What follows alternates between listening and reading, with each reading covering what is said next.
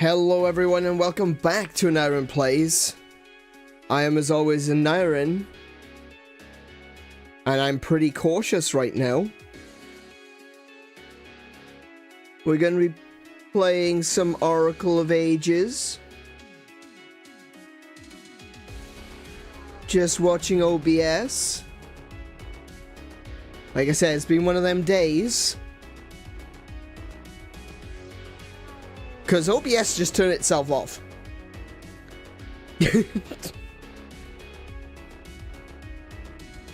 OBS just went, no.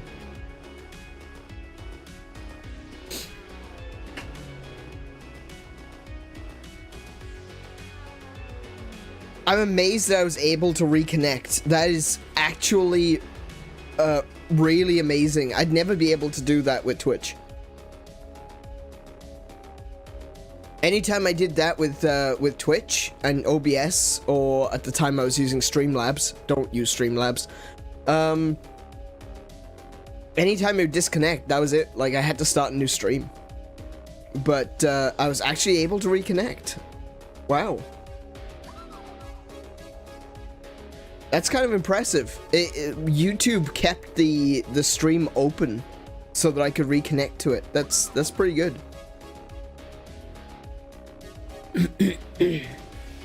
Yeah, exactly. That's exactly what happened. It's just like, alright, okay, I'm gonna press the full screen button now, and just as I reach across to the stream deck to hit the button, OBS just goes, no, and turned off.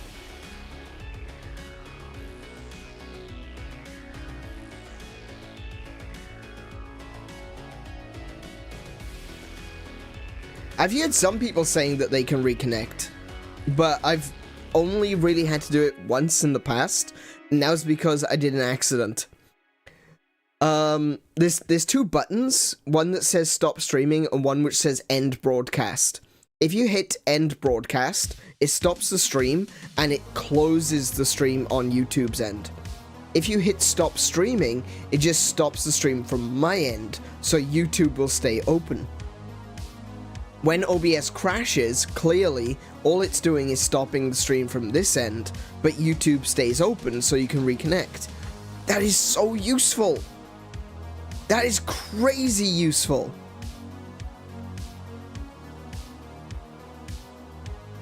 That's actually kind of ridiculous how good that feature is. Like, yeah. Hey Mary, welcome to the stream. How are you doing today? Today has been one of those days. Today has been a day. It has just been straight up strange, straight up weird. I slept, I don't even know how long I slept for. A long time. Way longer than I should have. And I've done this 2 days in a row now. Yesterday I slept like 12 hours, and today I've done nearly the same. Starting to get a little bit concerned about that, honestly. Because I slept for 12 hours yesterday, woke up and my eyes were burning. You know, like when you've been awake all night, and maybe you've been studying, maybe you've been watching YouTube videos all night, and your eyes are just burning and you just need to close them and go to bed? I woke up feeling like that. And I've had this issue in the past because this is basically what I used to deal with when I used to take sleeping tablets. Right? And now I'm on melatonin, which is supposed to be the natural way to get you to sleep, because it's just the sleep hormone. But I used to take sleeping pills. I tried for a long time by taking sleeping pills. And I would always wake up feeling worse than when I went to bed. And that is essentially what has happened for the past 2 days. But I'm not taking sleeping pills that I'm aware of. So I'm a little bit concerned about that. I don't like that I'm now sleeping 12 hours because, I mean, I got stuff to do. You know? Sometimes dehydration will cause your eyes to burn even after sleeping. Yeah, but I'm not really dehydrated though. I don't have any other symptoms of dehydration.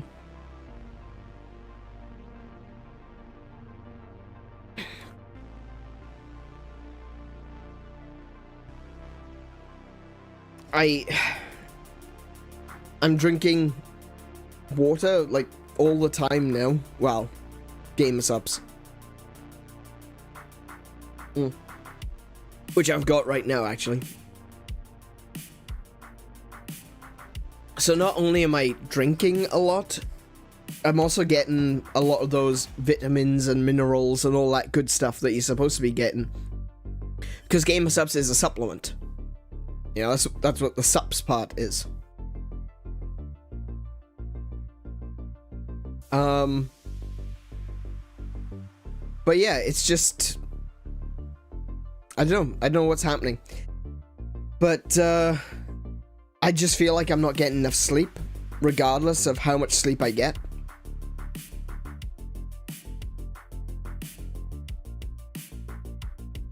Mostly what I'm getting at, if you slept a long time, that's when you might be losing fluid. But yeah, that's weird. I don't know, I see where you're coming from, but at the same time, like, this isn't something that I have experienced like this before. And you always think that I don't drink enough water, so... Yeah, like, that's a continuing theme in our conversations, is like, every time something goes wrong, Kiko is like, have you drunk enough water? And I'm like, well, I mean, I have measles, but no.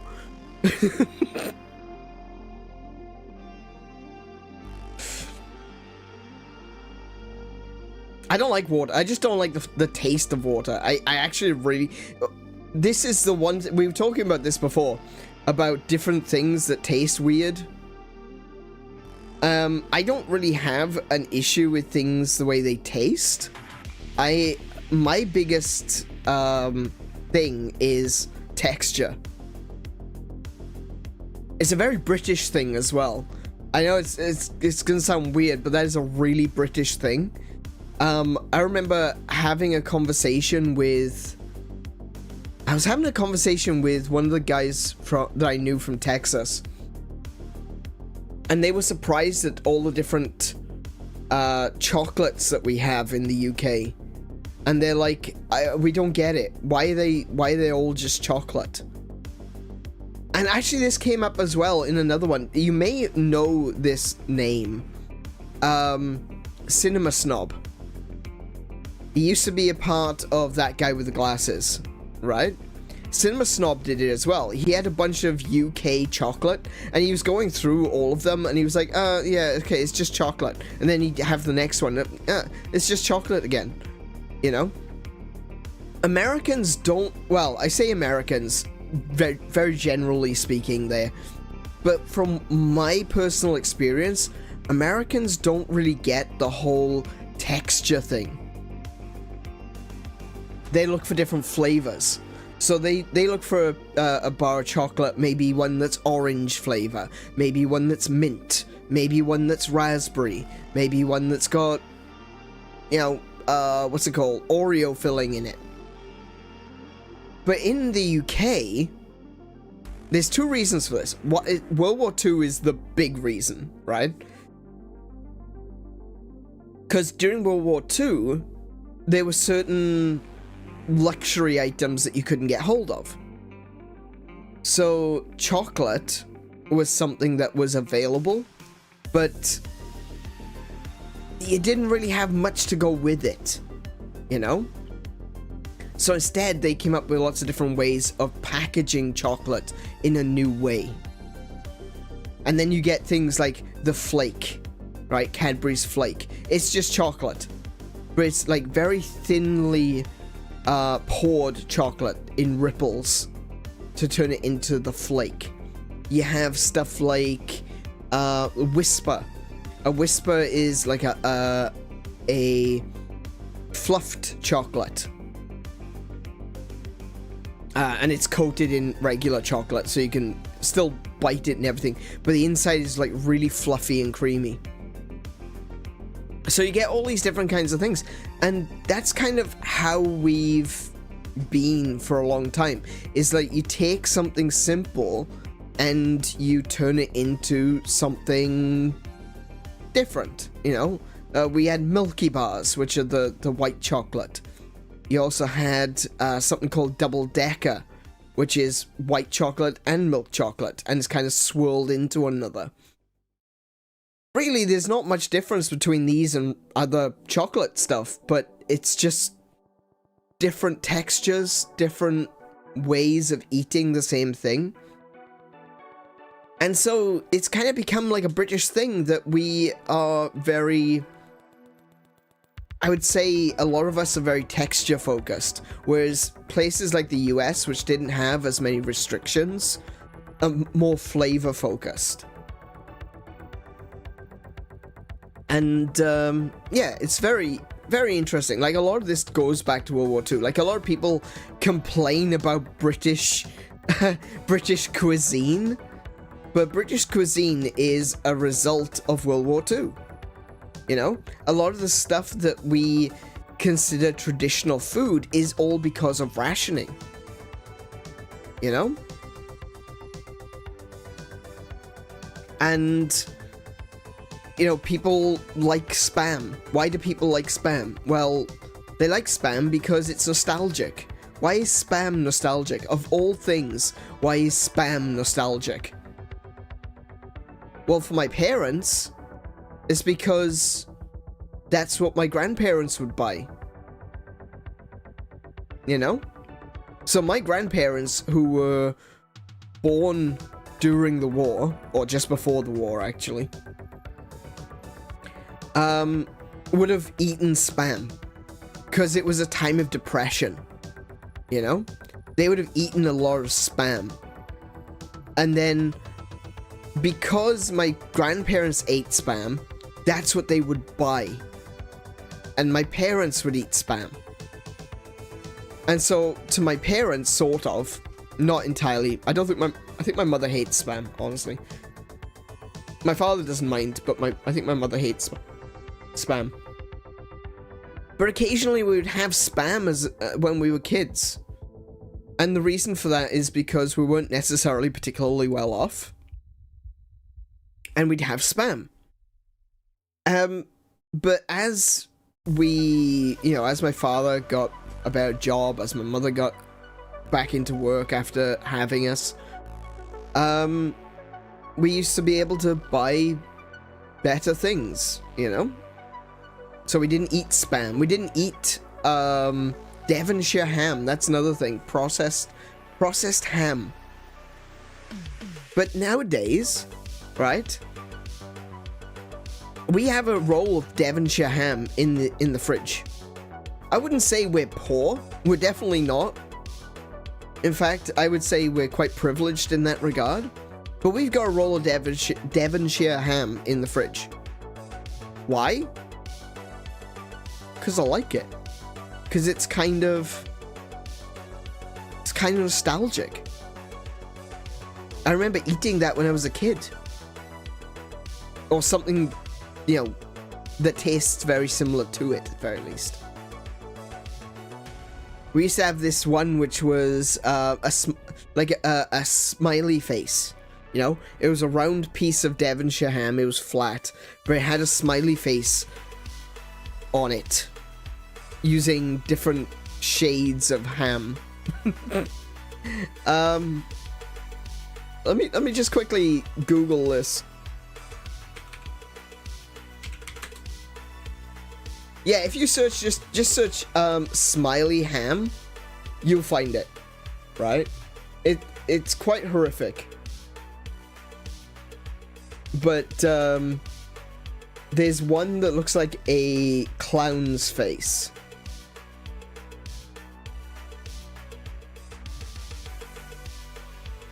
There you go. If you can hang on a minute.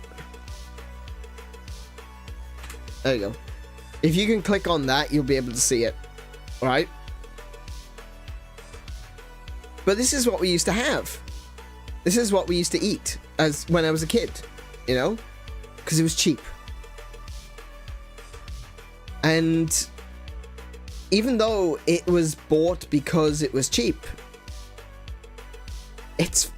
we still liked it, you know. It's now it's nostalgic. It's something that I want to have back, so to speak.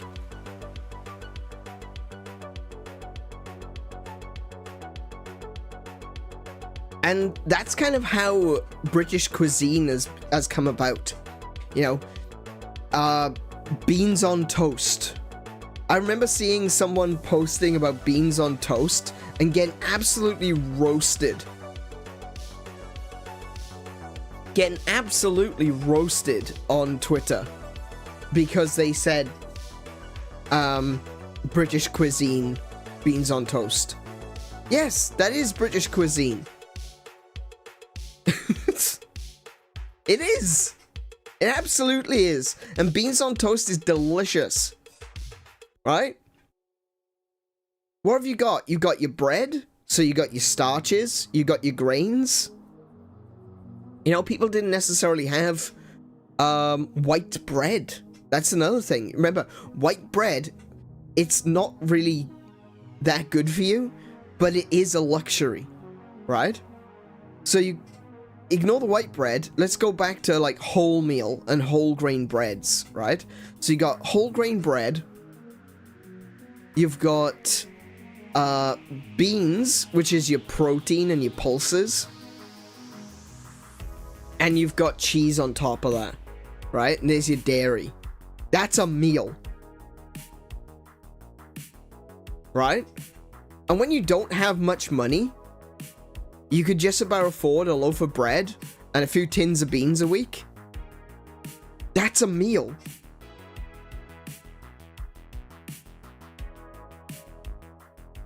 Actually, do you know what? This conversation is going to go on for a little bit longer. So let's introduce the chat very quickly. So I wasn't planning on talking about it. I was going to be just introducing a few things, saying I'm sorry that I'm late to start, but this is interesting. This is a really interesting conversation. So let me introduce the chat, because there's a few people here already. We've got Kiko, who is our moderator for this evening, as usual. Tim is here, and Mary is here. Say hello, everyone. Welcome to the stream. Sorry it's taken a little bit longer, but yeah, I'm a little bit scattered right now, but I'm enjoying this conversation. I love this conversation. Because I like history, as you may have noticed. And of course, a big welcome to everyone in the VOD crew. I hope you enjoy this stream. I hope you're enjoying this conversation. Let me know in the comments down below if you're enjoying this conversation. Like, what food is nostalgic to you? And it's got nothing to do with or it's irrelevant, separated from class or quality or anything like that. Just something that is to you, that is your childhood, you know. Oh, I remember eating this when I was a kid, and we don't buy it now for whatever reason. Is there food like that that you have? Let me know in the comments. But yeah, a lot of this comes from World War II because of rationing. I suppose it also comes from the First World War. First World War basically prepared people for what was going to happen in World War II. And from that point onwards, you know, people bought their food based on what they knew. And if you grew up eating Spam and baked beans and stuff like that, that's what you knew. And so that's what you would do. And then you would bring up the next generation with it. And maybe the next generation would branch out a little bit, you know, and get a little bit of something else and a little bit of something else. And eventually, their tastes change. You know, I'm very much an Asian food eater. I like curry. I like Chinese food. I like Japanese food.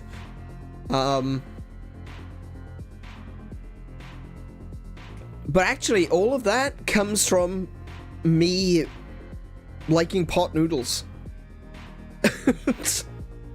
We used to have a brand of noodle in the UK called pot noodle. I still have it. We still buy them. I don't think I can eat them anymore though because of the wheat content. It seems to be not very good for my stomach. But I used to live on pot noodles.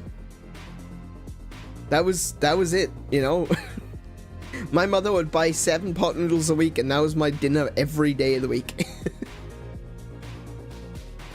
That's not true. She used to buy a lot more than 7.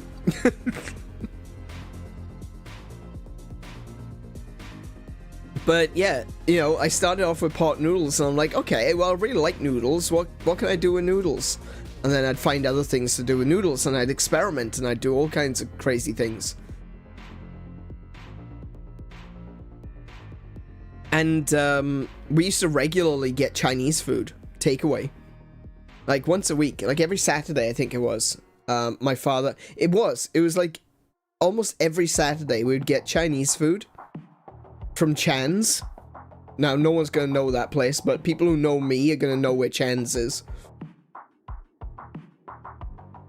And, oh, I should say, people who knew me from the UK are gonna know where Chan's is. We used to go there.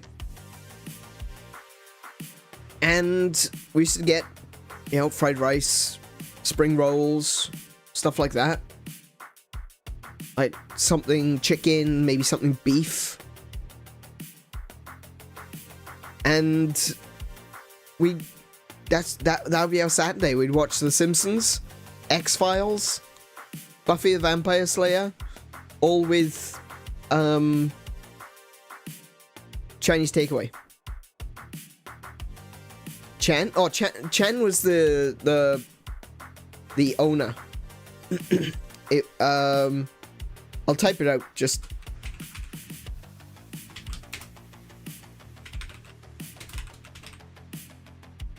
Like that. Oh, good. Goodness. Chan's Chinese takeaway.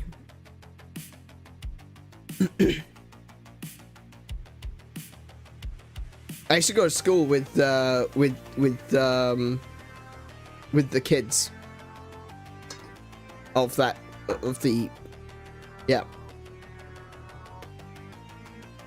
I used to go to school with the kids of the owner. That's right. That's the word I'm looking for, owner. We used to go to Chan's. After we moved, because we moved away from that area, we used to go to there's a couple of other Chinese takeaways that we used to go to, because they're everywhere in the UK. There's Chinese food everywhere in the UK.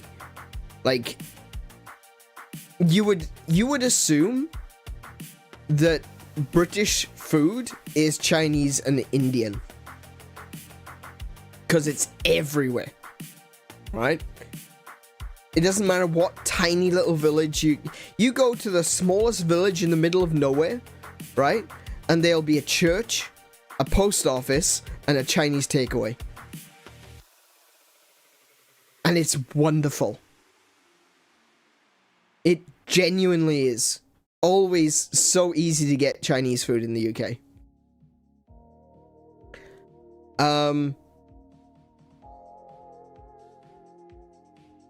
I always wonder what the difference is between Western Chinese restaurants and local Chinese restaurants. That's a really good point, actually. I have noticed that Chinese food is not Chinese food everywhere around the world. Here in Australia, it's so hard to get good Chinese food, I found.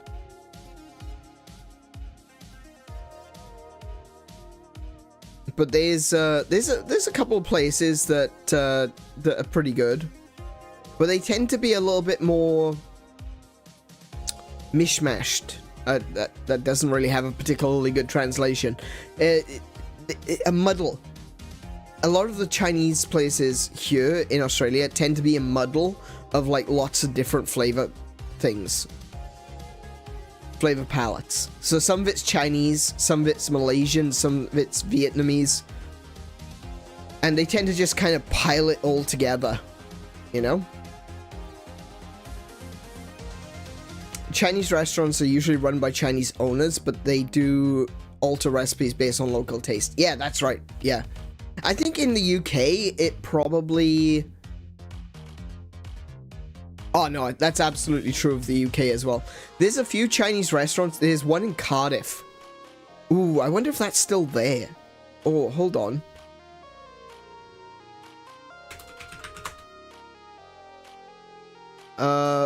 Let me just quickly go to Google Maps. Cause I'll be able to find my way there. Let's see. It's on the way out across the bridge, isn't it?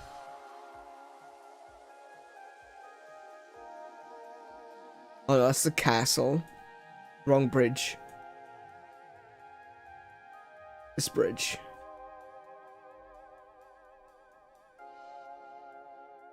Let's see.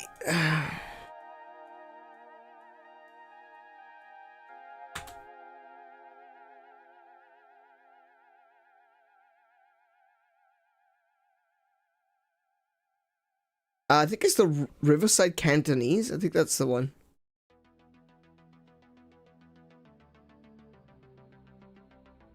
But yeah, there's this Chinese restaurant I used to go to in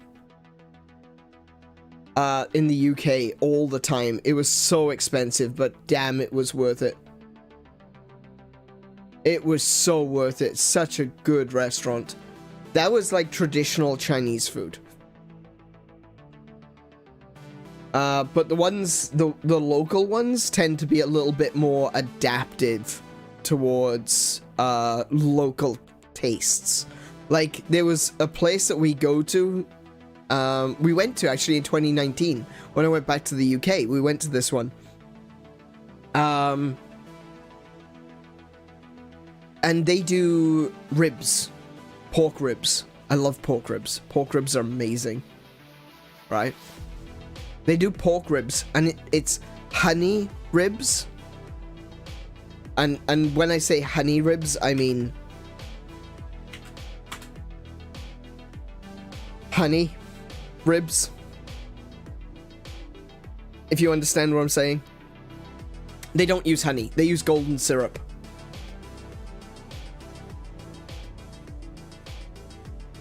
Golden syrup, which is essentially just melted sugar. Hey, I'm not arguing. It's delicious, right?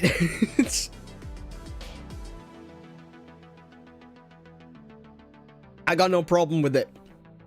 I love myself a little bit of Lyle's myself.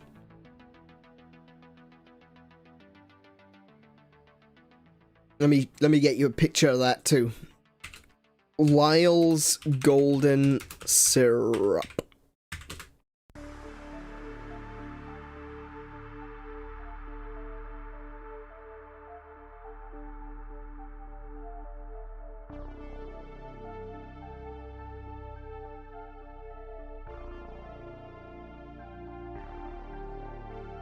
There we go.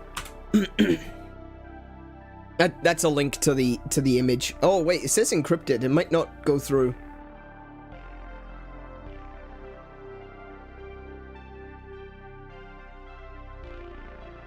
But yeah, that's the one.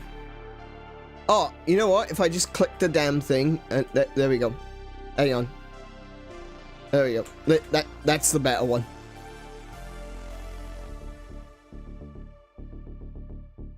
Lyle's golden syrup and black treacle. Black treacle. I'm not a big fan of black treacle, honestly, but golden syrup. And there's a really strange story about Lyle's golden syrup, because their logo on the front of the can, as you can see, is a dead lion with flies buzzing around it.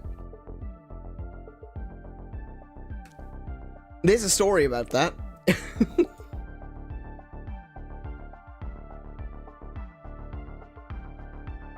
But, yeah, it's a weird one. But, yeah, rather than using honey, they use Lyle's golden syrup. I think the golden syrup was actually designed as a honey substitute. or not necessarily designed, but it was marketed as a honey substitute. Which is probably why so many people use it instead of honey. You want to try making the ribs? I would be very happy if you wanted to try making those ribs, because they were delicious. I miss those. That's one of the things I miss the most. I didn't even realize I missed them. It was funny, right? I'd completely forgotten about them. And then one night, my parents are like, hey, do you want to get Chinese food while you're here? And because I'd previously complained to my mother that Chinese food is very difficult to get in the UK. And they're like, oh, well, do you want to get some Chinese food? I'm like, yes. And they say, right, so what do you want? And I'm thinking, like, what do I want? What do I want? And my mother says, I think we got a menu. So she goes and grabs the menu. And I'm looking through the menu, and I'm like, oh my goodness. I'd completely forgotten about these. Honey ribs. I want the honey ribs. I have to have the honey ribs. Before I go back, I need those honey ribs. And then I had them, and it's like, oh my goodness, all the memories came back. It was so good.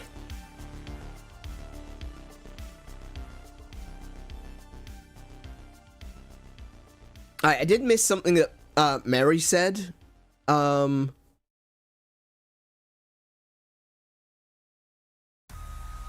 Actually, I missed a couple of things. Sorry, Mary. When we were in London years ago on vacation, I loved the English breakfast beans. Yeah. Yeah, that's the ones. That's the ones. The Heinz baked beans. I love baked beans. Baked beans is one of my staple foods. Actually,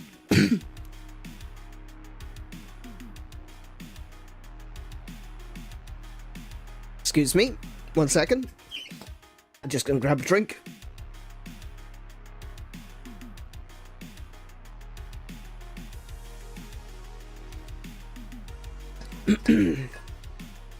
Oh dear. I'm choking on air. Good grief. I feel like a fish.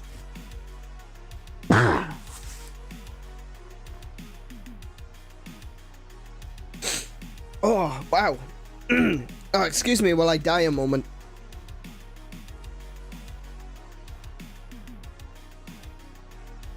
Okay, I think I'm okay. I think I'm okay. I'm not sure. Anyway, yeah. Baked beans used to be a staple food of mine. Like, it was either pot noodle or beans on toast. You know? Very little in between. Pot noodles, very, very good. Beans on toast with cheese, also very, very good.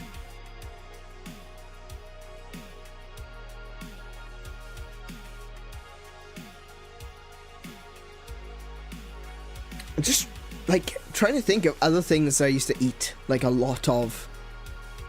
Like, if I was to define some of the food that I ate the most, it would be pot noodles and beans on toast. And that was out of choice. Like, that wasn't because, oh dear, I don't have enough money, I can't afford to buy anything but a tin of beans and a loaf of bread. It was literally because that's where I wanted to eat. Beans on toast. And then occasionally it'd be like, there'd be a little bit more to it. Like, it'd be bacon. Do some bacon with beans and cheese.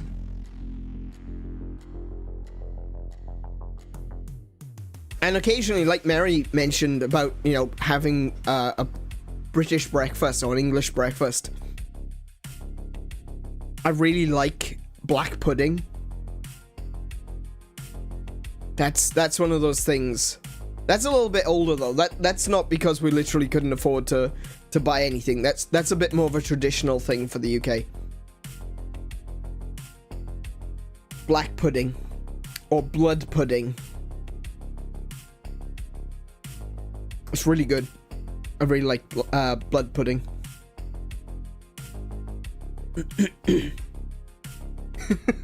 Yeah, if I drink too much water, I'll drown. That's the problem. Used to eat a lot of porridge.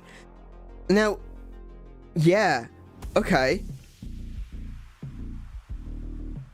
See, I never used to eat it. Well, I guess I did. It kind of came and went for me. Like, we used to have a porridge called Ready Breck.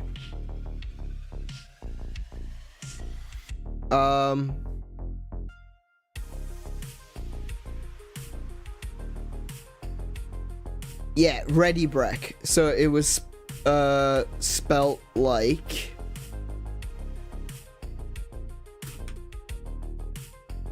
this, right? And Ready Breck itself, it's basically just oats, but the oats have been shredded. So whereas you would get like a bowl of oats, and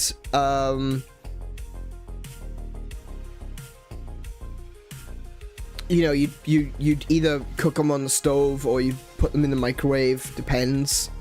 With Ready Breck, it was so finely ground up that it wasn't like porridge oats. It was more like, well, like kind of more like a mush, honestly. But I really liked Ready Breck as a kid, and I feel like it was kind of when my sister grew up. When my sister reached a certain age, we stopped getting Ready Breck. And then I didn't really have porridge for a while. And the only time I would have porridge would be when I went to my great-grandmother's house. Because she used to have Quaker's oats.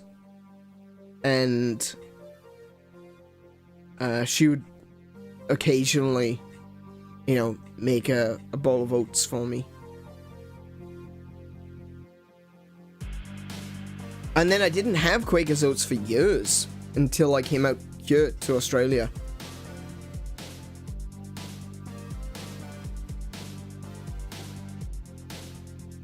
But I used to have all sorts of cereals as a kid, you know. It was Lucky Charms, Fruit Loops. Actually, we didn't have Fruit Loops that much, honestly.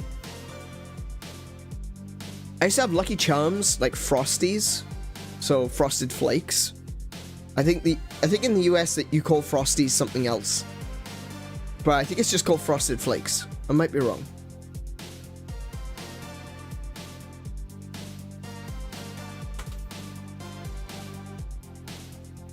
Yeah, Frosted Flakes. In the UK, they were just called Frosties.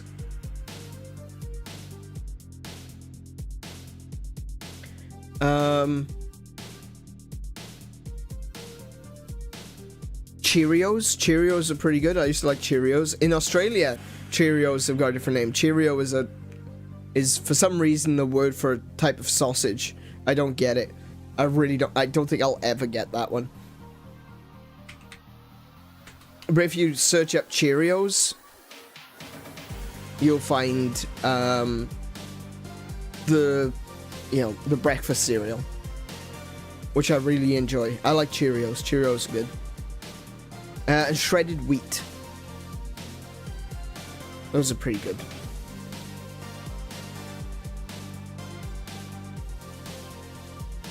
But yeah, I'm looking at Cheerios and I'm getting the bloody sausages.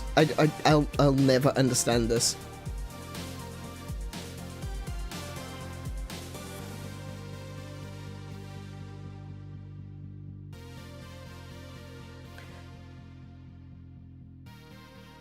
Now you want cocktail weenies. Menace says, I hated porridge as a kid because the porridge that was served in the kindergarten was always dry and grainy. Ugh. Yeah, no. No, that's not good. That's called porridge done wrong.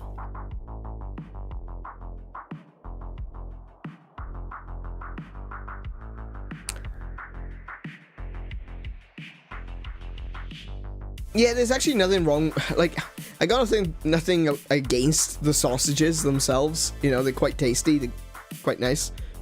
But calling them Cheerios, I'll never understand why they're called Cheerios. It just doesn't make sense to me. We used to live with Ritterwolf, and well, on more than one occasion, he would come home with a bag of Cheerios. Just fill a bowl with them, stick them in the microwave, and then hit them with a load of cheese and barbecue sauce, and that would be his dinner. And I cannot tell a lie. I may have done that a couple of times myself.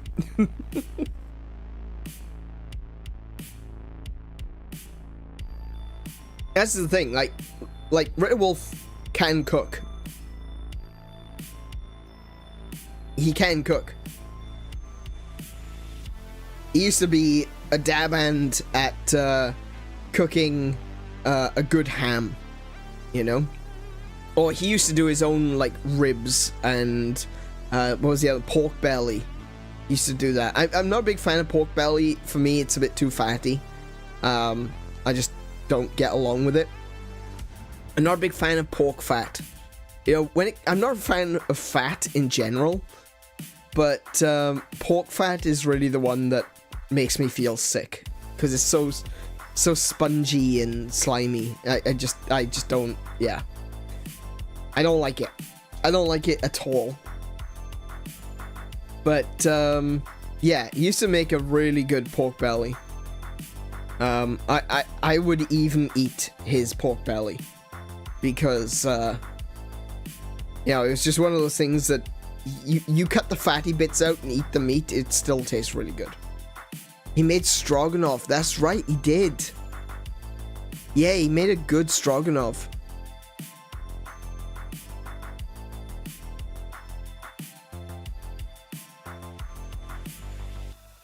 My mother used to make beef stroganoff once upon a time.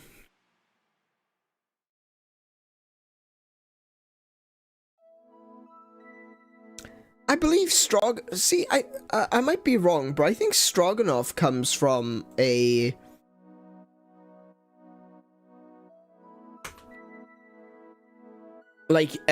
history of just, we've got a bunch of stuff, let's throw it into a pot. Oh, no. Sorry, not stroganoff. No, sorry, I was thinking risotto. My apologies. I got that backwards. Risotto is, again, a poor man's food, you know? Big quotes there. But it's basically, alright, I've got a ton of rice, because rice is cheap. And I've got bits of meat and fat and stuff left over. Just chuck in a pot together, and you have risotto. You know? Use the meat and the bones to make stock, and then you cook the rice in the stock and the meat, and then you throw a few other little things in to make it a little bit more palatable. But it's yeah, it's another air quotes poor man's food, which brings me quite neatly to the ultimate poor man's food, Welsh rabbit. See, people make fun about the fact that cheese on toast is a British staple meal. It's not. It's a Welsh staple meal. Thank you very much. Don't give that one to the English. Cheese on toast is ours, right? That's our thing. Don't give that to the English. That's ours, right? That's a Brythonic thing. Right? Not British, Brythonic. Okay? And the reason that we have Welsh rabbit is because what they would say is rabbit was a poor man's meat. It doesn't have a lot of flavor to it. There's millions of them around. You hunt them, you skin them, you have rabbit. There's not a lot of food on it, and it's not very good for you. You know, rabbit's not. It's an okay meat. It doesn't have a lot of flavor.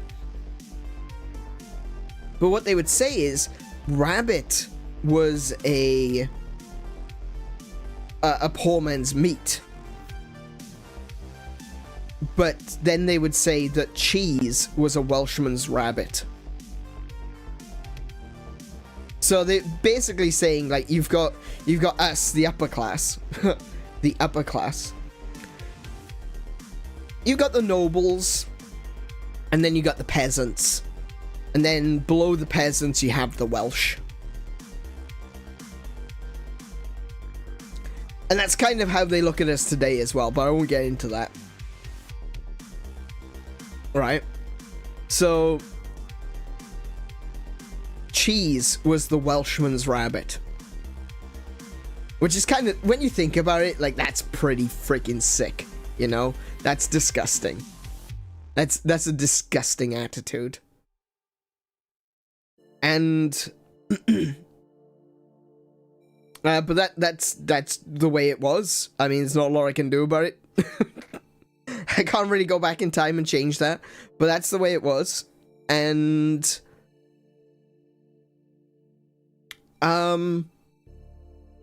we had this meal which was called Welsh rabbit, and that is cheese with a bit of cream, mustard seed, and then you basically you grate up the cheese as finely as possible, and then you mix it in until it's like this thick cheesy paste, right, with the cream and the mustard seed. A little bit of salt, a little bit of black pepper, whatever you can afford.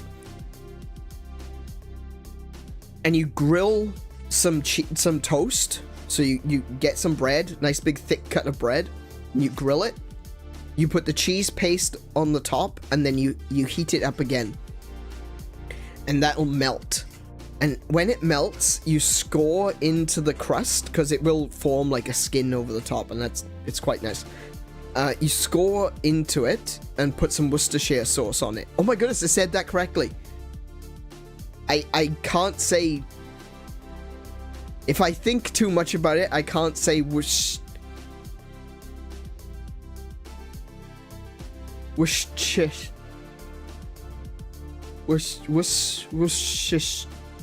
Hold on. Damn it. I said it right. I said it right. Damn it. If I don't think about it, I can say it.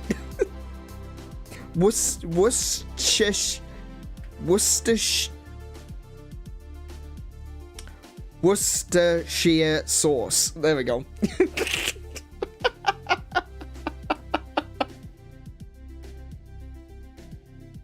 I hate that I can't say that word. Alright, yes, so you put some whooshy on the top. Right? That's called Welsh rabbit. Now there's some people out there that are like, oh no, it's not called Welsh rabbit, it's called Welsh rabbit. No, it's not. It's just not. There's no historical evidence for it being called Welsh rabbit. But this theory, this myth came about because people were like, oh, why would they call it rabbit? There's no rabbit in it. Yeah, but there's a historical reason for that. You know? It's because cheese was called the Welsh rabbit. So, yeah, I don't know where this idea came from that it's called rabbit. I think it's purely from people that are like, oh, that's silly, it's not actually got rabbit in it. It's like, no, I know. Stop. Stop, you're making yourself look silly. But yeah, that's Welsh rabbit right there. It's delicious. It is delicious. I've made it a few times. I've made it for Kiko and for Plague Doc and for Ritterwolf and for Kay. I think pretty much everyone I know has had it at least once. And I really enjoy it. I genuinely do. And do you know what's nice with? Whitebait. Deep fried whitebait. In fact, not the first time, one time that I had it, when I was at college, there was a local, pub, and we went down to the pub, and I'm like, looking at the menu, I'm like, what can I eat here that is gonna really confuse the hell out of the people that I'm eating with? And I looked at it and like, oh, they serve Welsh rabbit. So I got a plate of Welsh rabbit and a basket of whitebait.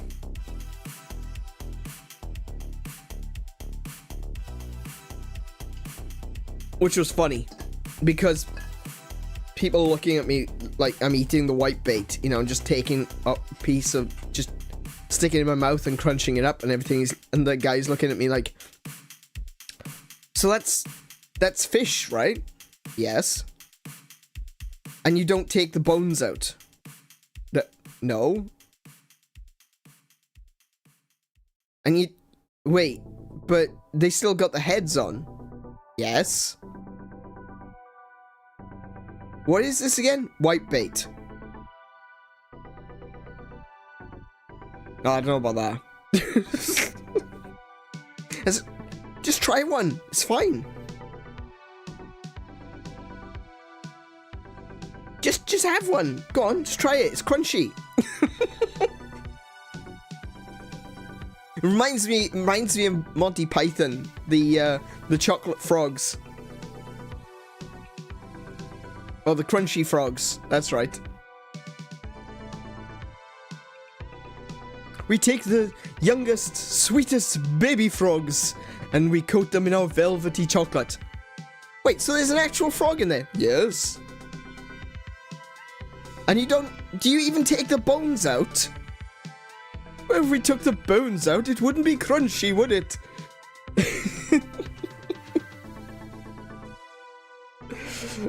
Oh dear, that's a good one. That one's a really good one. That one had me rolling.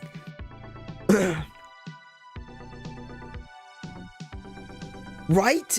Oh man, I love anchovies. Anchovies are so good. You're making me hungry. Good. I'm hungry too. I've just eaten though. I had sweet chili chicken.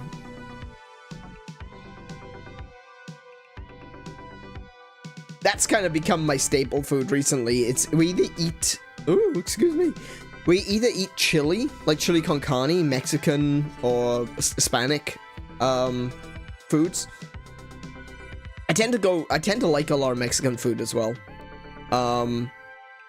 But chili in that regard, or sweet chili, like Asian sweet chili sauce, you know? So what I tend to do is have rice, fried egg, chicken, and then sweet chili sauce over it. Way too much sweet chili sauce. I always put too much on. But it's delicious. It's really good. It's like when you put enough sweet chili sauce on your food that it actually becomes spicy, that's when you put too much sweet chili sauce on.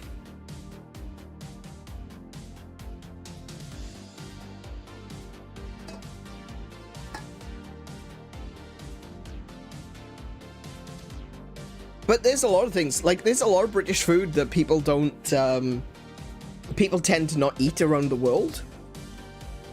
Things like, I suppose, actually Tim, see this is the thing, Tim would be looking at probably most of the things that I eat and be like, yeah, that's normal. Because you find it in a lot of Asian countries, in mainland China, in Hong Kong, Taiwan, Singapore, all these different places, right? They do have a very strong food culture of nothing goes to waste. And it's kind of the same in the UK, but I think it's for different, it might be for different reasons. I don't know enough about the history of Asian countries and Asian culture to be able to say for certain why this is, but there's definitely a culture of nothing goes to waste. We don't throw away any part of the animal. In the UK, offal is a very common food. Like, probably one of the most common pies that you would find in the UK is steak and kidney. Right? That uses up pieces of good meat with the offal, the kidneys. But also we eat a lot of things like liver. We eat lamb's brains. What's it called? Tripe. That's lung lining. I think it's lung. Or is it stomach lining?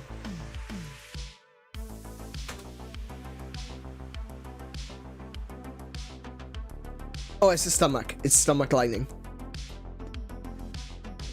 Now, don't get me wrong. I can't, personally, I can't stand tripe. I think it's disgusting. I hate tripe. I really do. But it is very commonly eaten in the UK. And, like, lung as well, actually.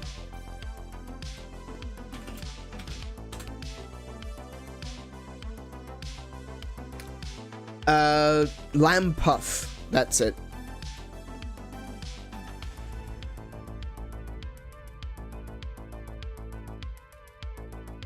Or you get minced as well, that's right. These are... Today, this is like, dog food, right? You could buy lamb puff or lamb crisp, which are different forms of cooking lamb lung. And it's mostly, you know, given to dogs. It's a dog food. Lung is quite rich, so you don't want to give too much of that, so it's like a treat for dogs. But I eat a lot of that stuff. I don't eat lung. I haven't eaten lung. Oh, sorry, I have eaten both tripe and lung. I'm not a fan of either.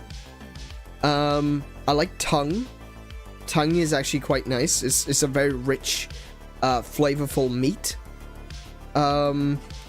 Brains is good. I like brains. You deep fry brains with like breadcrumbs. Delicious.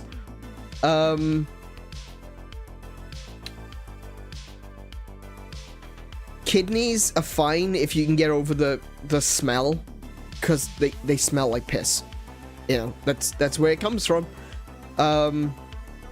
Kidneys, if you can get over the fact that it smells like pee, you'll be fine. You know, they taste quite nice. Heart is another thing that I really like. I like heart meat. That's good. It's a tough, rubbery meat, but it's good. It tastes good. But yeah, I eat all of that sort of stuff, and a lot of people are quite shocked, especially like the liver. I love liver. Liver is probably one of my favorite meats. Liver and onions in gravy. That's that's a good meal right there. Liver and onions in gravy over mashed potatoes. Hell yeah, that's a meal. That's delicious. Do you want to learn something shocking? Go for it, Tim. Let me know. Let's see how shocked I will be. Modern day Aussies are pretty wasteful, but our parents' generation, both Australian and Chinese parents, let nothing go to waste. Yeah. Yeah, exactly. It's so strange as well, you know? Like, I'll eat brain, liver, kidney, you know, all this sort of stuff. I'm fine with it. But I get squeamish over a little bit of fat.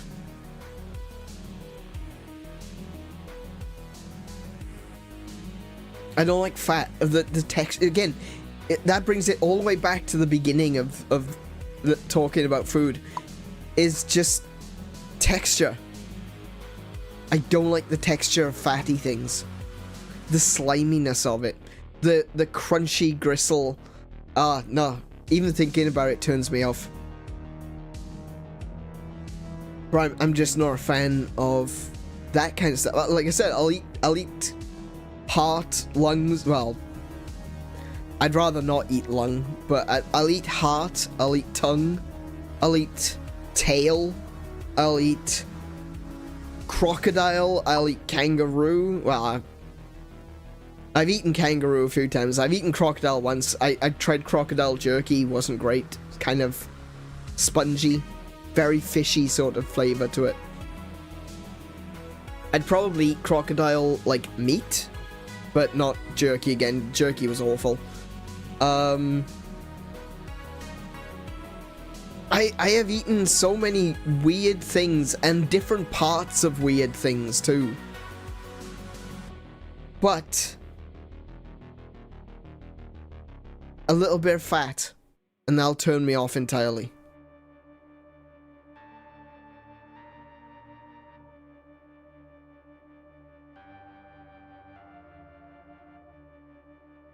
Probably the only thing that I can tolerate fat in is like a ramen bowl with chashu. I can kind of tolerate that because I kind of mix up the pork meat and wrap it around some noodles and then eat it all in one go, and you can barely tell that there's fat there at that point because it's got a similar texture to the noodle. It's a little bit slimier, but it kind of melts, so it's okay. Yeah. In Hong Kong, some noodle restaurants sell, which translates to bull's penis and bull's balls. Yeah. Yeah. I've never eaten penis and or balls, for that matter. So if I see these in the menu, yeah. Okay, I'll be cautious. So I'll let you in on a little secret there, Tim. If you're ever in the US and someone offers you Rocky Mountain oyster, that's testicles.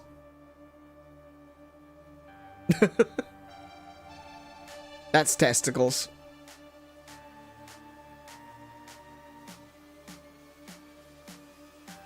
I did have someone they tried to catch me off guard while I was in the US.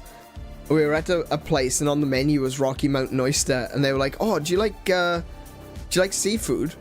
I'm like, "Oh yeah, I love seafood." It's like, "You should try Rocky Mountain oyster." And I'm like, "Yeah, not gonna catch me with that one because I already know what it is."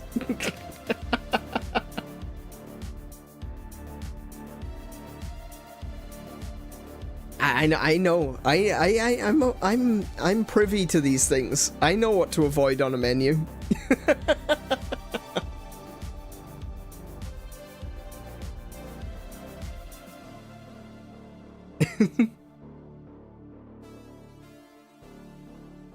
But yeah, I gotta be yeah, that is one of those things that I would just be like, it's one of the few things that I'm just, no, I'm never gonna try it. And I never intend to, for two reasons. One, I imagine that penis is horrible because it's all gristle, right? It's all gristle, so it's gonna be crunchy, it's gonna be chewy, it's not gonna be nice. I can't imagine I would like that at all. And as for testicle, I've heard people describing the texture as creamy. At that point, I'm just, nope, I'm done, thank you.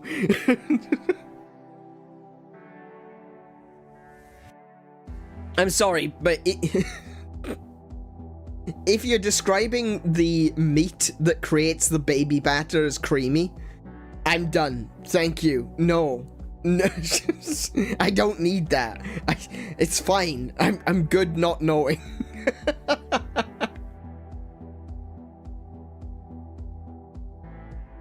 My colleague and I were talking about Rocky Mountain oysters yesterday. We agreed that if we ever offered it, we would try it. I wouldn't. That's one of those things I will never try.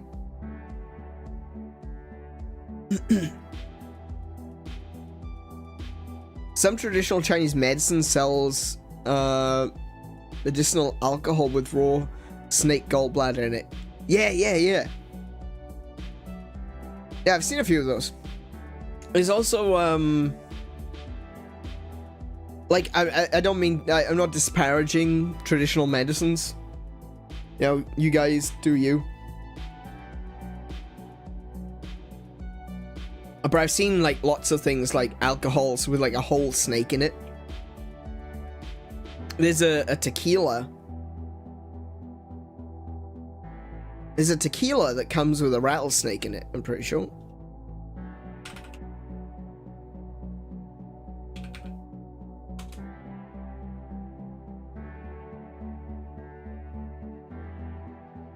Yeah, rattlesnake tequila. I see, personally, I don't like that. I don't like it for a few reasons. I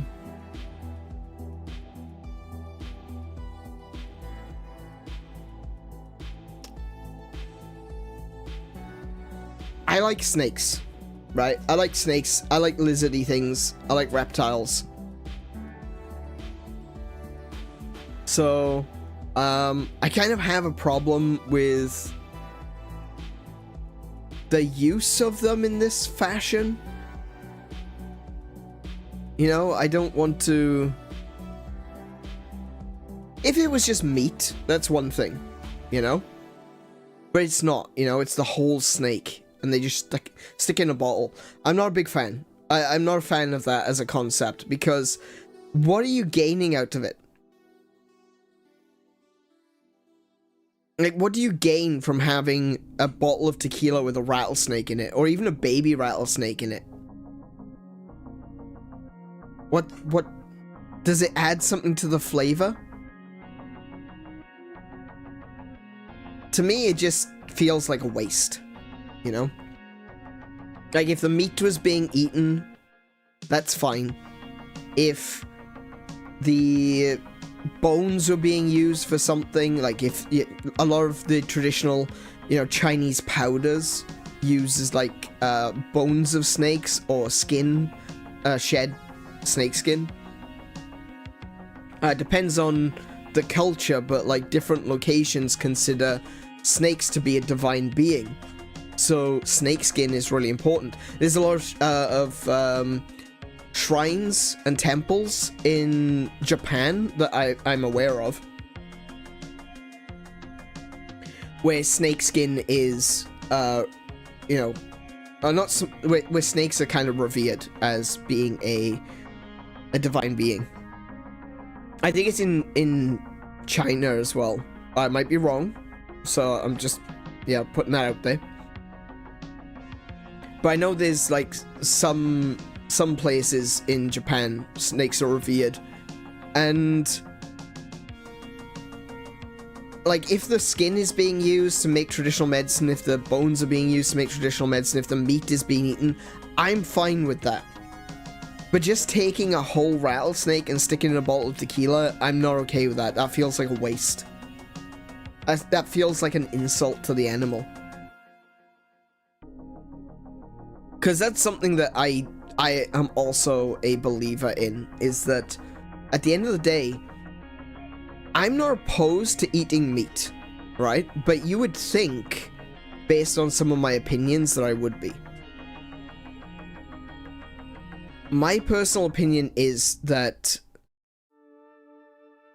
eating meat is fine, but it is important to understand that that life is given so that yours may continue. You know? There is an almost spiritual passing of life force. One sacrifice to be able to continue to live as we do. The death of a cow one sacrifice, the death of a cow, can feed a whole village.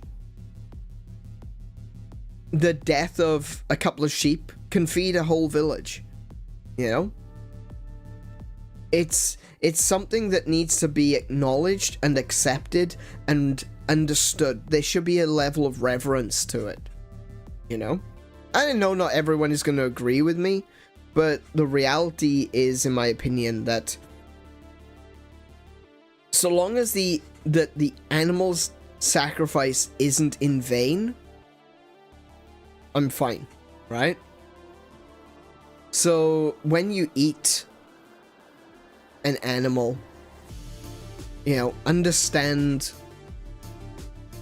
that that's a life, you know? Accept that it's a life. Understand that it's something that has died and is now sustaining you. It should never be something trivial. It should never be something like, oh, it's just the life of an animal. There's no such thing as just a life. There is a life. And regardless of whether it's an animal or whether it's a person, it has value.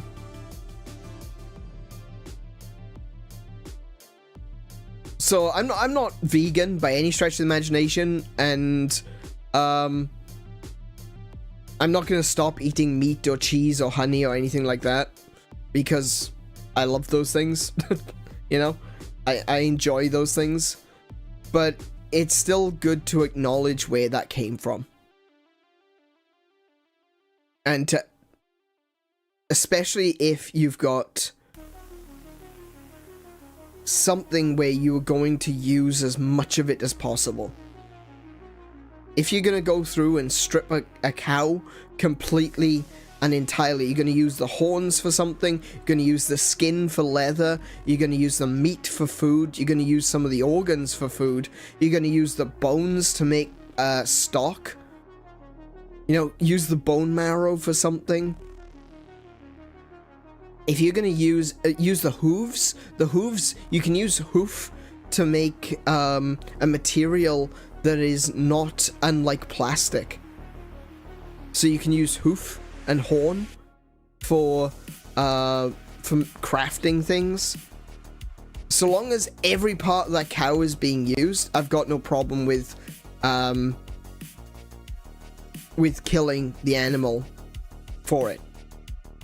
You know? But everything has to be used. And I think while this is a downside, it is also a positive of industrial meat farming, is that because they want to make as much money as possible, industrial meat farming does use as much of the animal as possible. Even some of the, like, the biles and the blood, it goes and gets used for something. There are some which are a little bit more wasteful, but yeah, there's some which are a little bit more wasteful, but generally speaking, because they want to make as much money as possible, they will sell everything.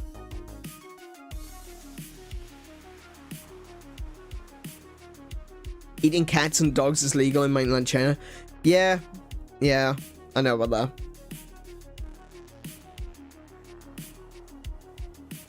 I would never eat cat or dog. Well, I was gonna say I would never eat cat, dog, or horse, but I know for a fact that I've eaten horse, whether or not I thought it was horse or not.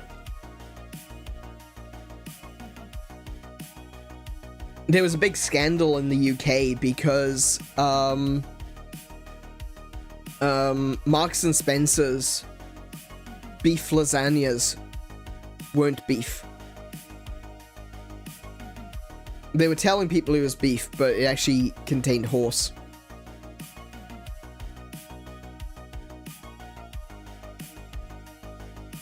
So that was a bit, yeah. Wasn't too much of a fan of learning about that.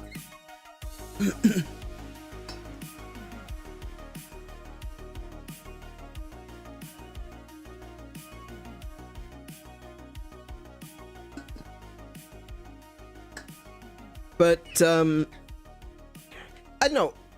People say, like, oh, we don't kill the cute ones. I don't necessarily agree with that. I don't think it's got anything to do with cute. I think it's got everything to do with companionship. You don't eat your companions. It's the same reason we don't eat humans. I mean, one of many reasons why we don't eat humans. I'm led to believe that human is chewy. I'm not going to tell you how I've been told that, but still.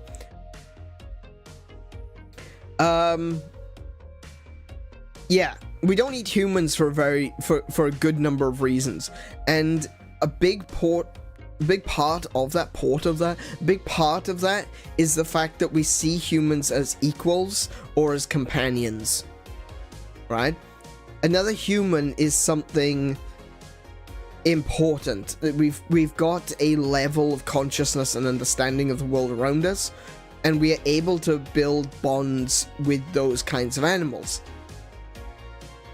Now, you might have a sheep or a cow. Cows are actually pretty smart though, so actually I won't include cows in this for now. But you can't really grow a bond with you can't really grow a bond with a sheep. It doesn't work, right? And sheep aren't good work animals, so they're no use on the farm, you know? Sheep are useful for one thing, in terms of, like, aside from just, you know, being out there and living, and for the record, modern sheep can't live wild. They've been bred to be able to produce a lot of wool. So modern sheep cannot survive in the wild because their wool gets dirty and will eventually basically encase them in stone. There's actually, you might be able to find it. There's a sheep that was found. It had gotten lost, and it was lost for a few months. And when they found it, its fleece was so filthy and full of dirt and mud that it was essentially carrying around this big boulder. And that's simply because sheep's wool is, they've been bred over time that sheep are useful for one thing: wool and food. So when you get a sheep, you use it for making fabrics and making wool and all sorts of things, and then when it's too old, you kill it and you eat it.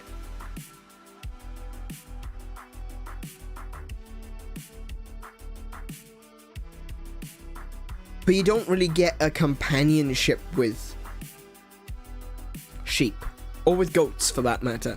I think goats are possibly a little bit more intelligent than sheep, but you can't really have a bond with a goat.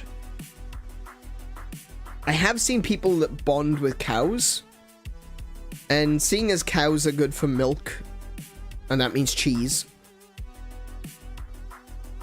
you know, there we go. I tend to eat a lot of lamb, actually. I eat lamb and chicken. We don't eat a lot of beef anymore. And recently we had pork, but I don't really eat a lot of pork either anymore.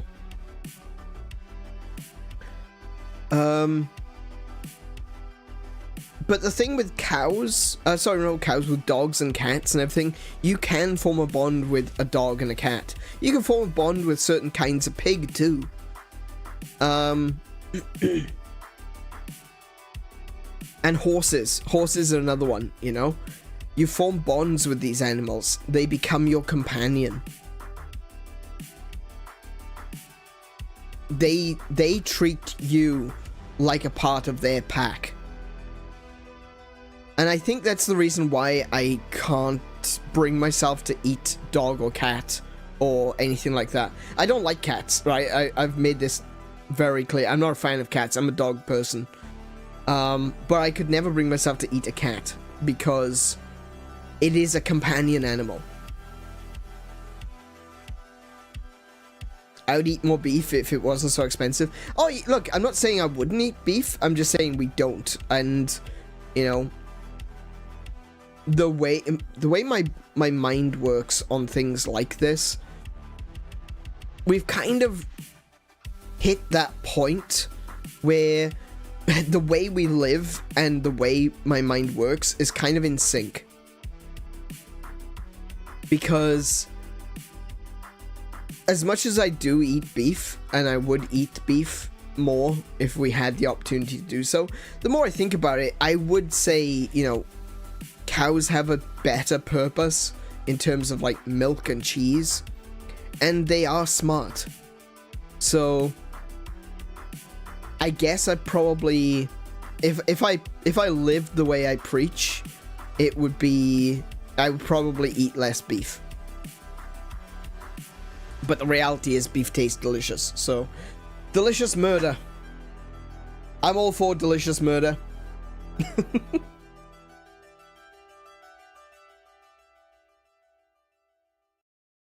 But you gotta understand, and this is the thing, this is the part that I feel is important. It's the acknowledgement. You know, understanding when you're eating something that had a life of its own is the acknowledgement that this life has been given so that you may live.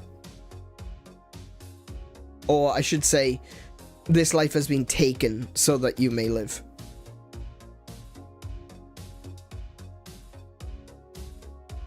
I think that's important. I do feel like that's important.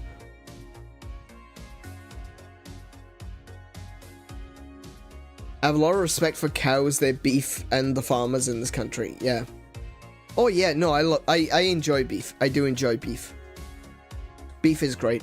It's one of my favorite meats. Lamb is my favorite. Probably followed by beef and then chicken.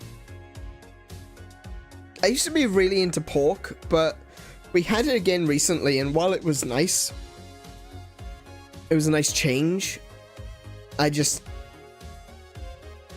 don't think I'm that into pork anymore.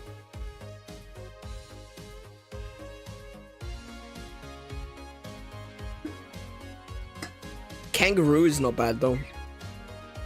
Kangaroo should be a lot cheaper than it actually is, and it's kind of ridiculous at how expensive kangaroo is. Same goes for emu. Emu is really expensive as well, and it really shouldn't be. There's so many of them. I mean, Australia lost an entire war against emus. So you can tell how many there are. But, yeah.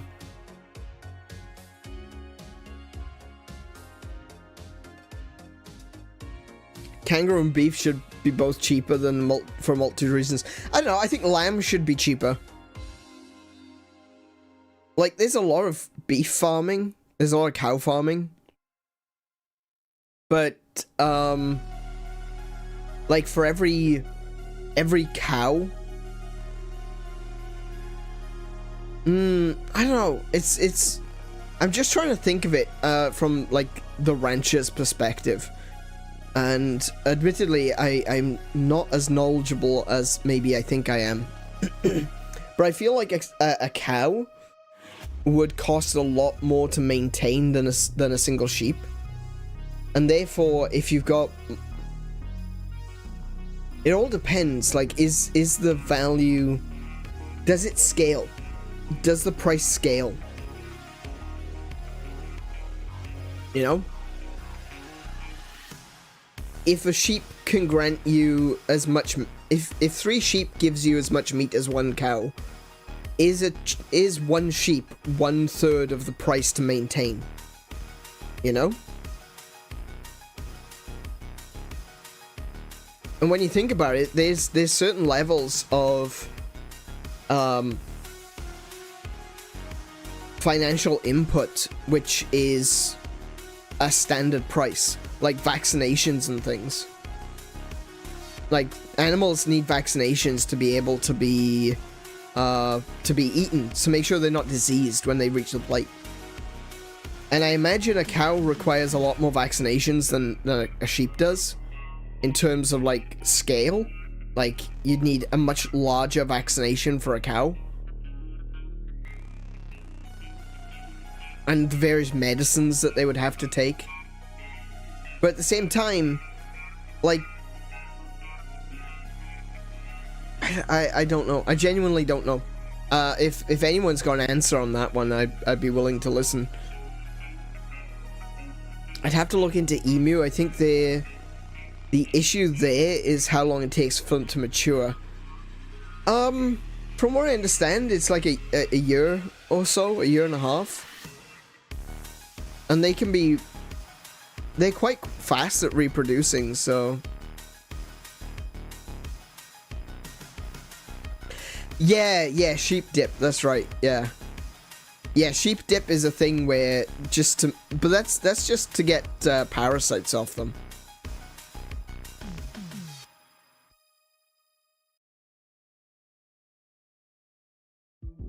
Sheep dip, for those who don't know what sheep dip is, sheep dip used to have a completely different name, but yeah.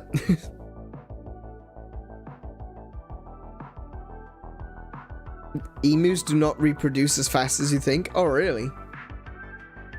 I thought they were pretty quick.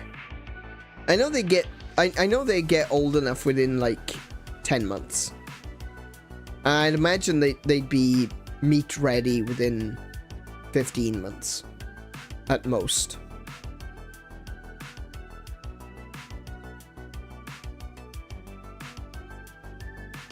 But they're birds. Birds grow very quickly.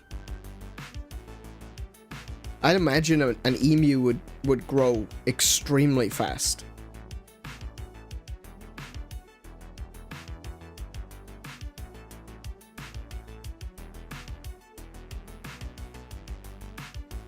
But yeah, sheep dip, for those who don't know, it's how you deal with parasites on sheep, right?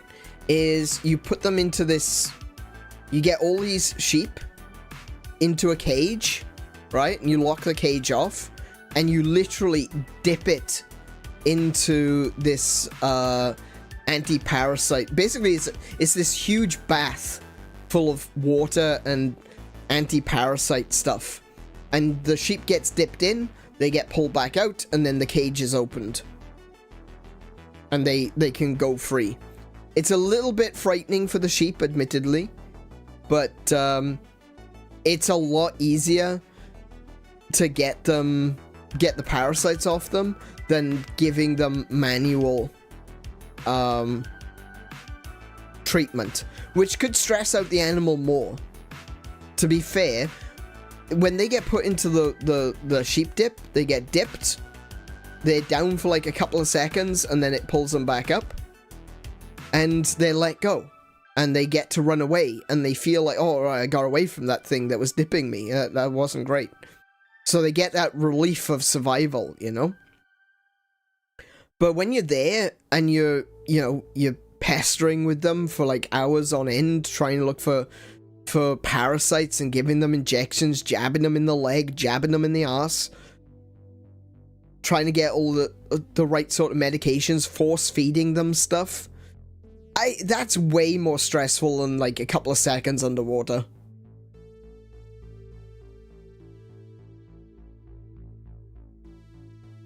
That's way more stressful. Like, I've seen the sort of... Some of the sheep can deal with it, you know? I've seen a lot of sheep getting, checked over and stuff. Some sheep are fine with it. They're used to it, because they're older and they've gone through it a few times. But a lot of the younger sheep, they stress out so much. And it means that the examinations take longer. And it means that, they're getting more stressed out than they need to be. The sheep dip is just easier. And they, they're going to get used to it eventually anyway. Because they do it like every 6 months to a year or so.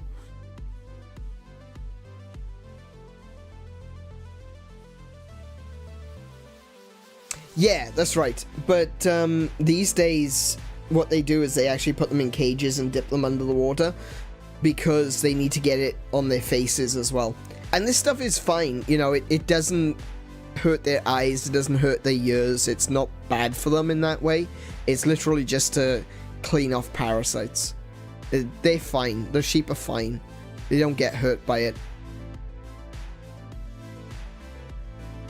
But yeah, one of the ways was to just run sheep through like a like a trough, you know? They just walk through the bath along the bottom with their head above the water. But because they need to get it on their faces as well to prevent ticks and things, because ticks, some flies and worms, they get in around the eyes, so they need to make sure that the parasite cleaner is over their face as well. But yeah, I'm definitely just getting back to the cats and dogs thing. And horses. I see these animals as companion animals. It's got nothing to do with whether or not they're cute. I see that as a very common straw man argument from people who are vegans, and they say like, oh well, you know, you're only doing it because you want to save the cute ones and eat the ugly ones. Have you seen a cow? They're adorable. Cows are adorable, I'll have you know. I like cows. I really like cows. I still eat one. It's about companionship. It's about connections. Can we make connections with these animals? I'm sure you could with a cow, actually. You probably could.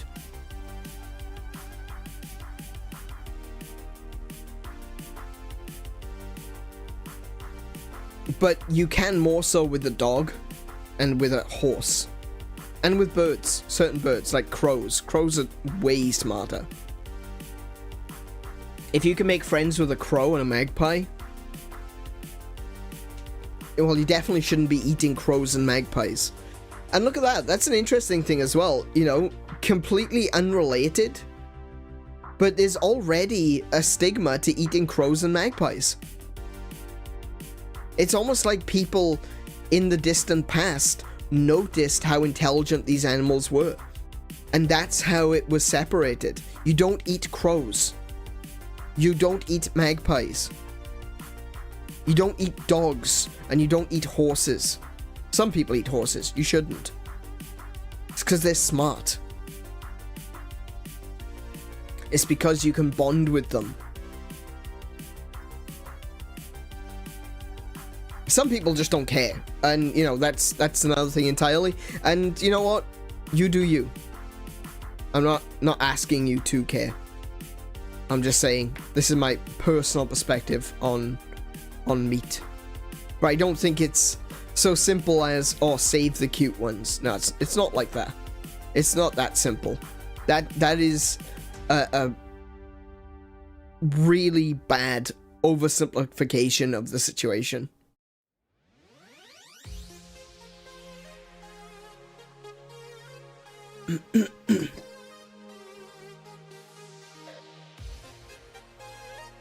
Emu eggs take 10 months to gestate. Chicks take 2 years to mature. Oh, wow. They can lay up to 30 eggs in a breeding season. Yeah. Yeah, I thought that they could breed quite a lot, but I didn't realize it took so long. And they get a breeding season every year, I think. Oh.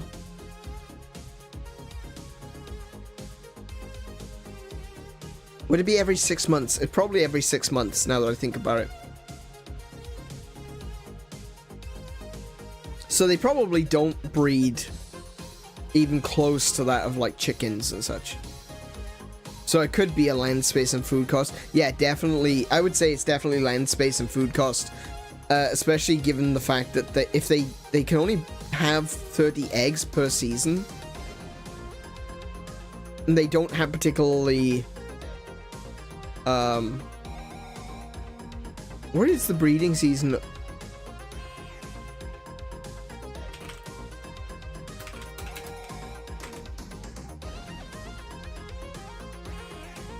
Summer and autumn.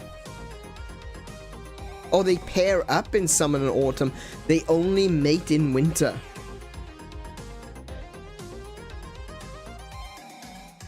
So they've got one breeding season per year.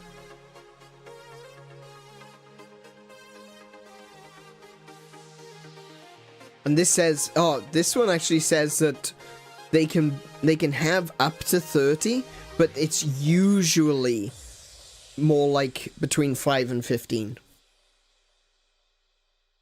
So yeah, that's a big investment into something that is not going to produce a lot of meat.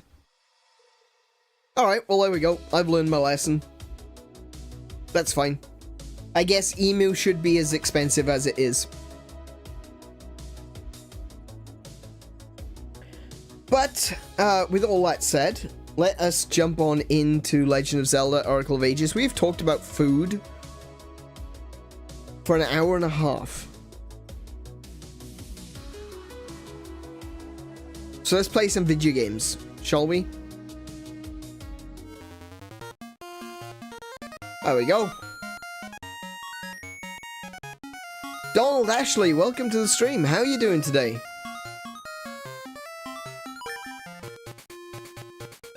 Let's jump on in. Alright. So, I don't have my shield on. Okay. You doing good? Excellent. Alright, today we I'm gonna grab those. Today we need to go to... We're gonna be going to meet the Gorons. Uh-oh, here she comes.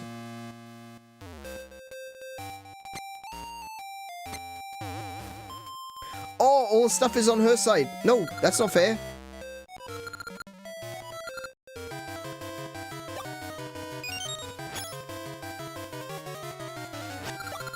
There we go.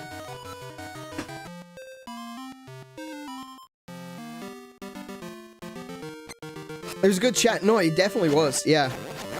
A really good chat. Oi! Get. Alright, so, I know that we're gonna go meet the Gorons today, but I actually don't recall, where we need to go. The thumbnail for this stream is actually, something I put together in Photoshop, so I don't actually know where it is. So I think what we're gonna do is we're gonna go to the Maku tree and get... Okay, these guys are in my way now. Let's see.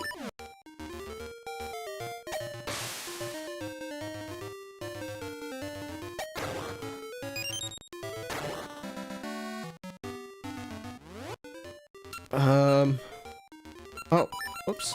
There we go.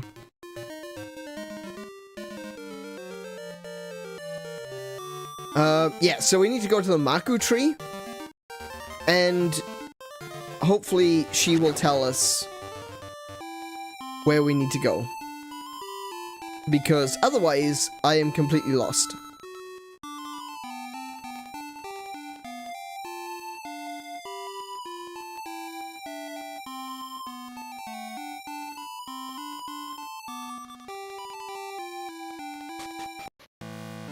There we go. Right. Tell me your secrets, Maku tree. I think there's a mountain north of Nayru's house that's related to the essences. Sorry, I just don't remember. Okay. Next to Nayru's house. You subscribed? Thank you very much. Really appreciate that. We're about to have our anniversary celebration. It'll be 1 year on May 4th. We're going to be doing... Well... It'll be 1 year on May 1st, but we're going to be doing the celebration on May 4th. And I'm really hoping that we can hit 200 subscribers by then. That would be a really nice number to land on for the anniversary. That would be wonderful. So thank you very much for the sub. It's really, really appreciated.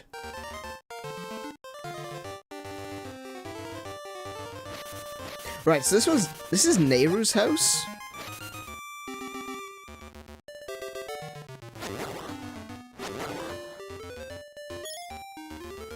I'm at 192. Yeah, nearly there. So close. So close.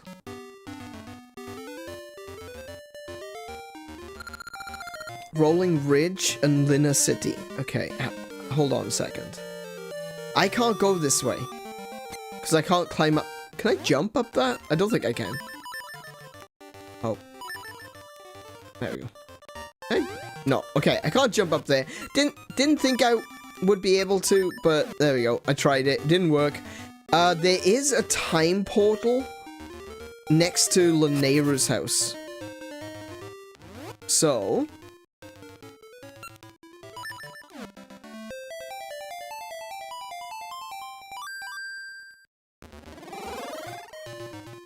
Your first time here? Yeah, we got a few regulars, which is always cool to have, you know. But I always looking forward to seeing new people, new faces. Well, I say new faces. I can't see your face. You can't even see mine. All you can see is this cartoon character. It's great to see some new names in the chat. It always feels good, like genuinely, to see new people in the chat. And we got a lot of people that like to lurk as well. And I still, you know, it's still such a really cool thing that we've even gotten this far, you know? It's not... What's the word I'm looking for?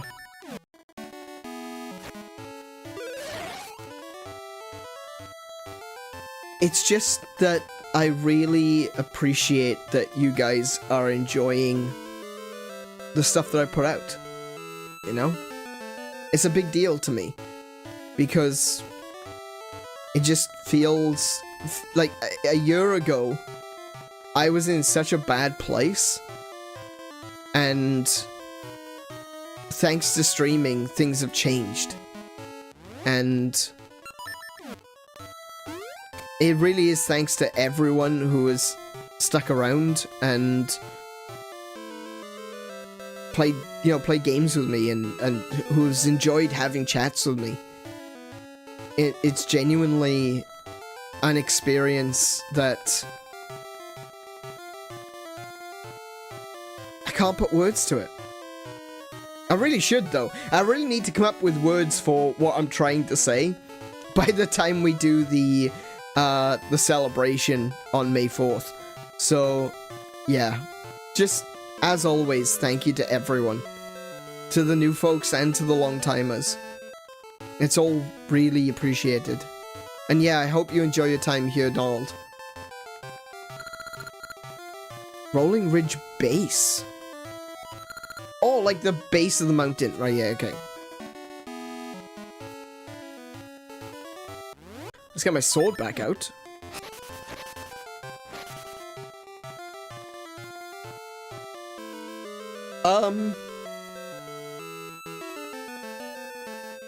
Oh!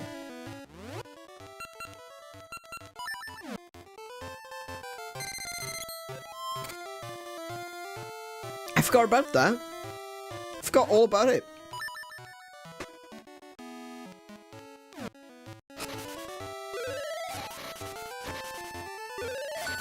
Oh, ooh, can I put something down here? Yes. It's the Gorons!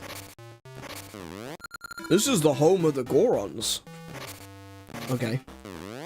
It's terrible. The Goron Elder has been buried alive under some rocks. What do we do? You know, that kind of seems like a your problem sort of thing, so I'm just gonna go forward in time and, until you've got him out. The Elder is buried alive, but Gorons alone can't dig him up. If we had the legendary bomb flower, we could blast the rocks away. The legendary bomb flower, that's different. Help, hurry! The Elder will die if we don't hurry. If only we had a bomb flower. I have a bomb flower. I got bombs. Can I just put that there?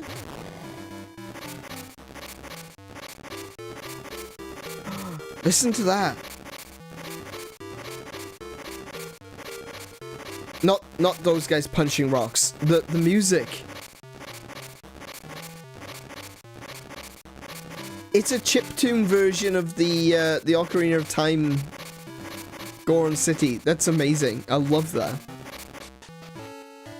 Okay, I need a bomb flower? Where the heck can I get a bomb flower? Oh, wait.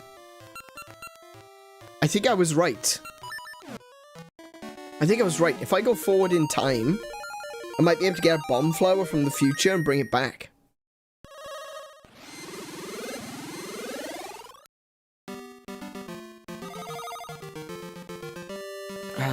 Let's see. So if I go this way, that's going to take me back. So I don't want to go that way.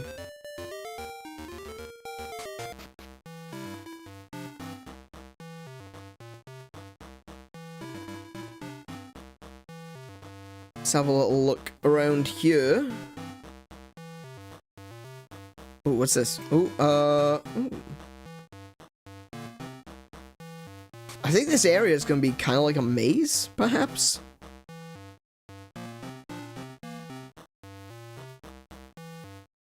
Do you know what? I'm getting Mount Moon vibes. Some weird building suddenly appeared here on the rolling ridge. Some guy called the Great Moblin built it, but it's in our way. The Great Moblin. A young boy brought bomb flowers to Rolling Ridge. Thanks to him, bomb flowers are now the product that makes Rolling Ridge famous. Wait. Oh, this is going to be a this is a time loop. I'm going to get bomb flowers from the future, take them into the past, and then I'll be the person that brought bomb flowers to the mountain.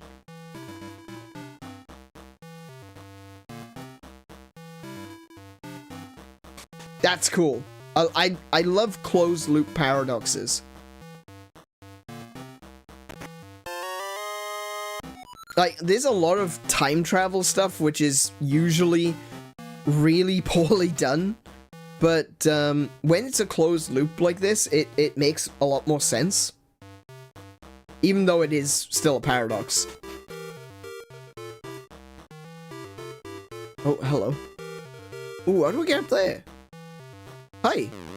Rolling Ridge is in uproar with the Great Moblin here. Okay. Alright, we'll explore the caves a little bit more later. I just want to... Oh dear. Hang on. I don't have my sword.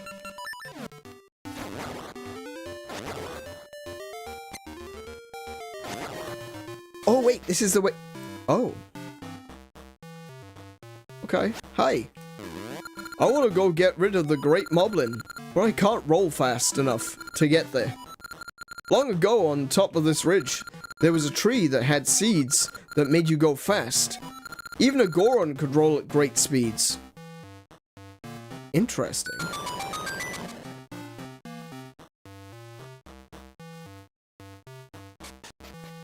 So I need to go into the past to get these seeds. You got 30 rupees. That's nice. I love that. That's nice. That's nice, isn't it? Oh, that's lovely. Thank you for the 30 rupees. It's lovely.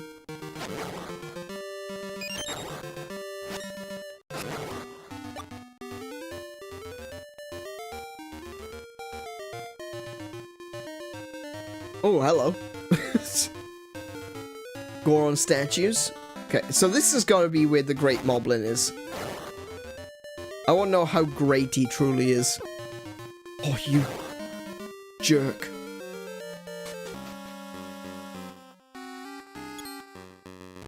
Oh! Oh! Right. That's why I need to be fast. Okay. Okay. I got it. I got it.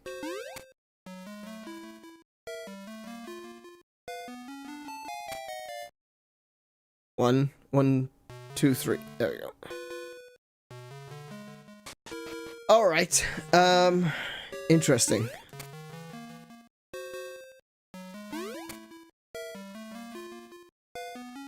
Oh, I see. Right, okay, gotcha.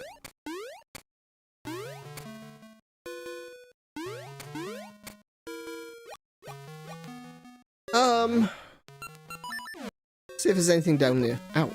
Ow, ow, ow. Why can't I use my sword? Wait. Hold on. There we go. There we go. There is actually a correct button. When you're swimming, pressing A makes you swim faster. So if you've got your sword on A, you can't use your sword.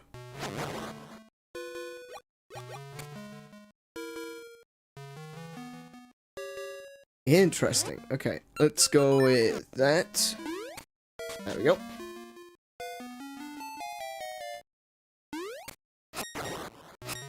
Oh. I think I'm going to need bomb flower. Oh, no, no.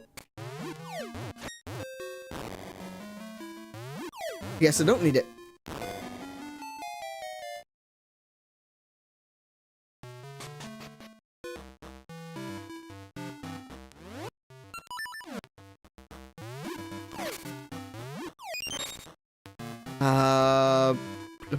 Okay, let's see where I am.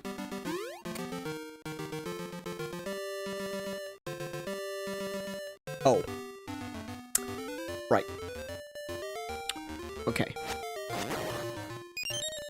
I gotta get my shield back. There we go.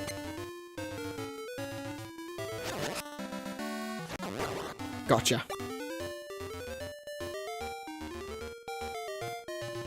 Oh, you little...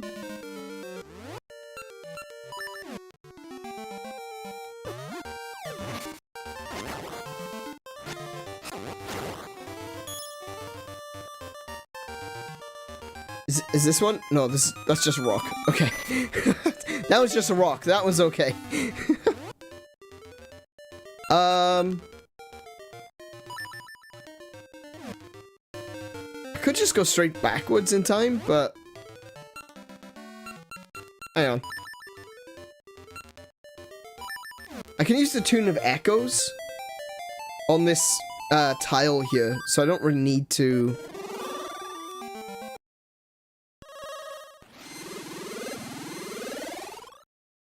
use the currents. Or maybe I should have used the currents, actually, so I could easily get back.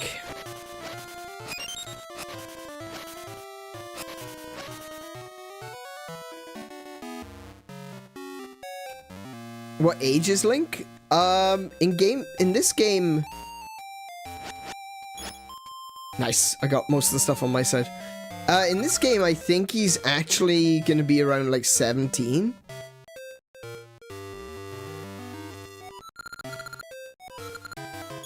Oh no, I wanted those. No, no, no, I wanted those. Oh, you're cheating. No. I can't even reach that one. Damn it.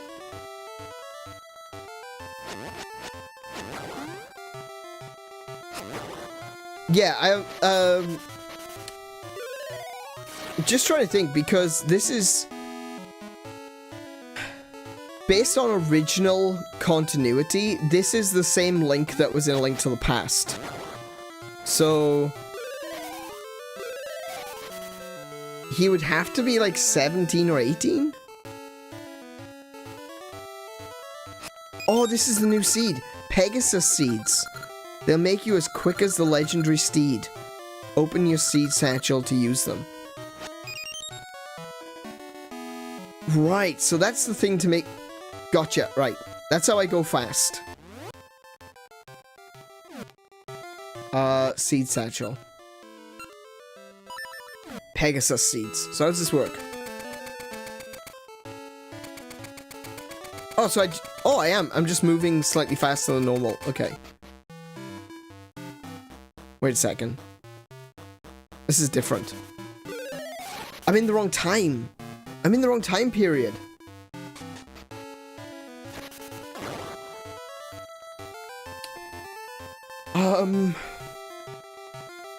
Wait, how do I get back? I need to get back to the future somehow. We gotta go back, Marty.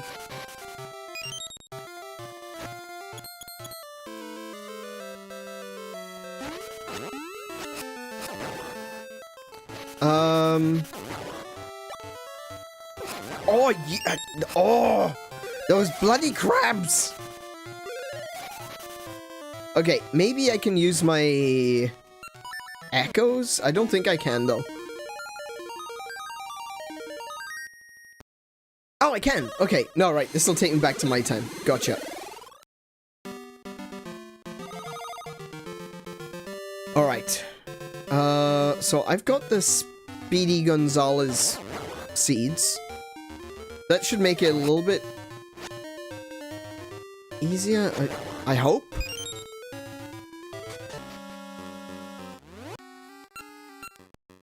Pegasus seeds. Oh heck, that's still gaining on me. Okay.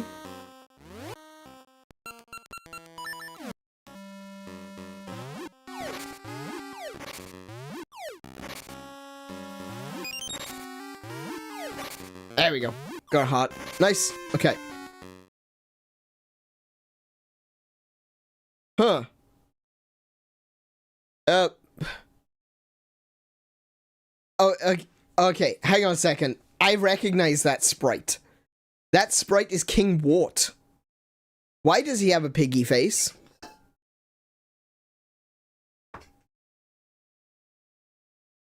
King Wart is supposed to be a frog.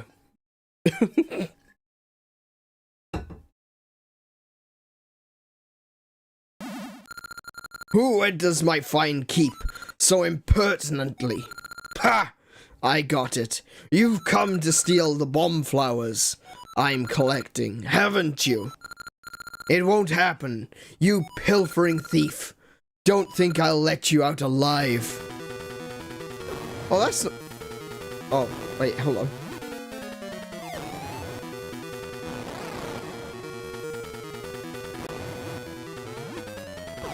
Ow!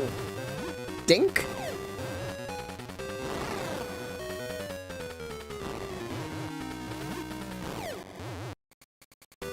Oh, okay. So I do have to hold on to the bomb a little bit. There we go.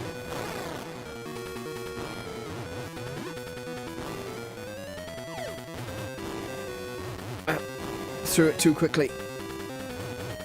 Ow!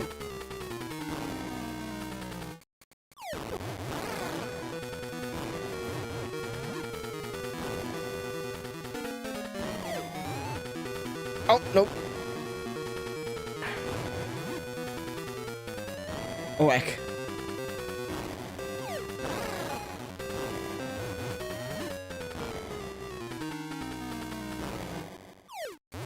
Oh! He's throwing it back so fast now. Okay. Oh, damn it.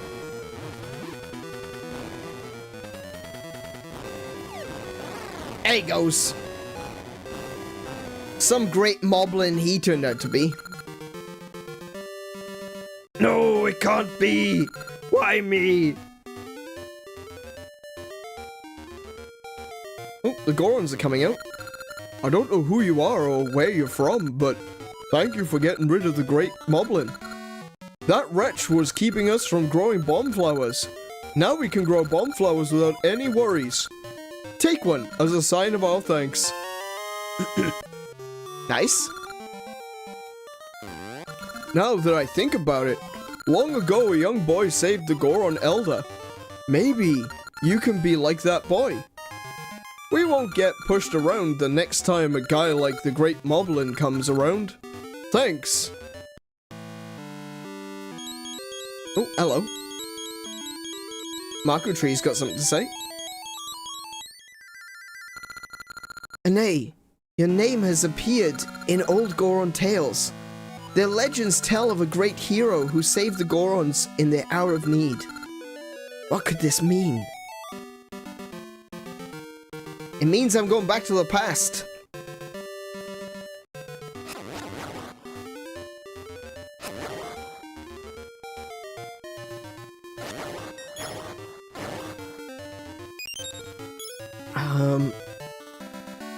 So I guess I just backtrack?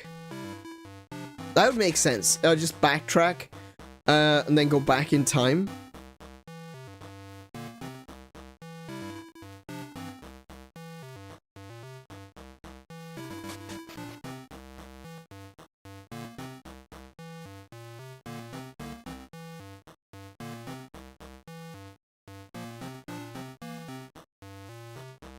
Okay.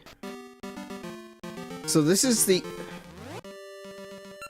Can I use this? I don't think I can use this. Hey Tim, welcome back! Your tune echoes in vain. Okay, yeah, so this is the wrong place. I need to go all the way back. Damn it! Yeah, I need to go all the way back. Play the other tune.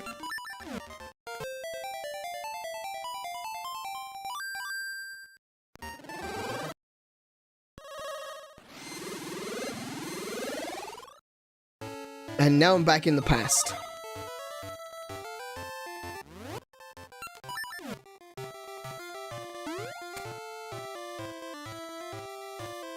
It seems the food stream has finally ended. Yeah, we're actually playing video games. Who'd have thought that? A gamer playing video games? What? What nonsense is this?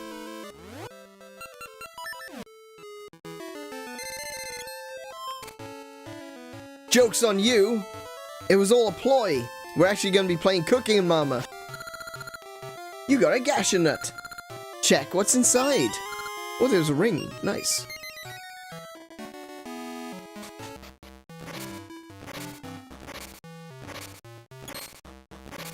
Hey! Is that one of the legendary bomb flowers?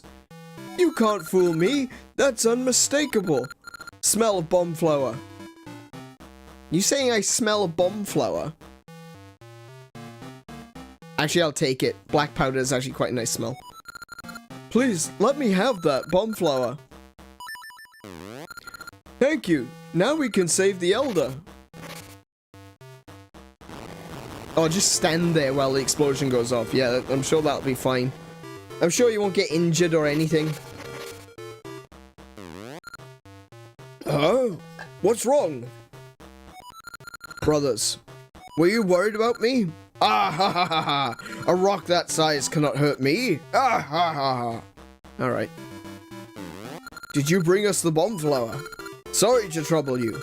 This is this is the shiny key I found on the northern peak. I never found the keyhole, so I'll give this to you. Oh, ta very much. Really appreciate it. Just giving me your junk. We shall take good care of the bomb flowers you brought us. We shall fill the peaks with them.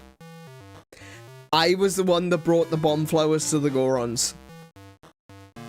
I just participate in a paradox. I don't know how I feel about this. They found a way to save the Elder. Now we can continue digging that new tunnel.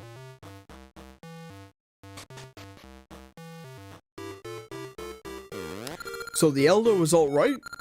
That's good. Is that what he got to say? You humans are looking stranger every day. What happened?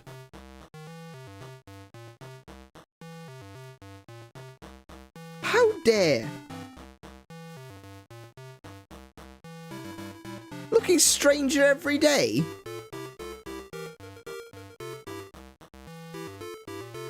How dare?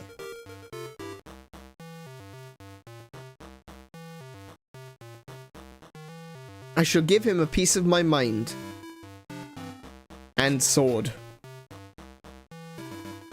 Are Gorons rocks? They're kind of like rocks. They're like... They're mountain folk, so they're kind of like... They're not really made of rocks, but they're very rock-like.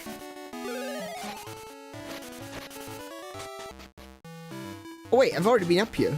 Okay. Ow.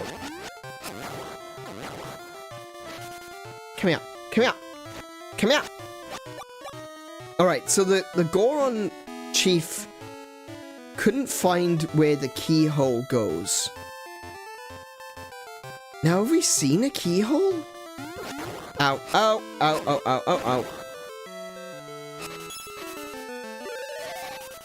I don't think we've seen a keyhole yet.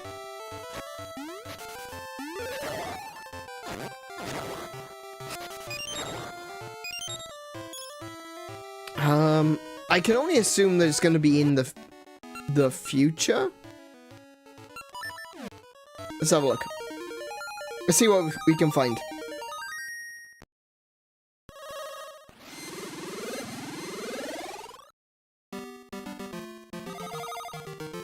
Oh,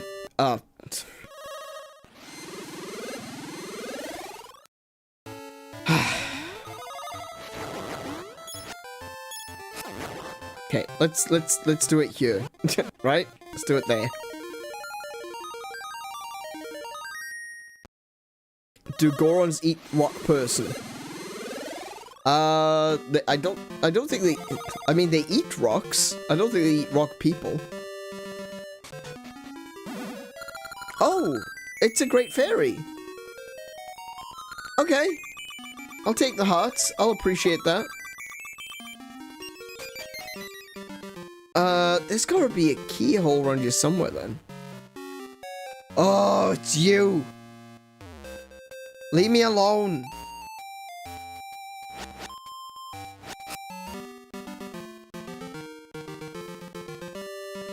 See, Great Moblin's Palace. Not anymore, it isn't. Oh, there's a key. Oh, wait. How do I get up there?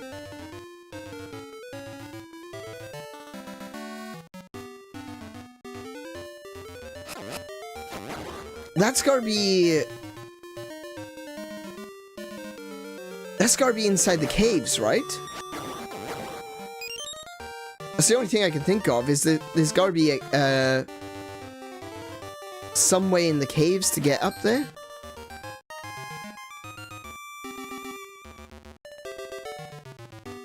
Eat the witch.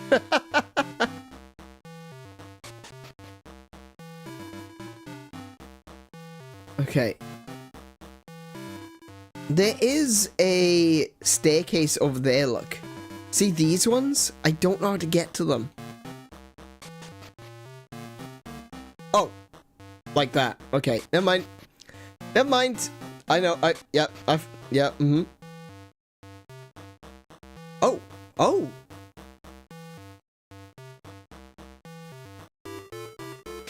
So this is a dead end. Thanks, game.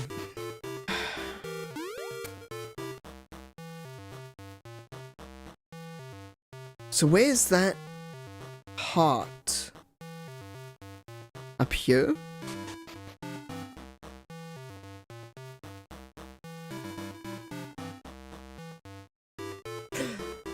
Look.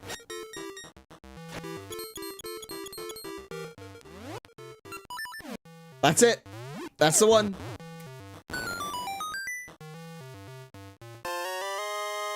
You got a piece of heart. Oh. Throw bomb, run. Okay, so it's not in the caves. There's gotta be some other means of, Oh.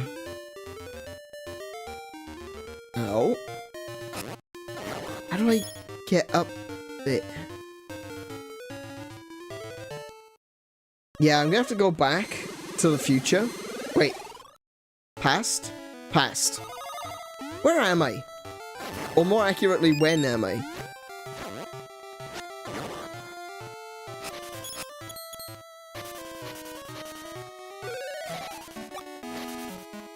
Yeah, this is the past.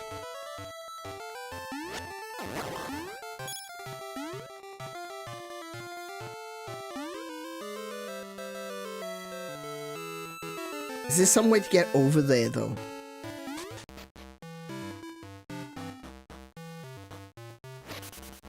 Yeah, because look, there's no bombable walls in here.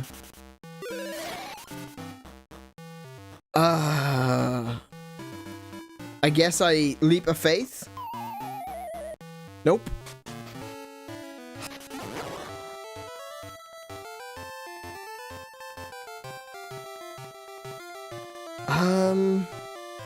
Because I need to be over there.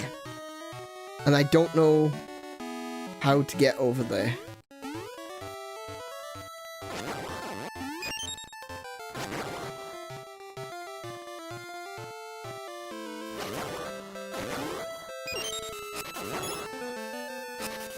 Like, there's no cracked walls or anything.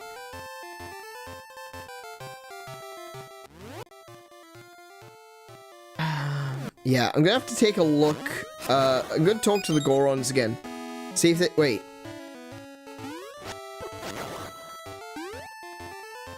Oh, okay. Never mind. That didn't help. That doesn't help. We shall take good care of the bomb flowers you brought us. We shall fill the peaks with... Okay.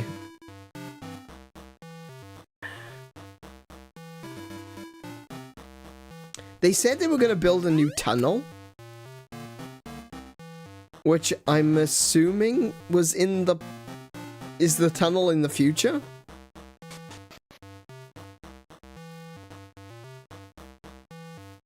That's why this area is all, is a lot bigger in the future.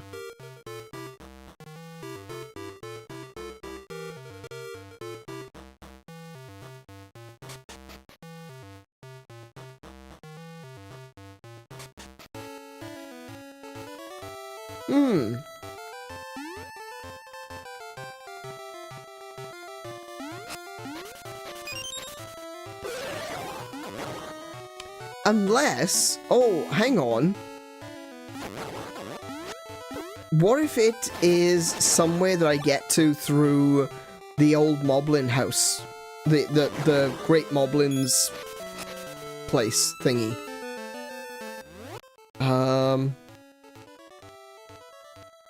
Tune of Currents, that's the one. Okay.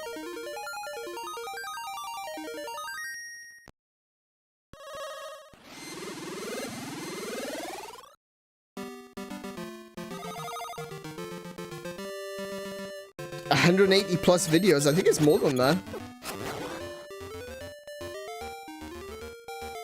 Oh wait, no. Yeah, it's gotta be around 180. Yeah, sure.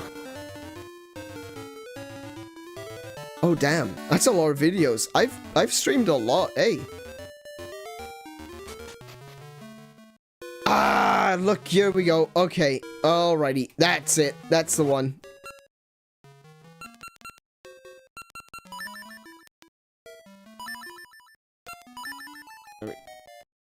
Oh, thank you. Greater speed gives greater distance. Oh. Oh, of course. So I do this and this.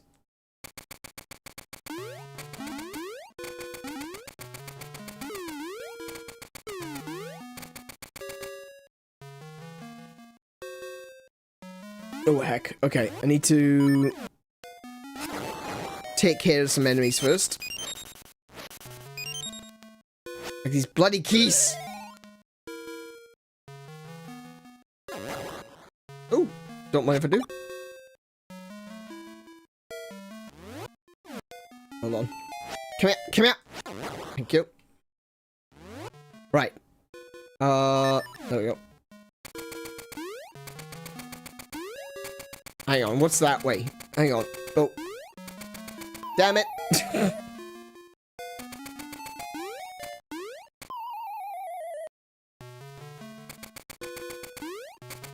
Oh my goodness. What is... Oh, I tell you what, I'm using my Joy-Cons.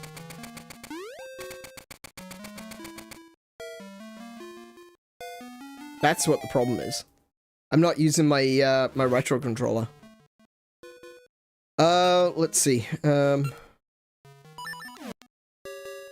Oi, come here.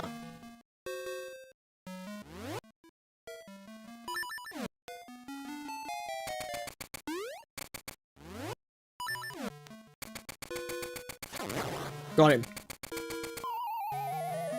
Okay. Alright, you know what? Oh, my seed run out! Oh my goodness. Why am I sucking so hard?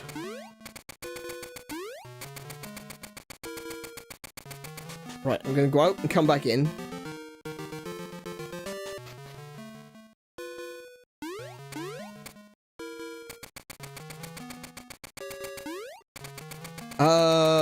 Uh-oh. I'm in trouble. How do I break that? Oh, I know how to break that. I can use the seed shooter.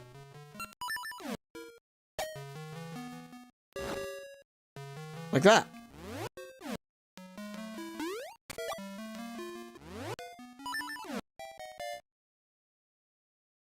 You right there?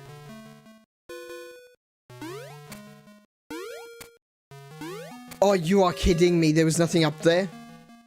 Oh, no. Are you serious?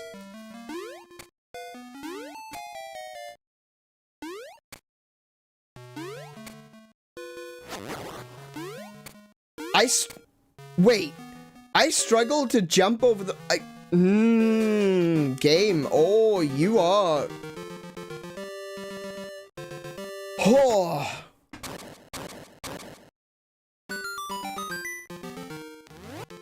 I'm a little bit mad. I am a little bit mad. Okay, level 5, the Crown Dungeon. We're finally here.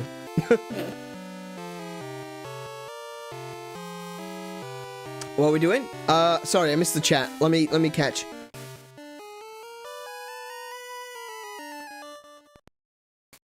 Play Wind Waker?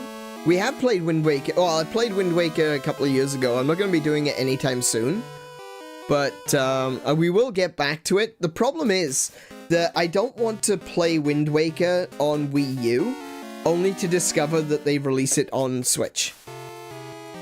So, rather than playing Wind Waker now, I just want to wait a little while, and if they release the HD remaster on Switch, then I will play Wind Waker. But I'm not going to do it because I have so much trouble connecting the Wii U. I don't know why, it just doesn't like to work.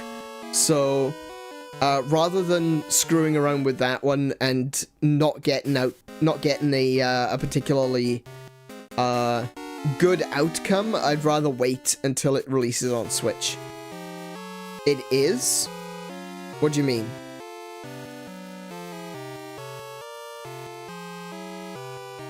It is coming to Switch? We don't know that. It's on the Wii. It's on the Wii U. The Wind Waker is on Wii U.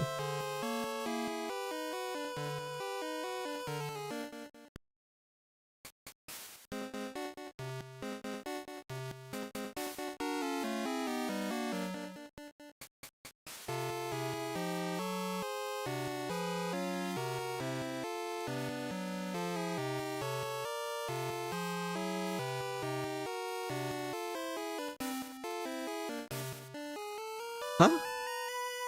Sorry, sorry, Donald. I'm very confused.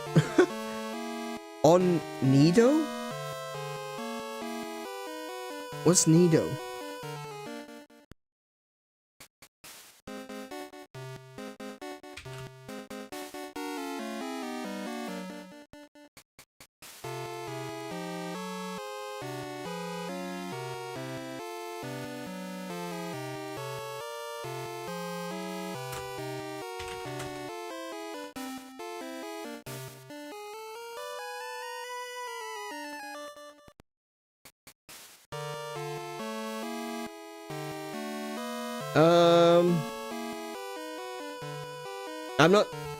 I don't know what Nido is. I have no idea.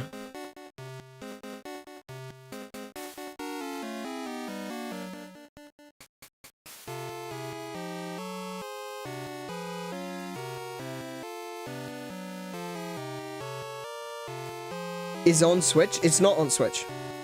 Wind Waker isn't on Switch. It's on the Wii U.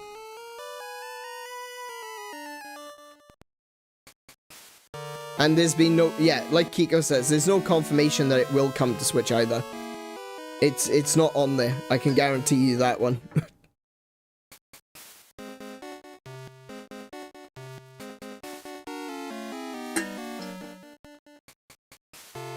Yeah, you can't post links, unfortunately, but, Yeah, Wind Waker is not on Switch. The Wind Waker and Twilight Princess are both on the Wii U, and like I said, because it takes it's a real hassle to get the Wii U to work. Because when we did it before, we used to get desynchronization of sound and visuals, so the sound would be off. But yeah, so I can't play it through the Wii U consistently. But it's not out on Switch yet. And we don't know if it ever will be.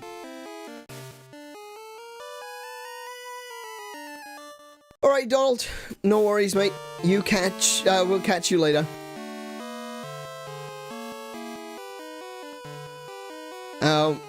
Like I've said before, though, I would gladly play more Wind Waker and Twilight Princess as well. I actually want to play Twilight Princess, that's the thing.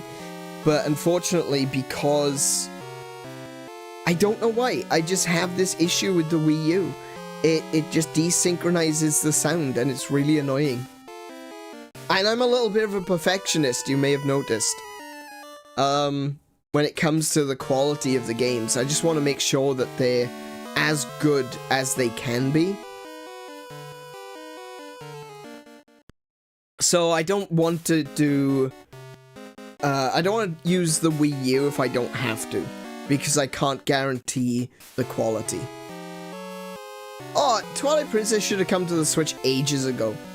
And the same goes for Wind Waker. They both came out around about the same time on the Wii U. They definitely should have been released on the Switch by now. There's still 3 games on the Wii U that I wish was on the Switch. There's Xenoblade Chronicles X, Twilight Princess, and Wind Waker.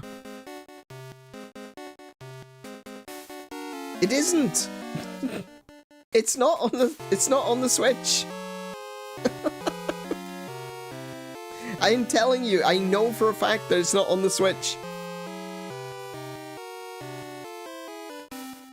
I've got like 500 Switch games. It's not on the Switch.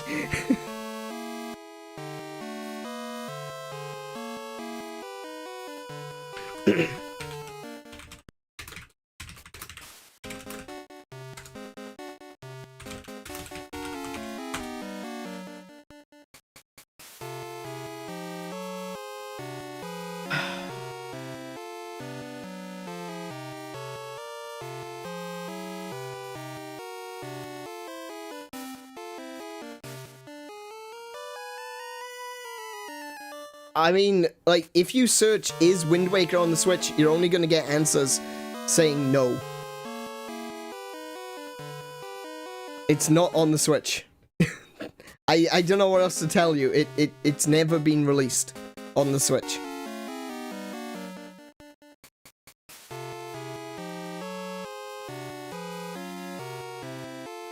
I don't even need to look it up. I know it's not. Zelda is like my favorite franchise. I would know.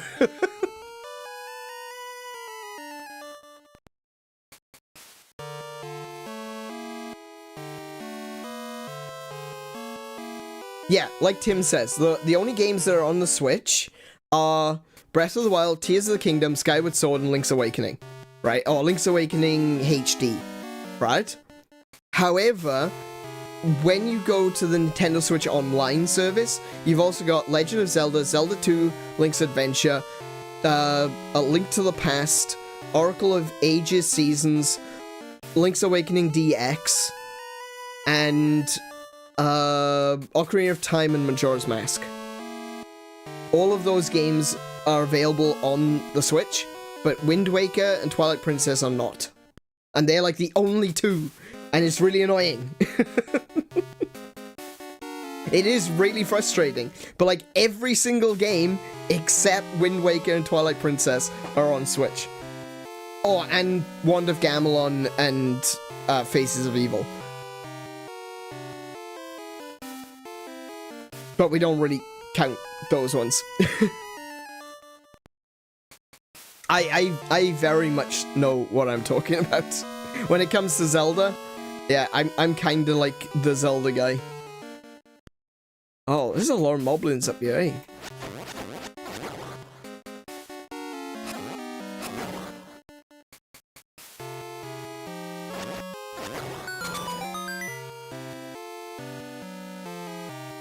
Where's the map? Okay. Okay. Actually, give me just a second. I want to switch my controller.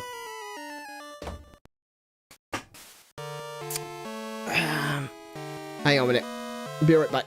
Well, not be right back. I'm just gonna change my control setup.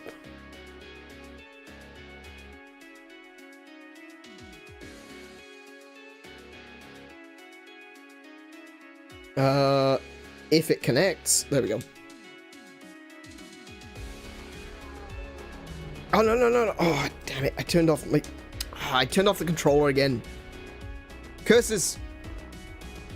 Got it. Alright, there we go. No, I'm not gonna be playing Pal World. It's not a game for me. Oh no, I'm stuck in a corner.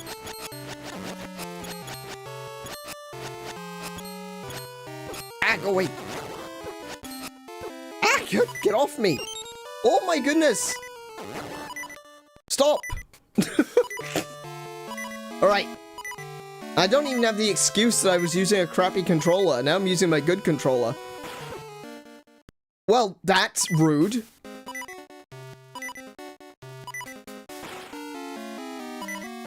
No, no. It's like a bloody shotgun.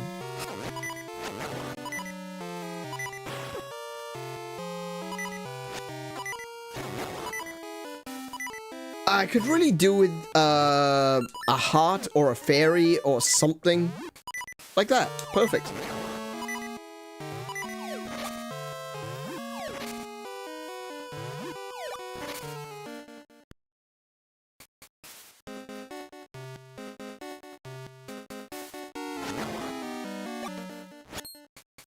Nope. Okay. Well, I'm not gonna be able to jump across there no matter how fast I'm going. So, try going north. Wow, there's a lot of moblins in here, eh?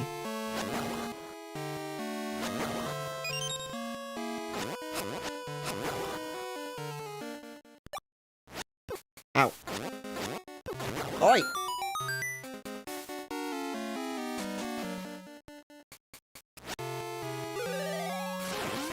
I wonder if Moblin pork is bitter or not. You complained when I said that about the pigmen in Minecraft.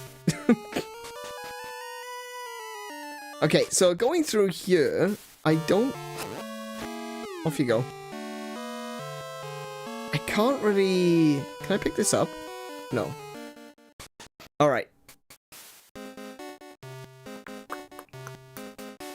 Let's see then.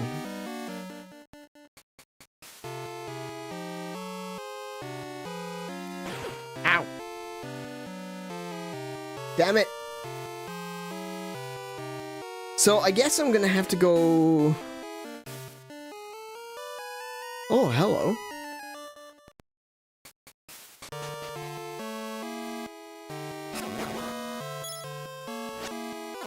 This dungeon is already looking rather confusing. Let's see.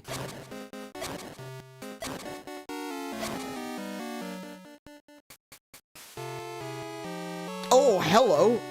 Right. Okay. Wasn't expecting a ball and chain trooper in you. Oh, and a shield eater. Amazing.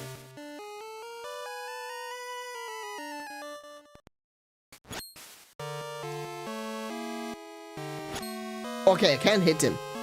Thought I wouldn't be able to hit him.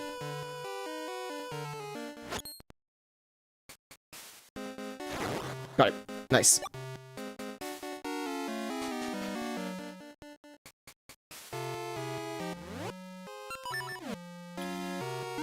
Ouch!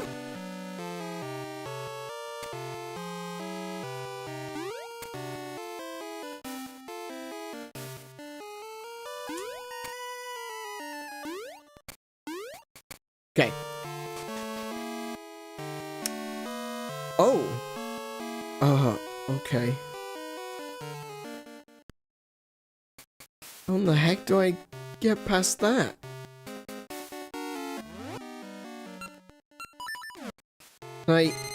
No? Okay. Can I target a moblin with this thing?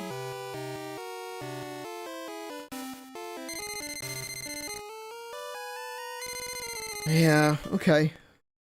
Maybe I can... Wait, come here. Come back. Come... Get...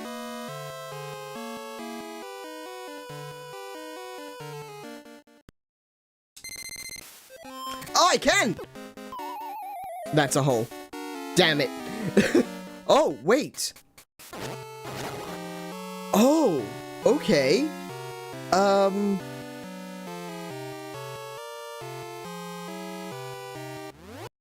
How do I see that, though?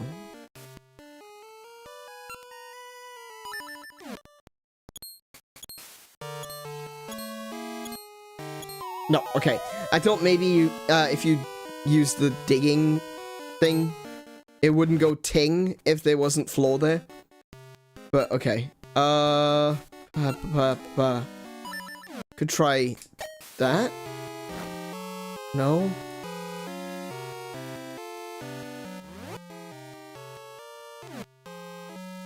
Okay, there's gotta be more to this. I need to...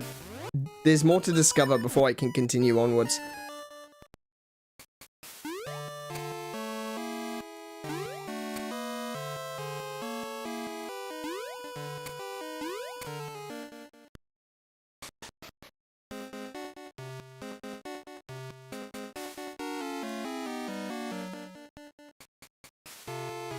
Let's see. Okay, so if I backtrack a little bit.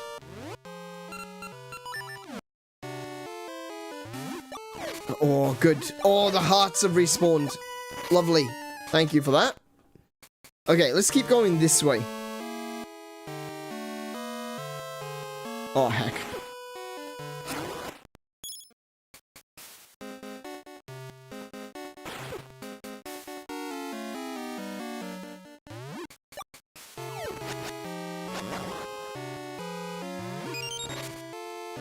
Oh, they want to use me. They want me to use the Pegasus seeds to get across the gap. Okay.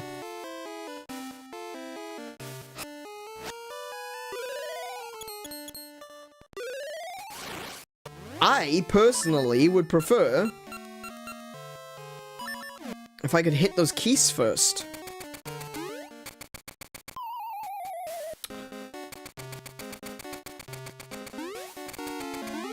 There we go. Okay. Because keys clearly are not my biggest concern. I am my biggest concern. And that's a keyhole.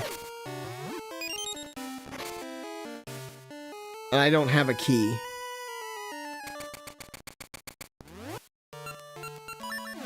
Great!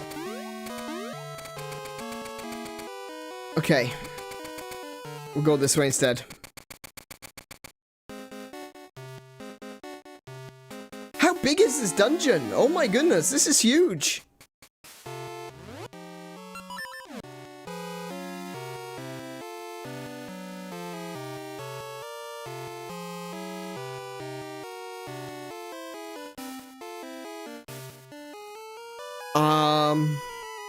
Okay. Yeah, I'm thoroughly confused right now. Hey, get off. Pig boy.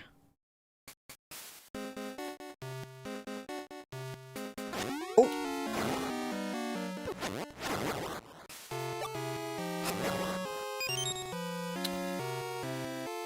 Okay. What's in here? I've got a chest. I've got a dark nut.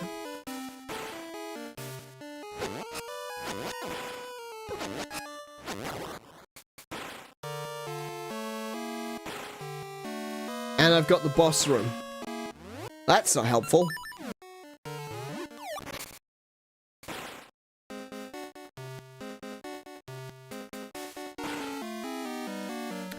But if I can find a crystal switch... Where is the crystal switch? Ow. Oh, wait. Hang on. There's a crystal switch in this room. And that's not my sword. Oh my goodness, why?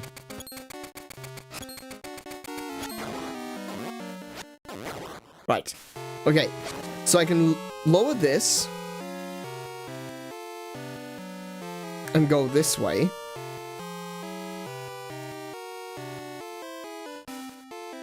Okay. I don't have a key. But if I go through here, then this chest is available. It's the map. Okay, now I can actually see where I'm going.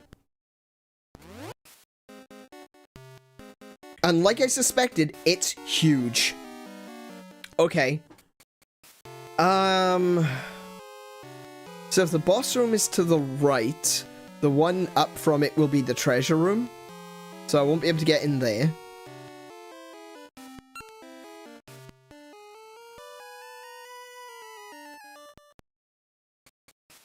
Don't need to worry about the basement so much. We'll get there in time. I need to go up north and around. Okay, okay. Let's get some more hearts. Oh my goodness, that's not enough hearts. Give me hearts. Give me hearts. No, I don't need rupees. Give me hearts.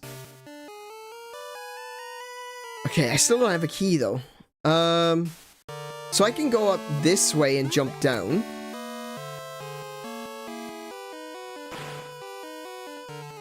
I can't go anywhere in there. Ow. Okay, we'll go down these stairs. Ow.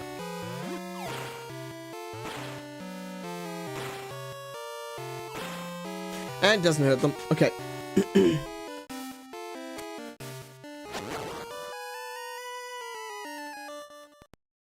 Hey, come here.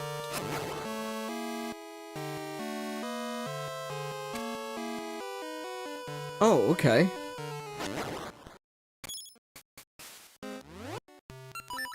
I'm not gonna be able to reach there. I don't think I'll be... Can I do a running jump? I think even that's too far. Yeah, that's way too far. Okay. So that's not gonna happen.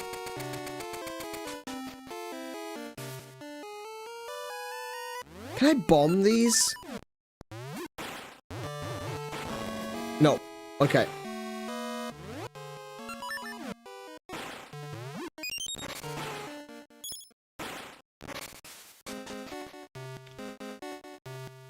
This is actually a really complex dungeon. Ow. And it's annoying.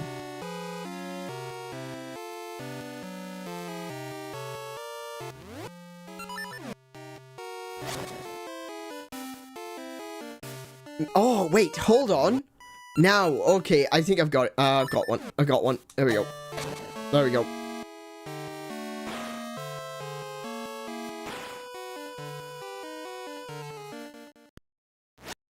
Ah, look, and that gives me access to that stairwell. Okay. Oh, actually gives me access up here as well. Oh, please be hearts.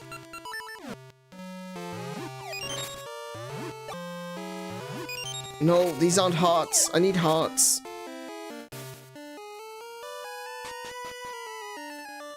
Oh, whoa, whoa, whoa, whoa, whoa, whoa.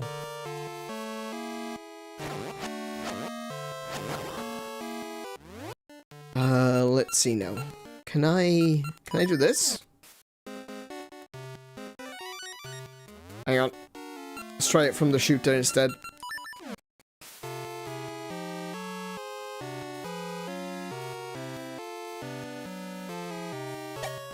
No. Can't do that. Okay. Okay.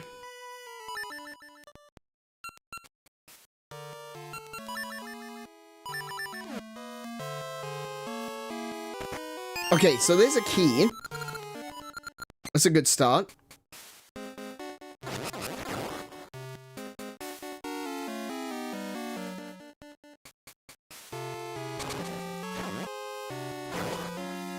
Oh, this is my way out. Oh, I get it.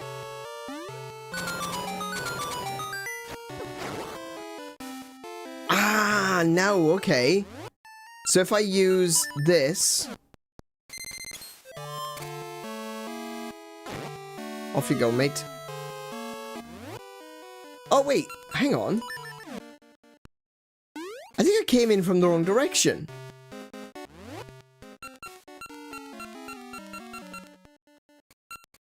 I think I came in from the wrong direction.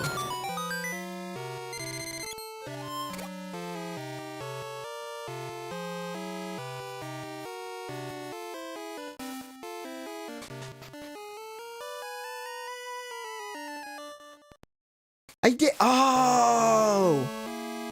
Oh, I get it. I get it. I understand. Comprendo.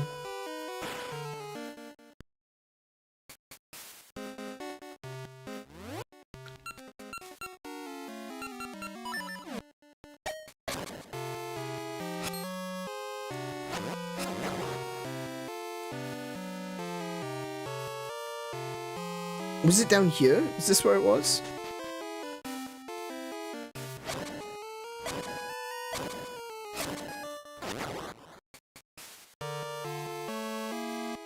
Oh dear, he's back.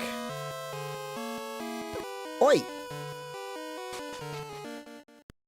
Was it this way? Am I going the right way? I don't know. I don't even know if I'm going the right way right now. This dungeon's a bit of a bit complex in its shape. Oh, right. No, it was this one. Okay. Oh, no.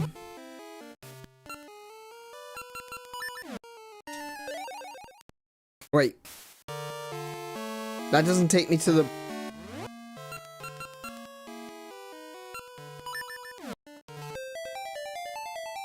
I'm pretty sure one of these is supposed to take me to the entrance. Okay. Or am I wrong? Wait, is that something I've ever done before? No, clearly not. Okay.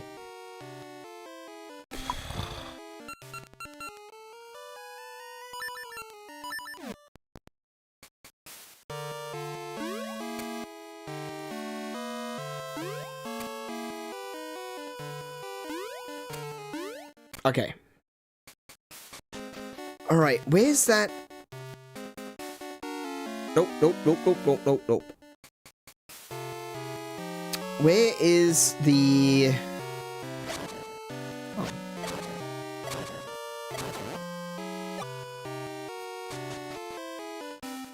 It's gotta be over to the left, hasn't it?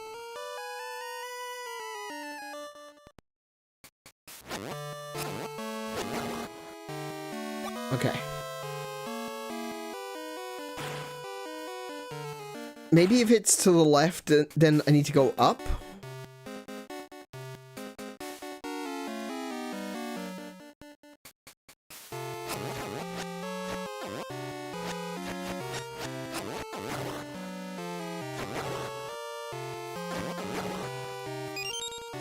Okay, so... Right, okay, I was an idiot. I get it. So the last time I came in here, I looked at this diamond thing and I was like, oh, how do I transport that to the other side? Well, I don't need to. I can just jump over this gap. But seeing this, the big diamond stone confused me. So I need to line myself up with this. Right?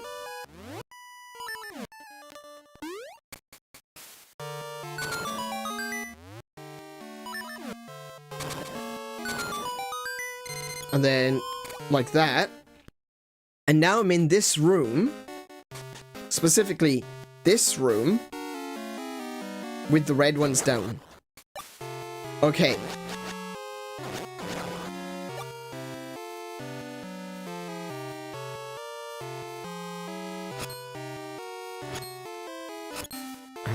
Can I? Thank you.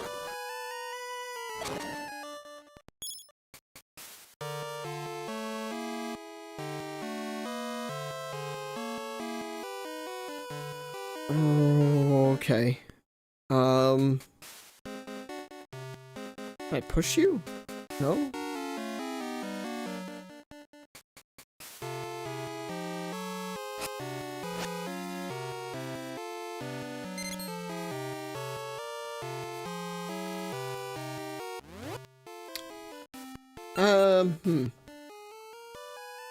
The button puzzles are always hard for you.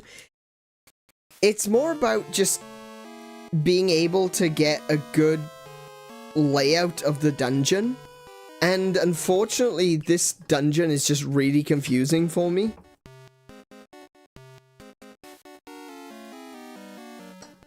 Let's see now. Could try some fire seeds. Yeah, let's try some fire seeds, see what I get. Oh!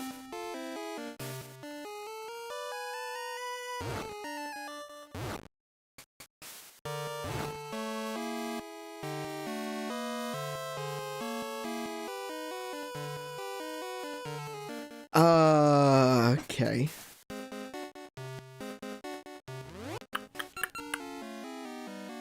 I do like this.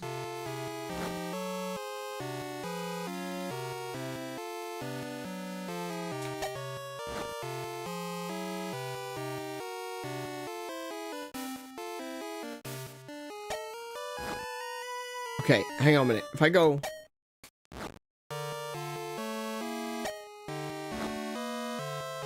Ah, damn it. I can't... Oh, right, okay. Yeah, I can't fire a second one until the other one is gone. So I can't...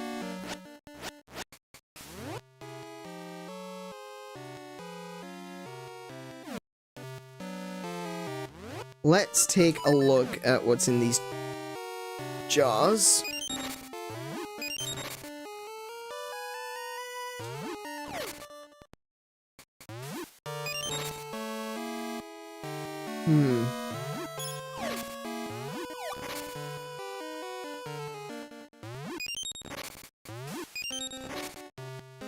Maybe it's a different...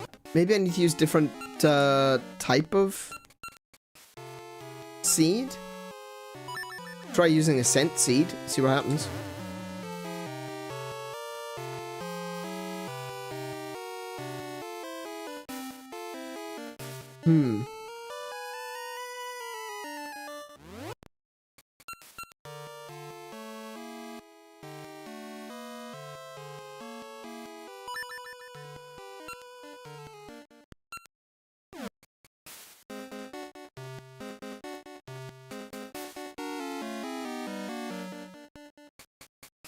I wonder if there's some way that I can hit all three of them by bouncing a seed. I don't think it is.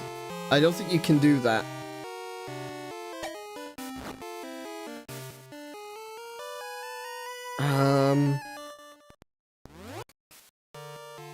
Maybe I'm overthinking this.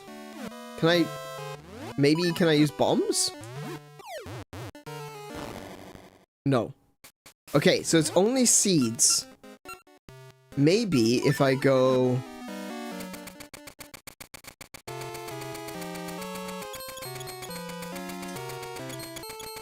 No.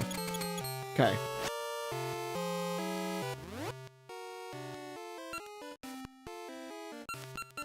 Mystic seeds? It could be mystic seeds.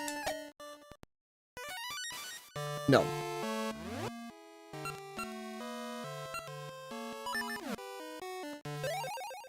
Oh, that just drops things at my feet. Okay. I'm really kind of stumped, honestly. Unless it's an order thing.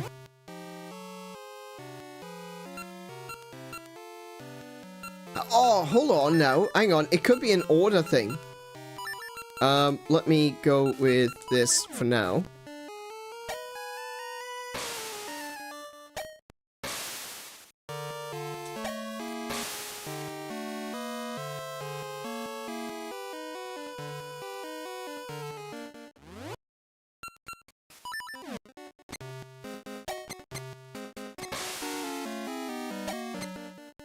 Okay. I was wondering if I could reflect it off my shield. Okay.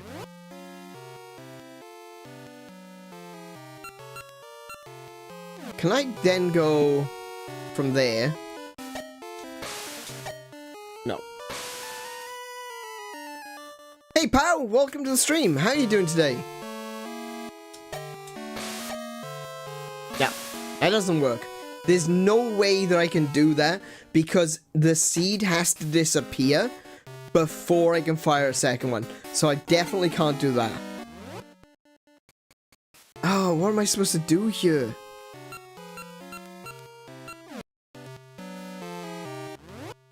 I am so confused right now. Now, let me swap those around. That's better.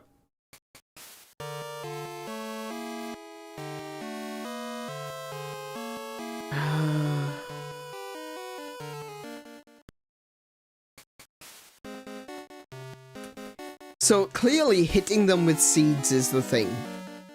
But how? Can I like...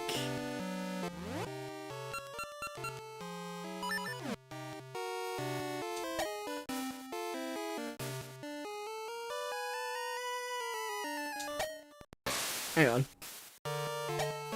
No, okay. I was kind of hoping... Nah, okay. Nah, it's not gonna work. It's not gonna work like that. Okay. I don't think that's possible. It might be, I could be wrong. Feel free to tell me that I'm wrong. But I don't think that's gonna work. And I'm running out of seeds.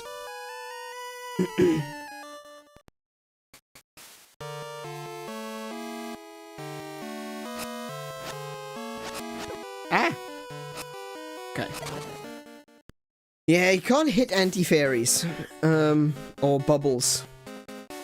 Whatever you want to call them.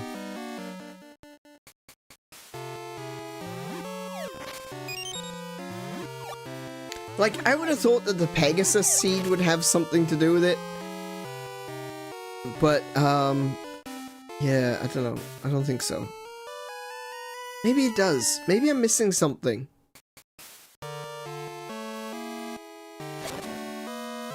I don't know. I think this is like the only way I can go. Oh wait, I've got a key now. Let me try the Pegasus seeds. No, it's the same as all the others. That went off even though I missed it.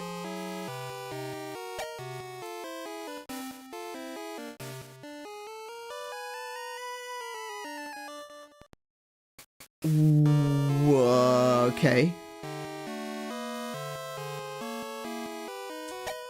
See, it activates even though I miss it.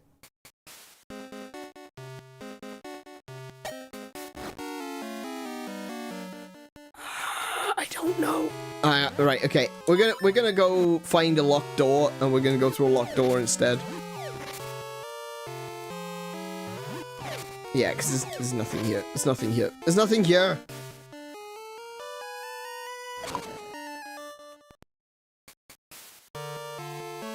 Oh, actually, Pow might not be able to post. 1 second.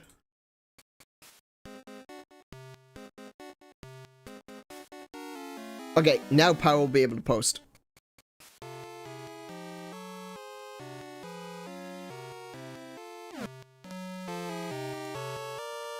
Actually, Pow, you'll notice that there's a few different places that have opened up that you can now use on the Gilded.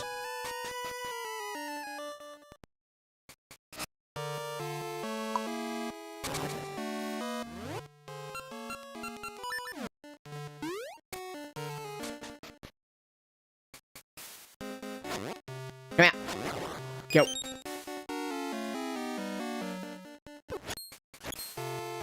Nope, nope, nope, nope, nope.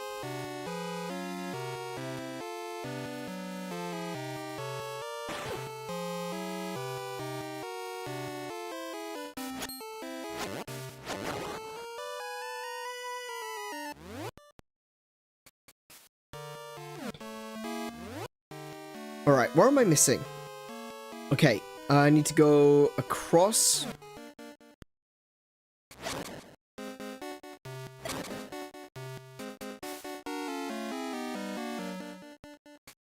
This way? Oh no, that was a mistake. Oh no, I made a mistake.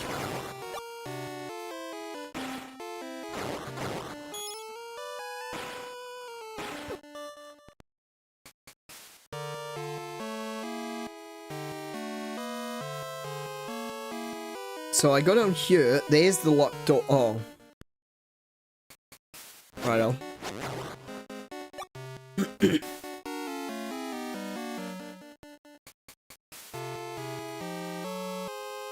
Okay, I can use the seed shooter at very least to...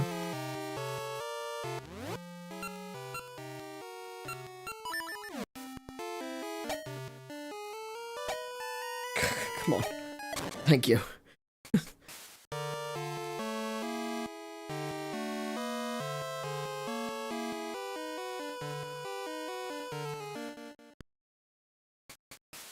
Right, and now I can go through this door. Alright. Let's see what's in here. Okay, this one's not... This one's straightforward. I can do this.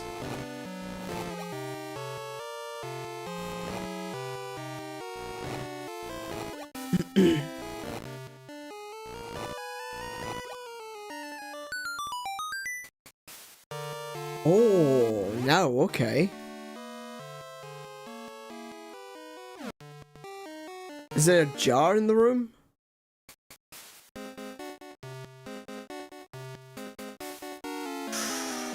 Ooh, alright. Oh, oh!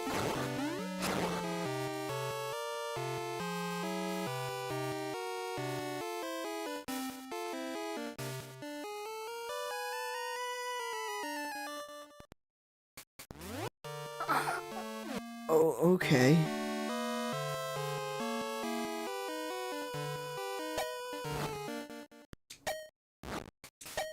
Oops.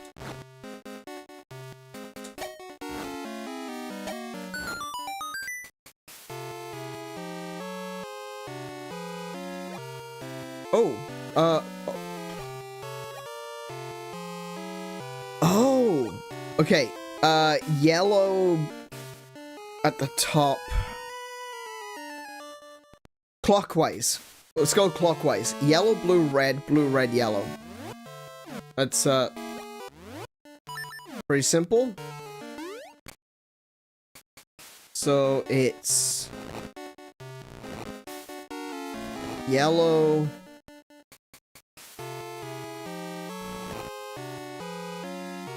Oh, no. No. That was up one. Blue... red. Oops. Red.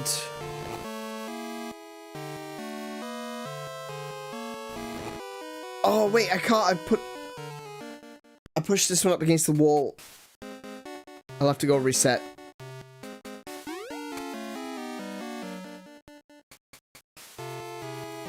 Okay, let's try again. See, did it change? No, it didn't. Okay. So, yellow.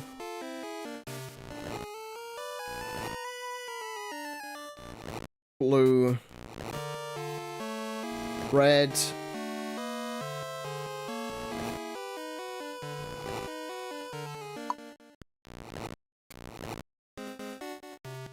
Blue. Red.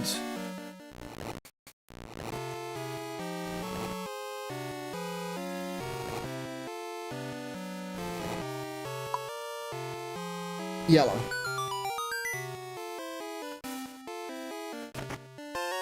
Whoa, Cane of Samaria? Oh, well that answers all my questions. The Cane of Samaria generates blocks.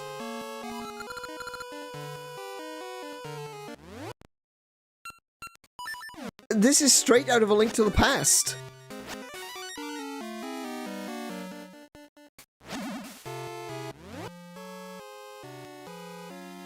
Okay. I was just thinking to myself, man, if only I had the cane for this room.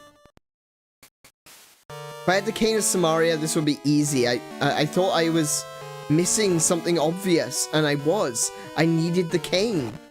It was actually in the game.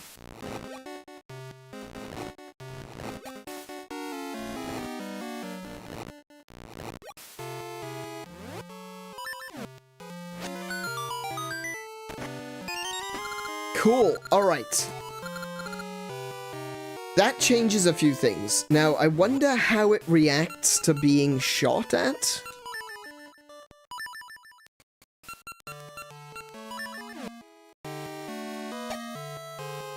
Okay. So, no reaction to being shot at.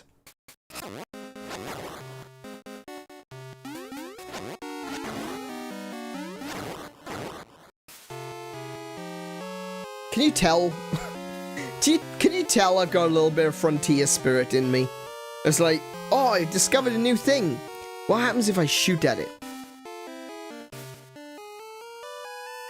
Right, don't want to be going in there. Not yet.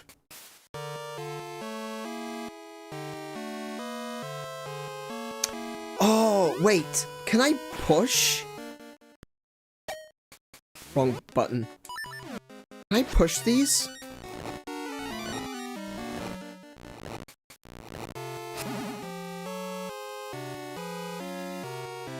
I know. Ahahaha, I figured it out.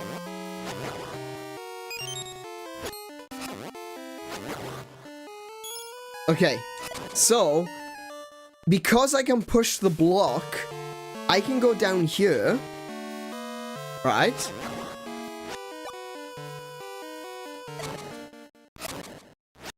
Ow. Get. I can go down in here.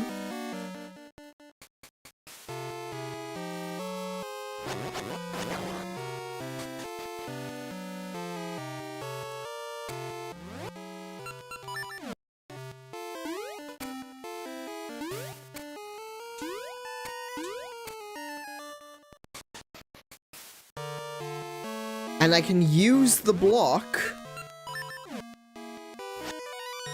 to tell me where the road is. Look, I can't push it any further than that. Oh. Oh, you dingleberries. Stop it. That was nowhere near me. Okay, it disappeared there.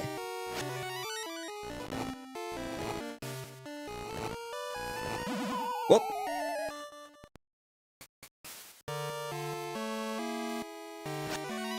Okay, this way. Whoa, okay.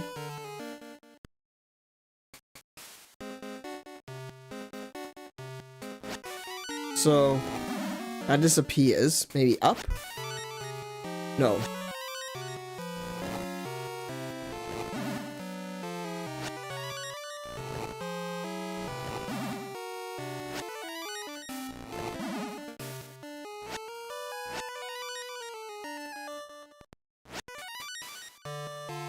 Oh, damn it.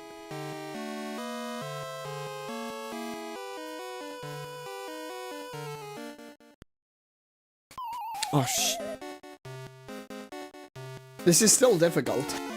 But at very least I can see where the edges are. Thanks to the block. Oh, that's just wonderful.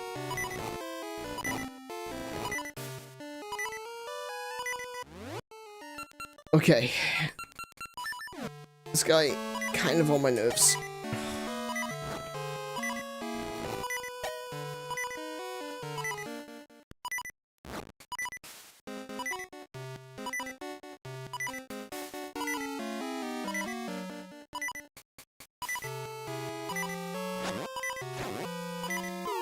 Damn it. Okay, I can see there's a way southward. Oh. Oh my goodness, again with the sliding off the side of things. That's really frustrating. Okay.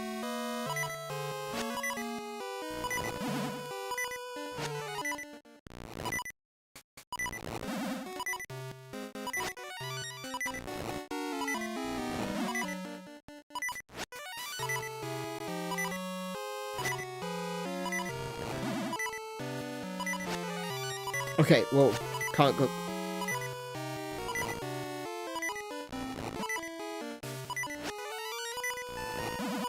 No. Oh. Okay.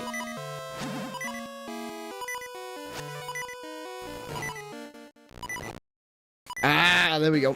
Okay, this way. No, there's a gap there.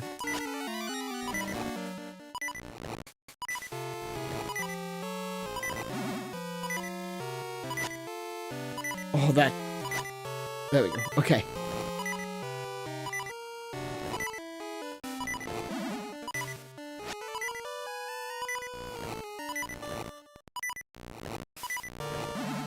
Oh, finally.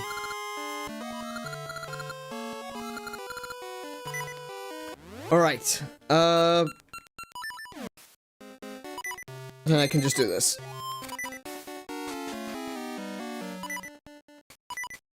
Oh my goodness, that was more hassle than it was worth.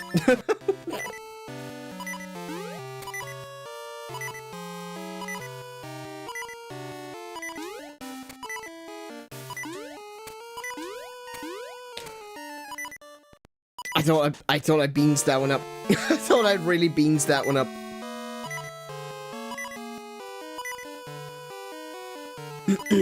Okay, so I've now got a key.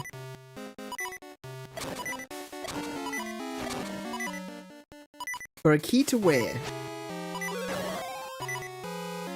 Let's see if there's some hearts here. Oh no. Oh no. Oh no. Oh, there's one. There's two. There's three. That'll do. Better than nothing.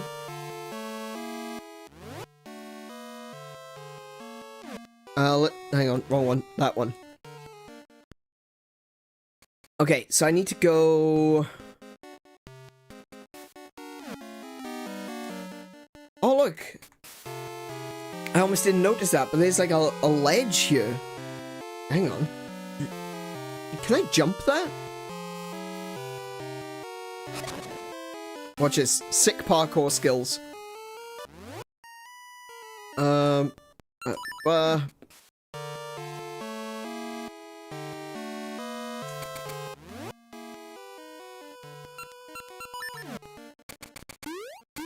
No, I can't. Okay.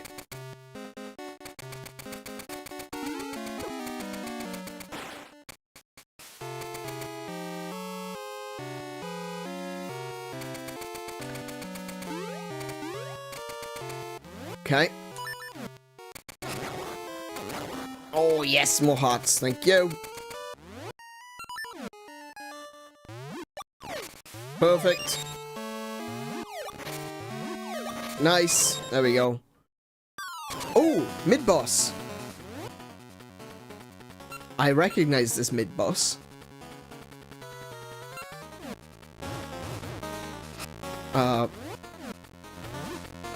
Yeah, run you. Run. Run. Oh no.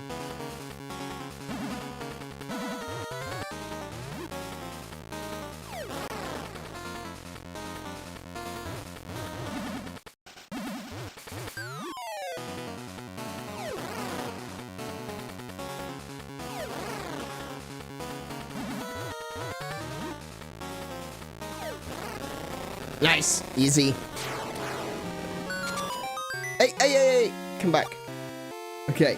So I've got a teleporter now.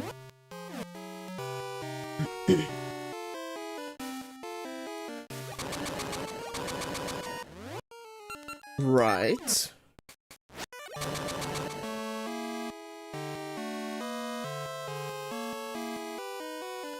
Let's see. I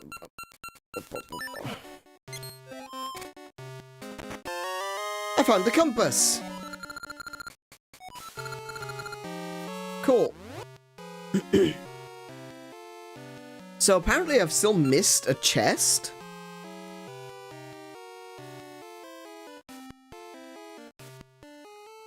Not sure what that one is.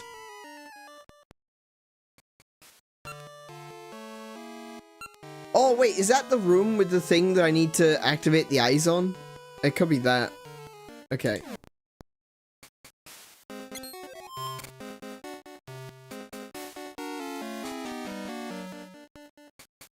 Oh, that was sneaky. Yeah. Keys are pretty easy to spot when they're in the dark because, you know, it's eyes, you know, against the darkness. But on a ladder, it's a little bit harder to tell.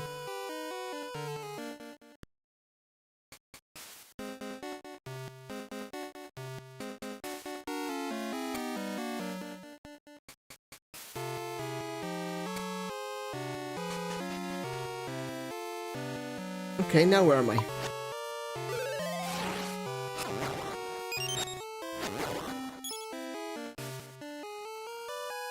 Hello. Get rid of you. Ow.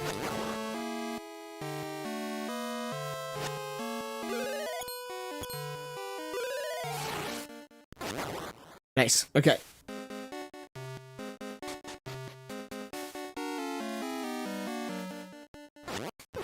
Ah.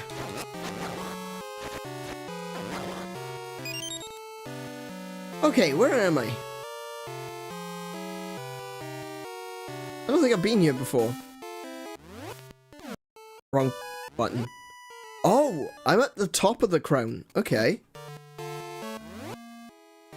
The only thing that can be up here now is the boss key.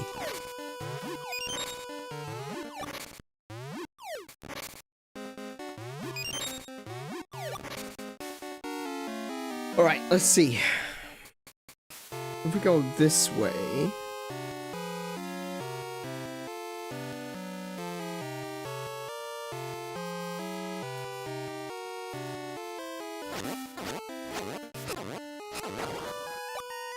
Can break through that. But I can't go any further. Can I do... So if I go up here, can I hit that with the seed shooter?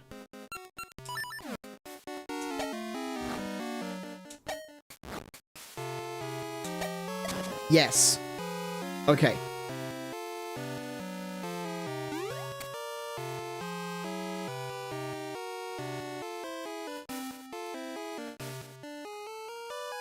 Oh, I need another key.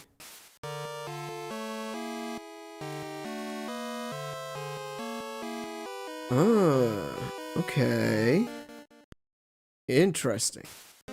Oh no, I don't need another key. Oh, no, wait, I do need another key. Because I'll get stuck. Oh, heck. Oh, heck. Oh. That was a trap.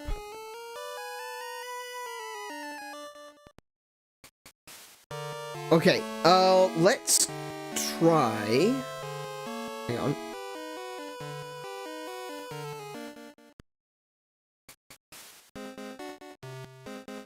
Let's see, I can go this way. If I drop down here, go this way.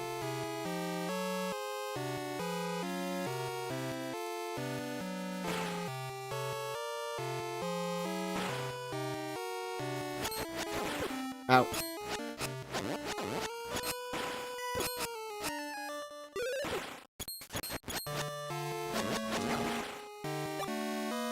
Okay.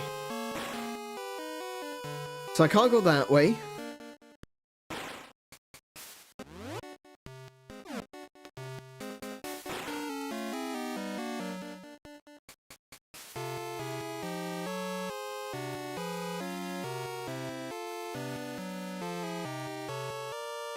I need to get up on top of that. How would I get up on top of that?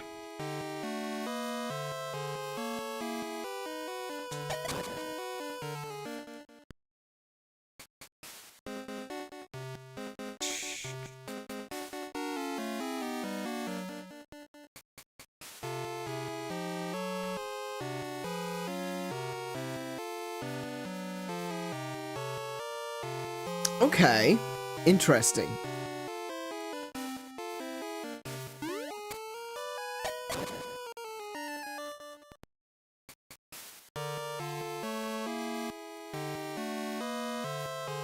Maybe there's something hidden in here? Ah, you son of a...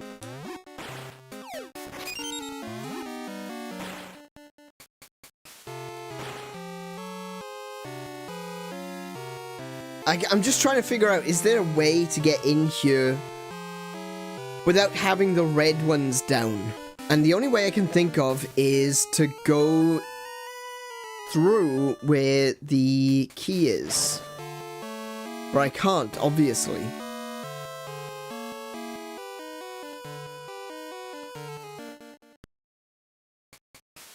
Or can I? How does this help me?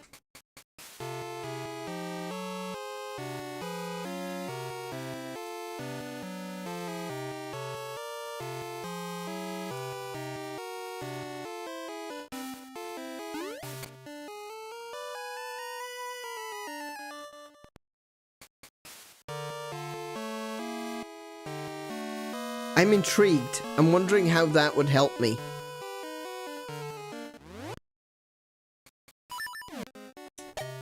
Oops. There we go.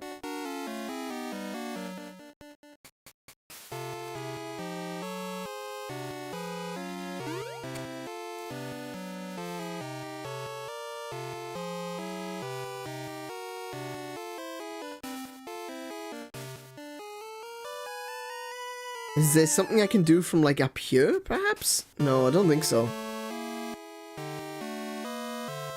Oh! Oh, wait! Hang on! Oh, no, I still need the key, though. I'm missing a key. That's my problem. I'm missing a key. The key has to be in one of those other chests, but I'm not sure where.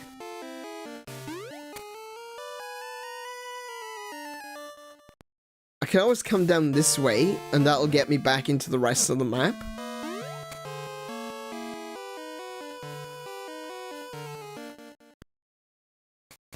Oh, you... There we go.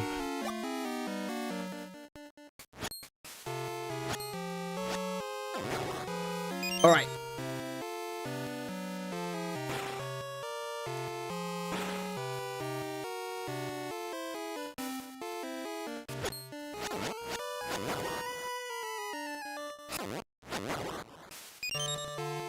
So, down and to the right. Oh, wait, no. I need to be on the other side.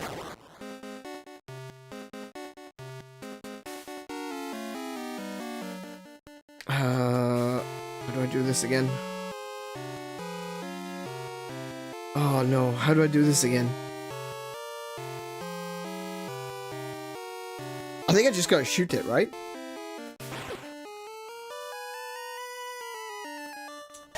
Yeah, okay.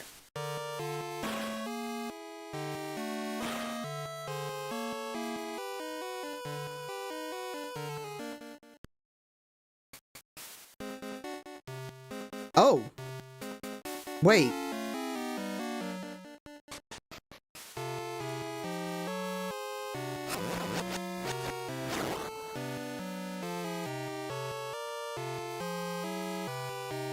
Oh, that's right. Okay, no, I remember now. I remember to do this now. Okay.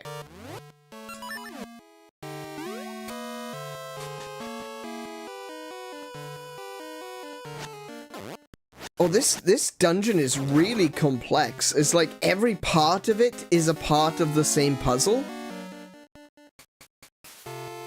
It's like it all slots together. It's all like one big puzzle rather than having lots of different rooms that are all different puzzles.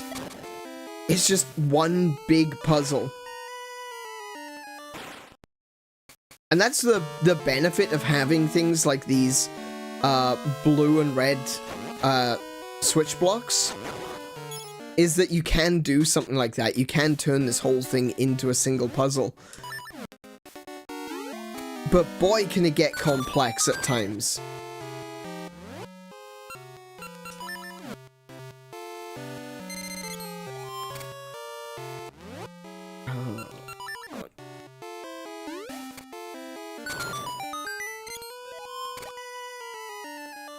Okay, so now I'm in here with the blue blocks up.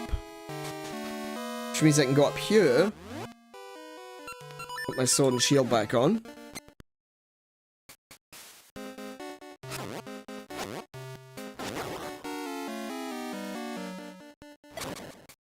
And I'm back in here. Okay. Ow. Come on. Come on. What? How can you hit me when I've got my shield up?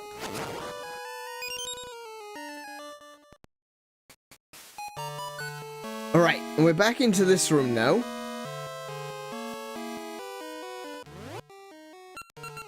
And I'm wondering...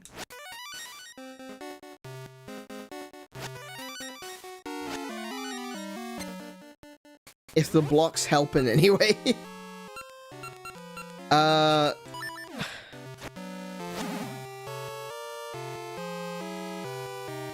I don't think it does it? I don't think it's gonna help, is it?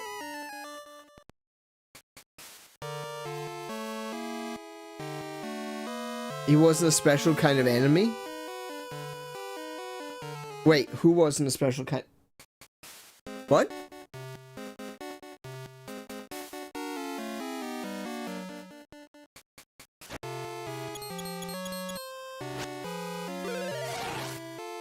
Who's he? The one that hit through your shield? Oh, right, okay. Right.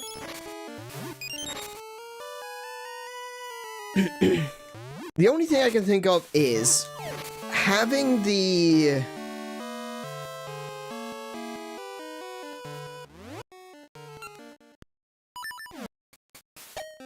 Oh, no.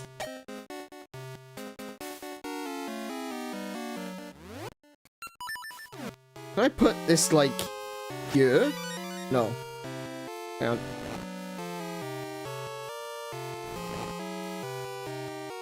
Like that.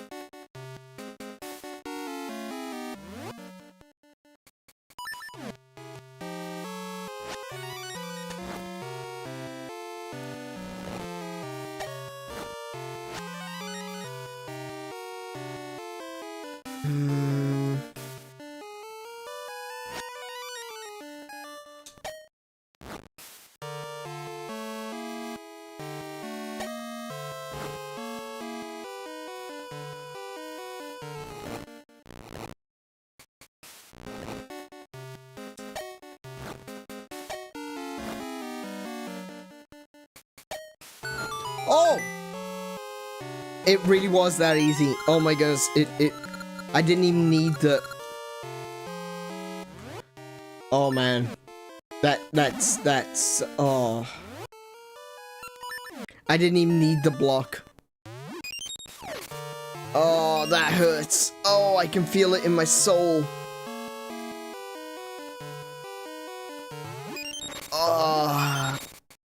Yeah, okay. That was just my stupid. All along. Oh. Ah, yeah, okay.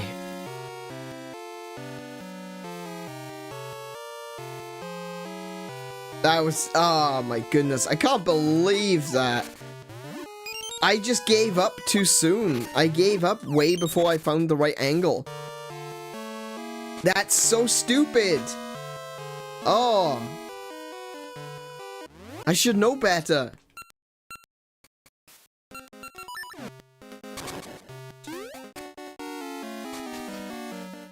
But I do have the key.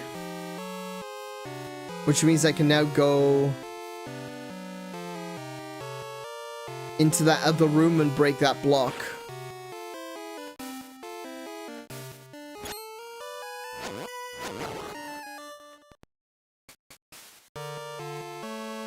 If I could just remember how to get there. Was it this way?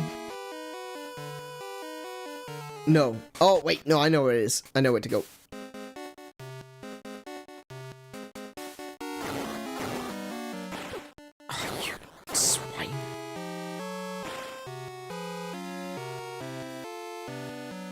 BMOS statues have to be one of the worst enemies in Zelda games. They're so frustrating. Because a lot of the time, there's nothing you can do about it.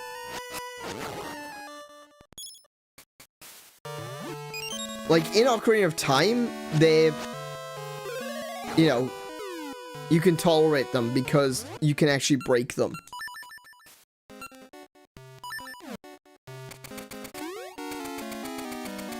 Oh my goodness. What even was that?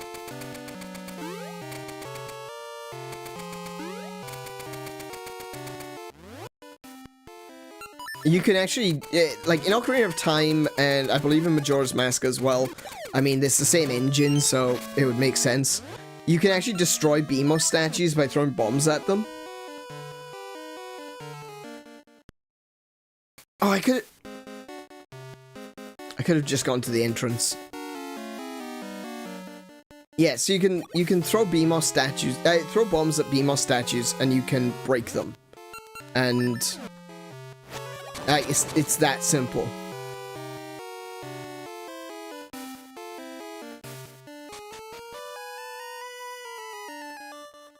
But in some games, you just cannot do anything to them. You can't break them. You can't. Come here, come here, come here. Thank you. And they just take up so much time where you just gotta watch them and try to figure out which one are you gonna be able to hit, you know, or which one are you gonna be able to avoid, and how are you gonna do it, you know? BMOS statues are just a delay more than anything. They're not really even a puzzle.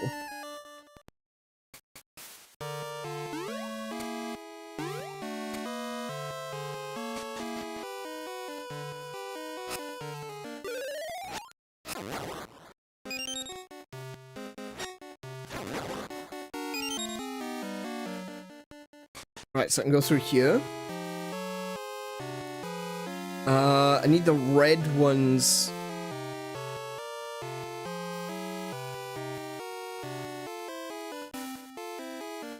No, okay, I need the blue ones down first. Actually, I could probably do it from here. There you go.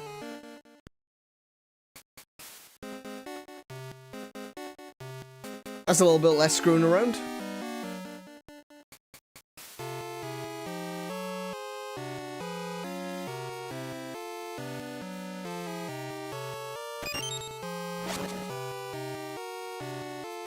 Okay. Oh.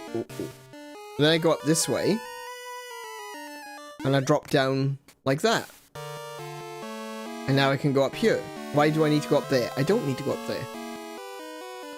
I need to be in here with the blue blocks down. So I can go through here. Ow!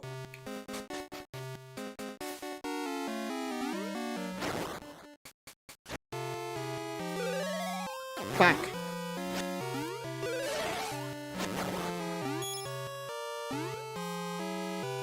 Okay. Well, it's not really a puzzle, is it?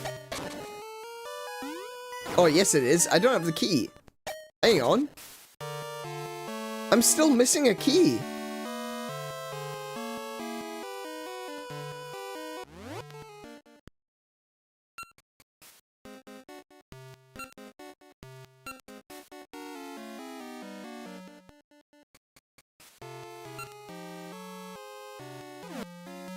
I'm still missing a key.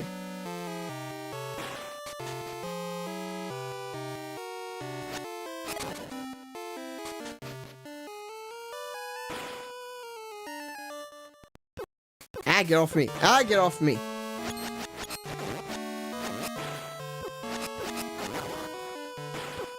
Loser. Okay, part of me is thinking that maybe there's like a hidden staircase under one of these jars or something. I don't know. I'm so friggin' lost right now. Oh, good grief. Oh. Okay, let's just go like through here.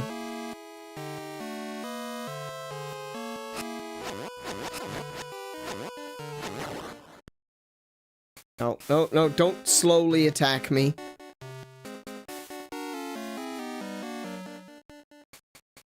I don't know where...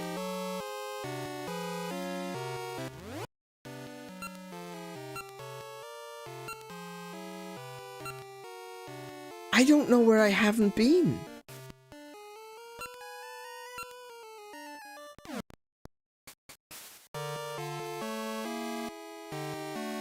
I'm so lost right now. Like, I can't think of a room I haven't been in. Aside from the boss room, obviously.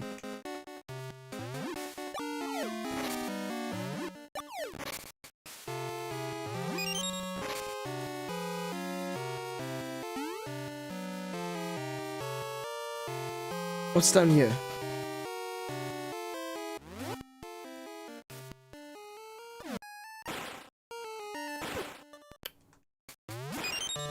These annoying things, I swear.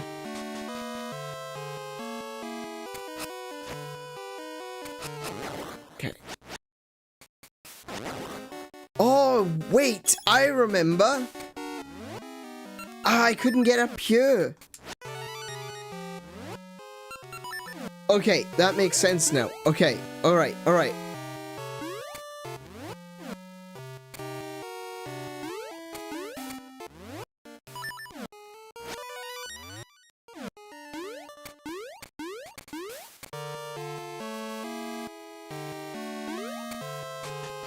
I completely forgot about that. That room existed.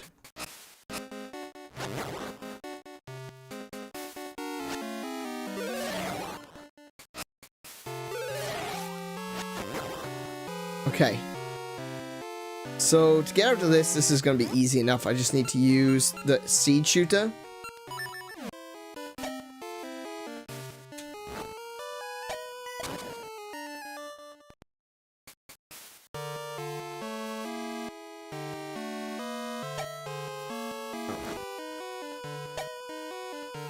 You know what? I'll just shoot straight. You know what? I'll just, yeah. There we go. Oh, okay.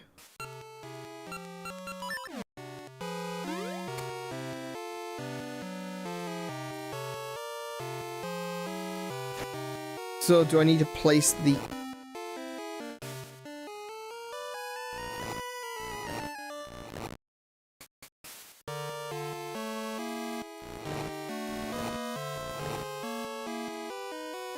Huh. Interesting.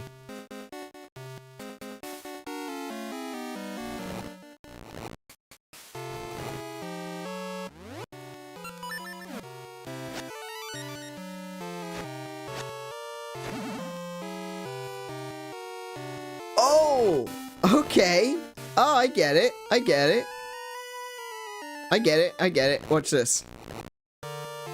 So if I put this here. This one's a good one. This is a good puzzle. I like this one.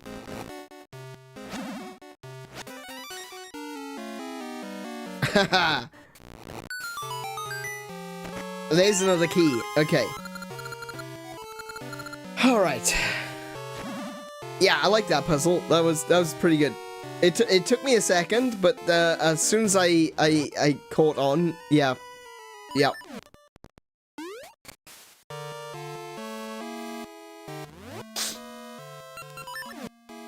I like puzzles like that, right? Puzzles that make you go, oh, I get it, and then you feel smart for like 5 seconds. As opposed to the puzzles that I'm currently doing, which are making me feel really dumb.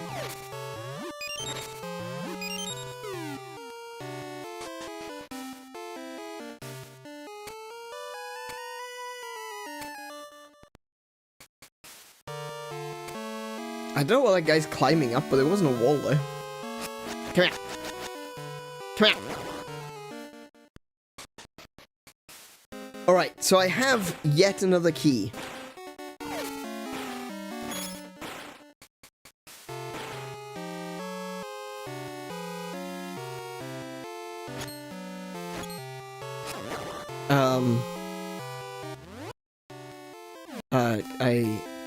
Oh.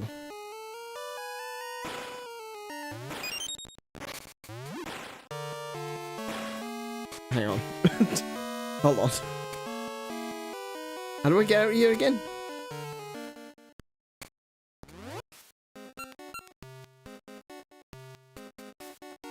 Oh wait, this... Oh, I just... Right, okay. Right, yeah. I just need to go back and hit the crystal switch again. I confused myself for a second.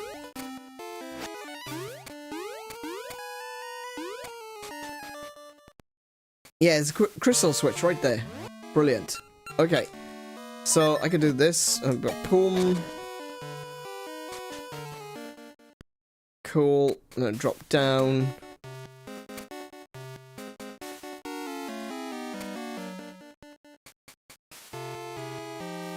And if I go in here, the blue blocks will be... Oh, wait. Ow.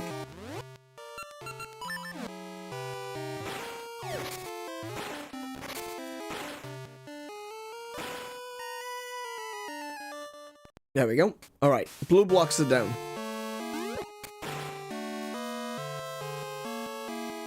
Now where am I going?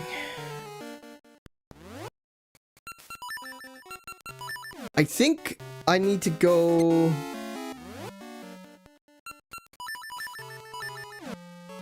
That's better. Okay. Ow.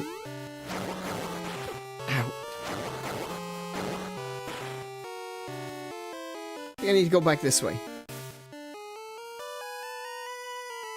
These keys always regenerate.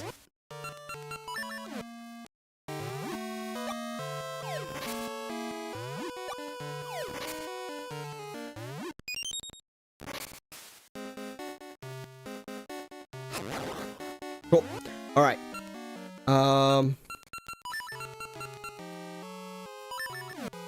Ooh, ow. Oh. I hurt my thumb then.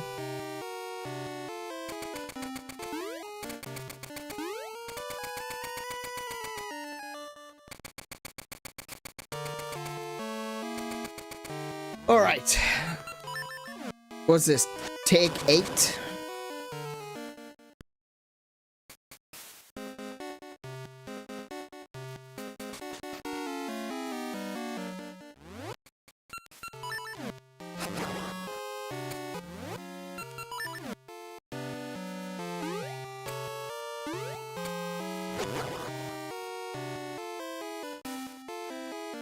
Okay.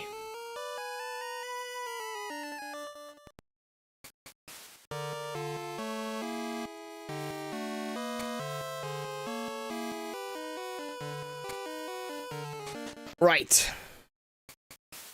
I get the feeling that I'm gonna need to go through again, and I'm gonna end up encountering another bloody door.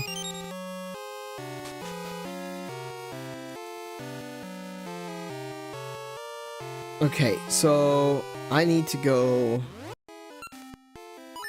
like that, like that.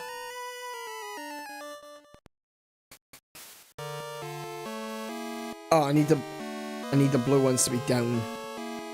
Okay.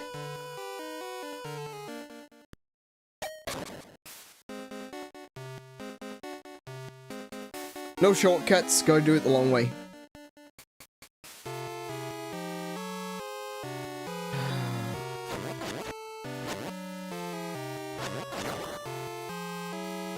Oh, actually, I kinda coulda done a... I kinda coulda. You know, I coulda kinda. Or I kinda coulda.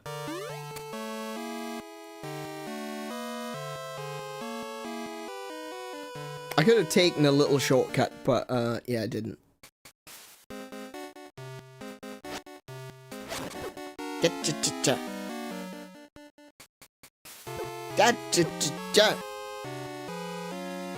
Okay.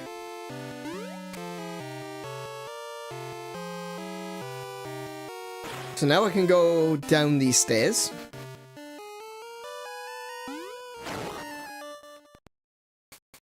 Ah, get off! Damn keys.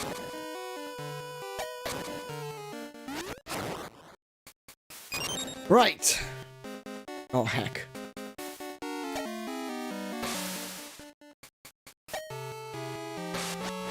Oh, no.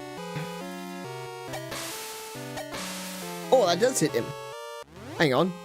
Let's, swap that for the fire one. That's all working.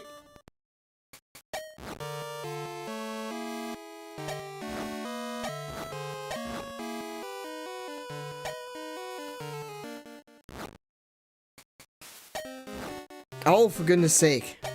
If it hits his ball, it doesn't do any damage, which is completely the opposite to me.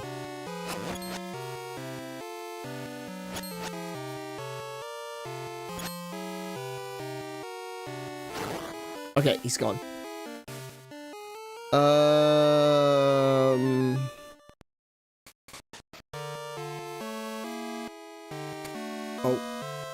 Okay, you're going that way? Alright, that's fine.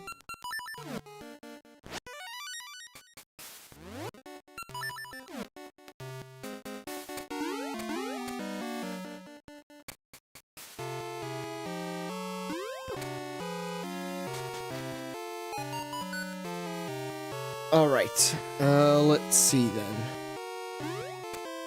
New puzzle.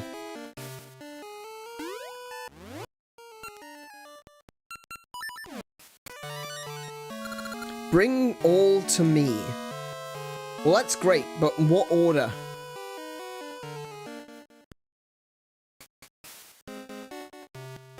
You don't really...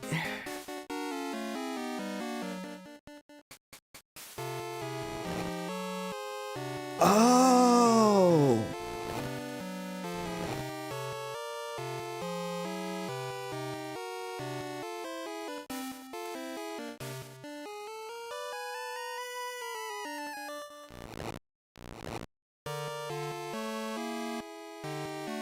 Okay. It's basically that puzzle again, but it's a... Can I push this? Yeah, I can. Okay.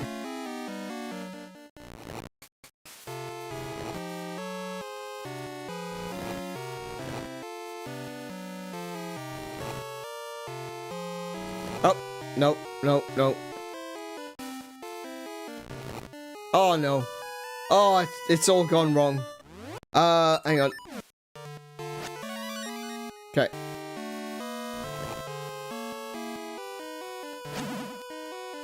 Oh, no, no, no. I still wanted that there. Okay.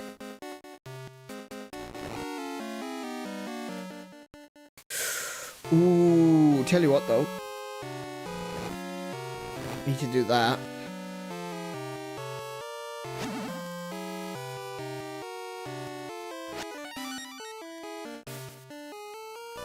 Okay.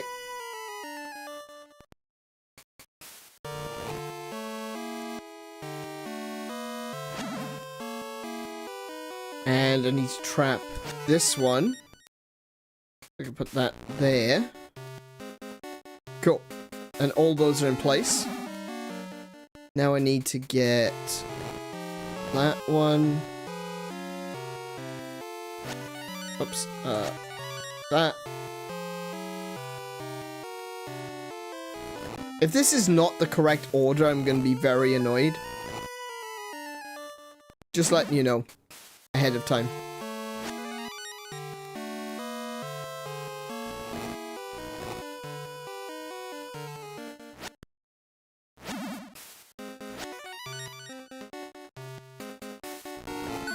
Hey, there we go. And there's the master key. Brilliant. Okay, we're done. We've got everything, I think. Let's look at... There's still another chest. There's still another chest?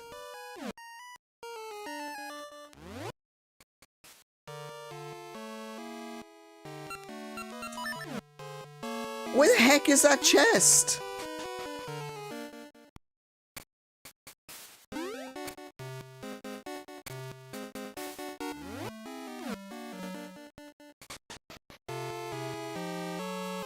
Oh, it's this room. Oh, it's this room.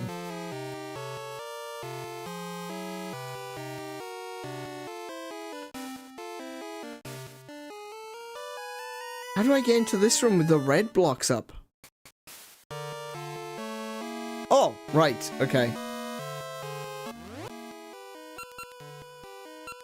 It's quite easy, actually. You just do that. There you go. Oh, it's just rupees. I mean, yay, 50 rupees, but... Oh, okay. Never mind. It's fine. We got all the chests.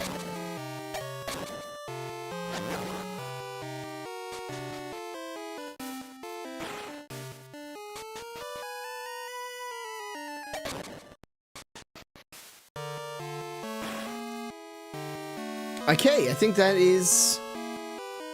it. I think we're good. We can now go straight to the boss room.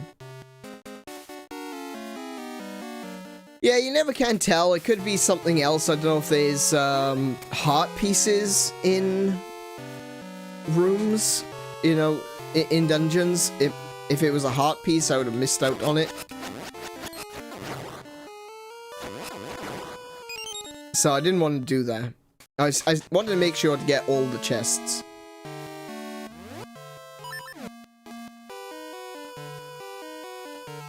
So this is going to be a little bit harder this time, I think. Oh, no. No, it's not. It's fine.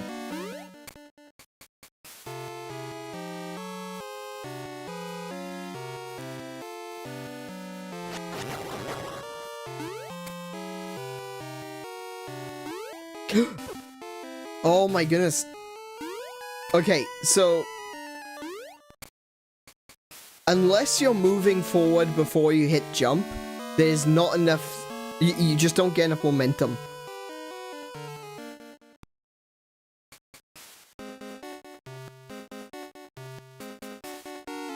Right, yep. Okay, no, that's fine. Alright, I'm gonna be picking up all the pots along the way now to see if there's any hearts in them.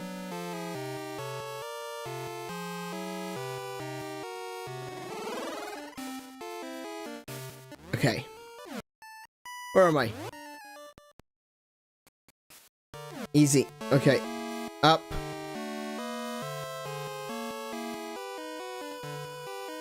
Oh, okay. I have to clear this room.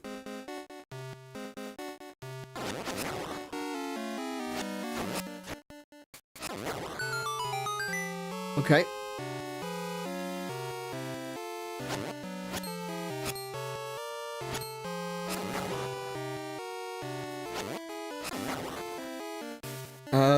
Up, right.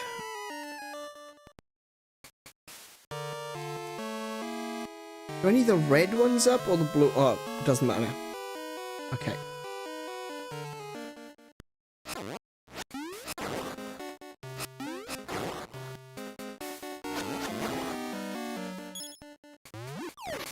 Hearts, hearts, any hearts? Got a heart? No, none?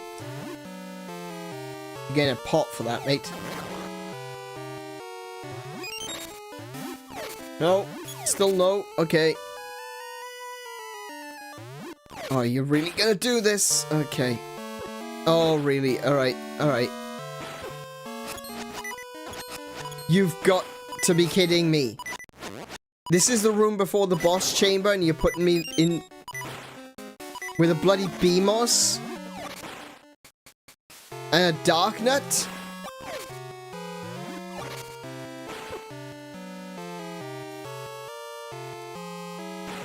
Oh, you...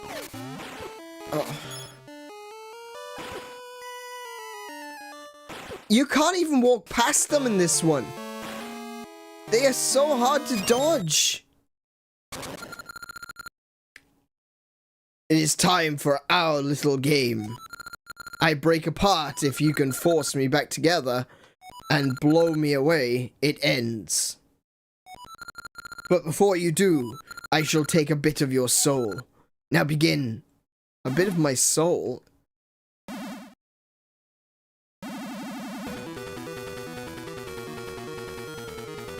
What? Give me a bit of my soul.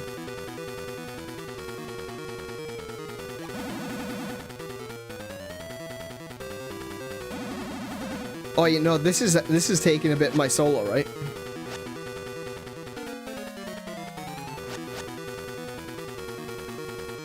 I go... Oh, wait, I see. I got it. I got it. I got it. This is easy. This is baby game. Playing with blocks.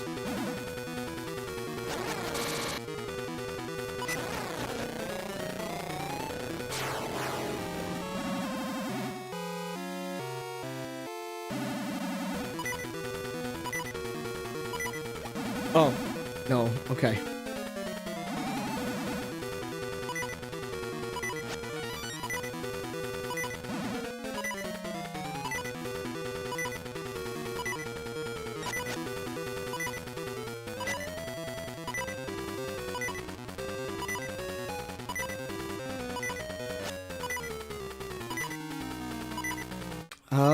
How do I get him to jump onto the other side?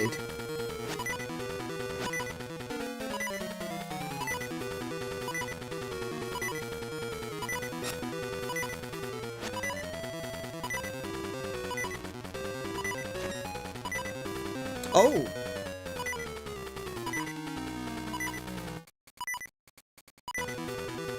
Okay, I need to reset this then. It's a unique boss.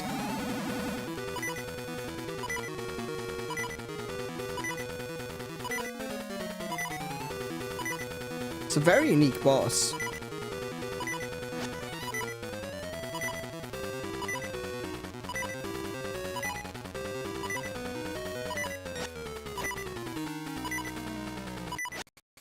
Oh, I can hold them. Oh, if I hit them, I hold them still. Ah, okay. Why did you latch onto this side?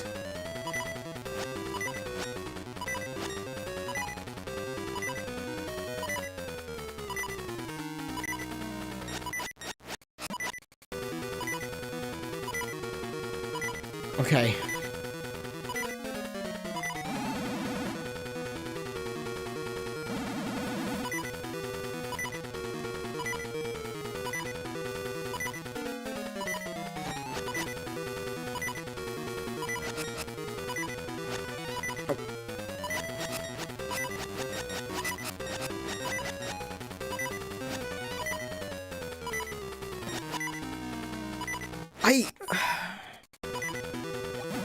Is this just a luck thing? Is that what this is? Are we just playing a luck game?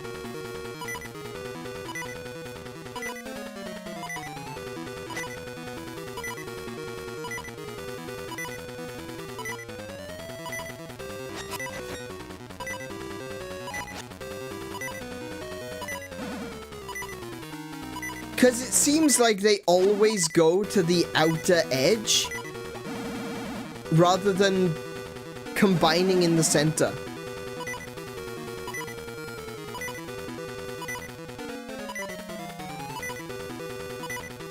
Oh, there's just way too much going on. See, look, it's gone around the outer edge again.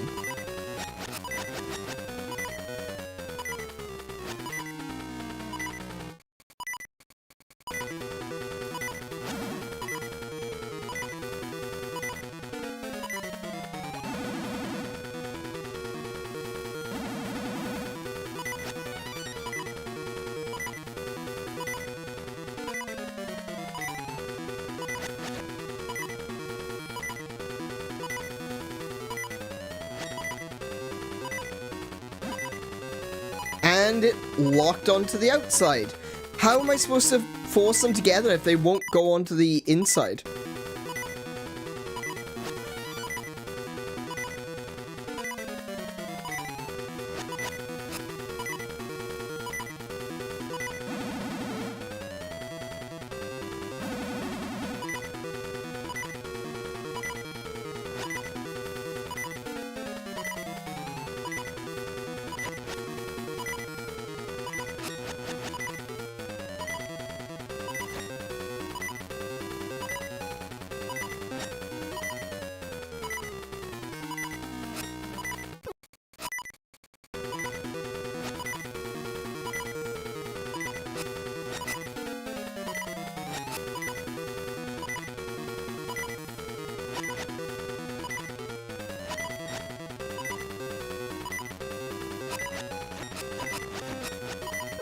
Ow. And again. I don't get it. That doesn't make any sort of sense.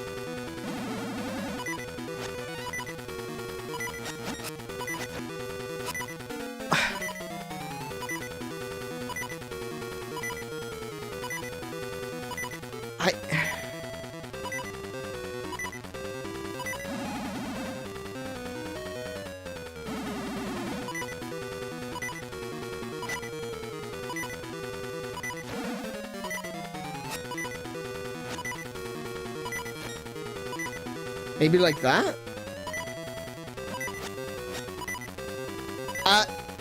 Excuse you?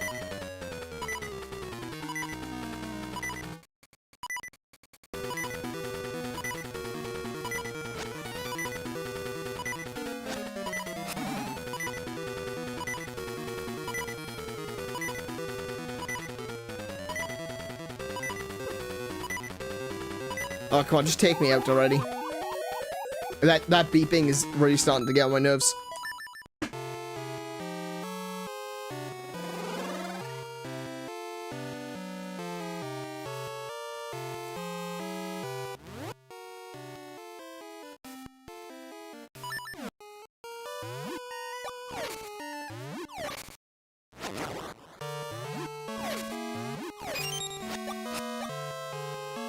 Okay, because I genuinely don't understand, like... I don't understand the mechanics there, because it just wouldn't go towards the middle. And if that's, like, the point, how are you supposed to get them to conjoin if they won't go towards the middle?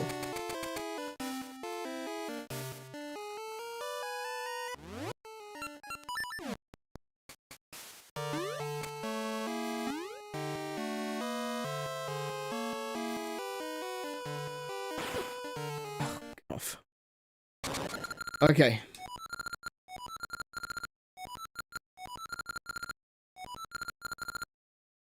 I also don't understand this "I'm going to take a bit of your soul" thing. That's a little ominous. But I completely understand what he's saying.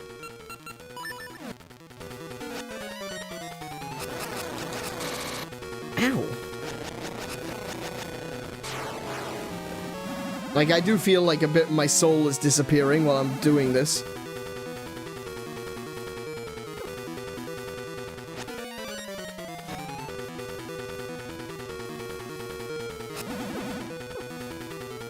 Excuse you? You just teleport now? That's nice.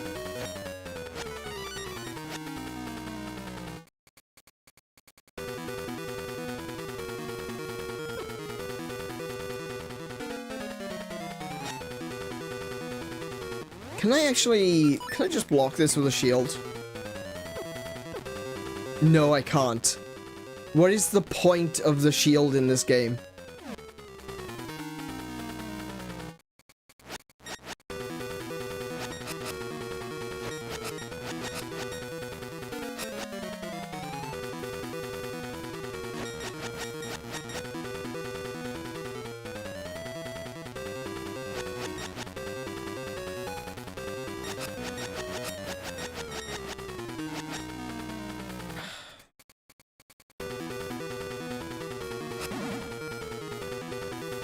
Alright, fine.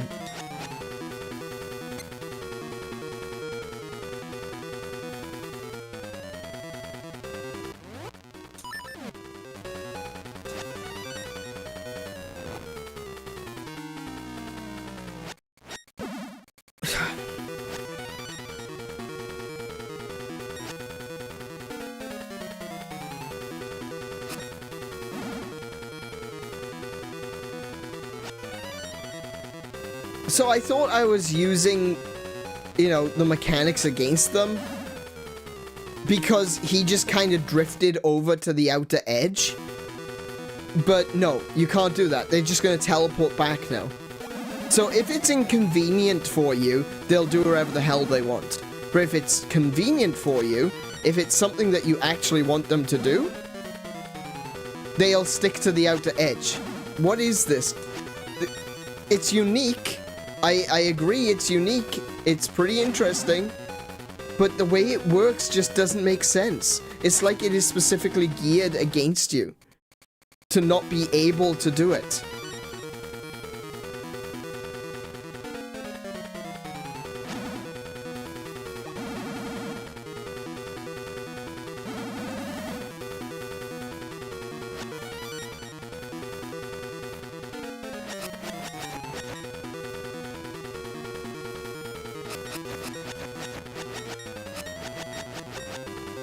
And he latches onto the outside. This doesn't make any sense. This just... It's not a tough boss, it's a stupid boss.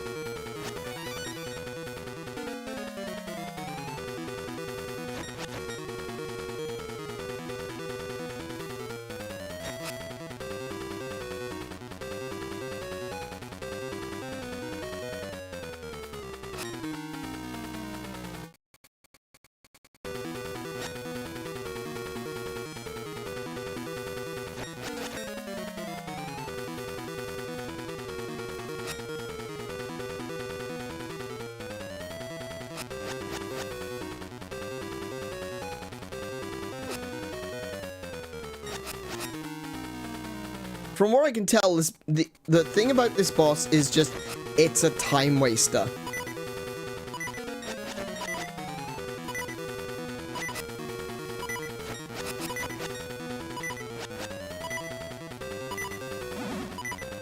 And it latched onto the outside.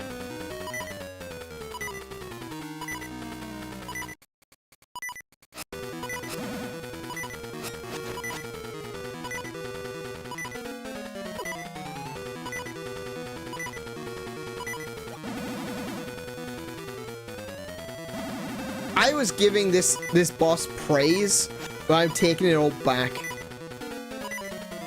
And that one, he just went straight through him.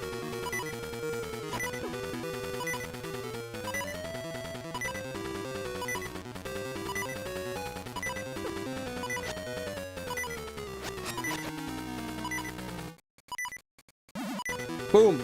Outside. Every single time. Outside. He will... There's nothing I can do to make them go into the center.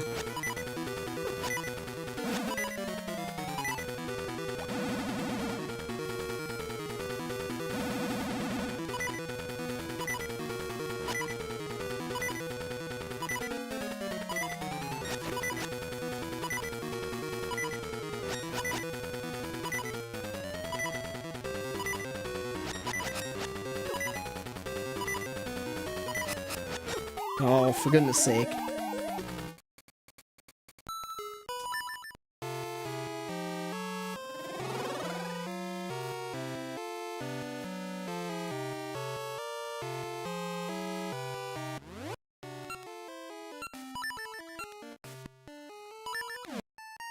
Oh, I need the...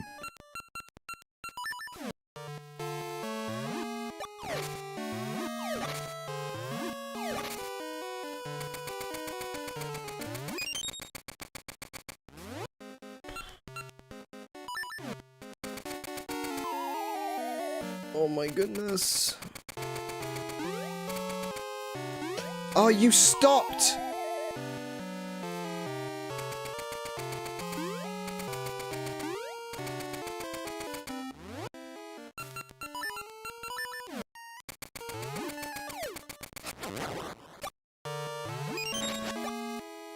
Okay.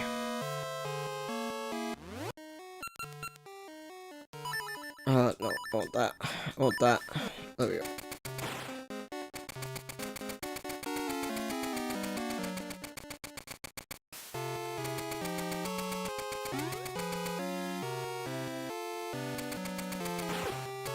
It still hit me. Okay.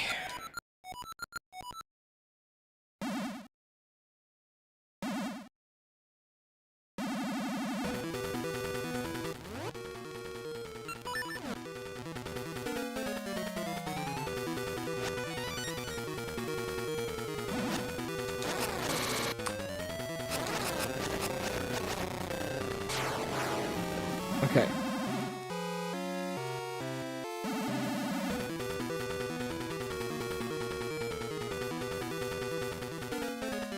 Can I push these blocks? No, I probably can't. No.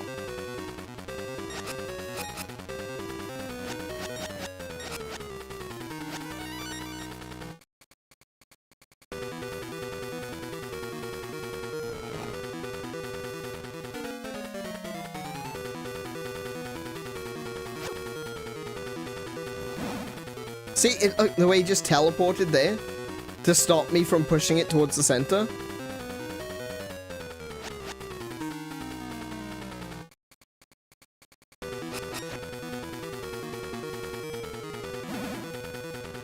And it's stuck on the outside.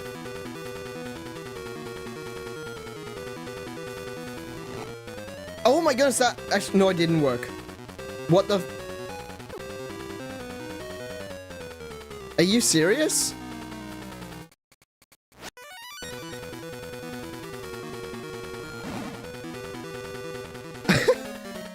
That's so stupid.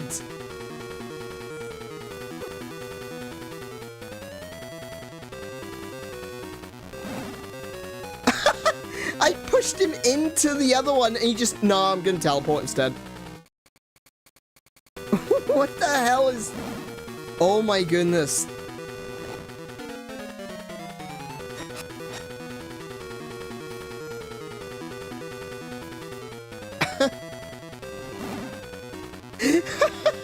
This is so dumb.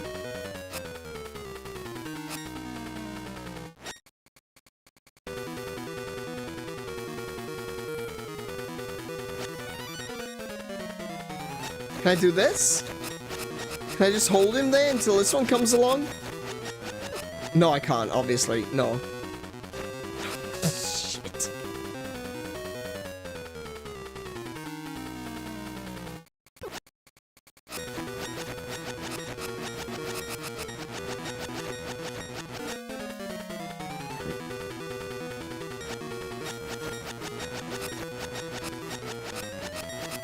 No, and that completely misses.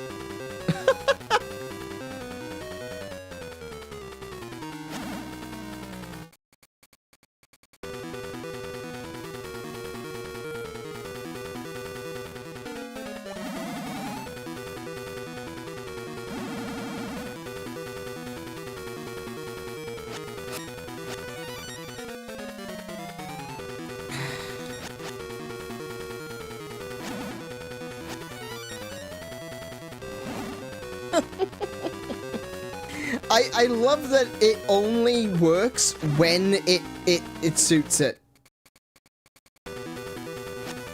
It's like, okay, well, if I get pushed across here, then I'm gonna lose. Therefore, I'm not gonna allow myself to get pushed across. Instead, I'm just gonna teleport.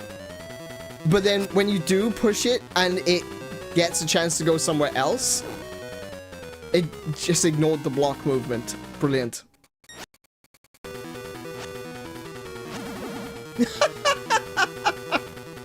This is so stupid.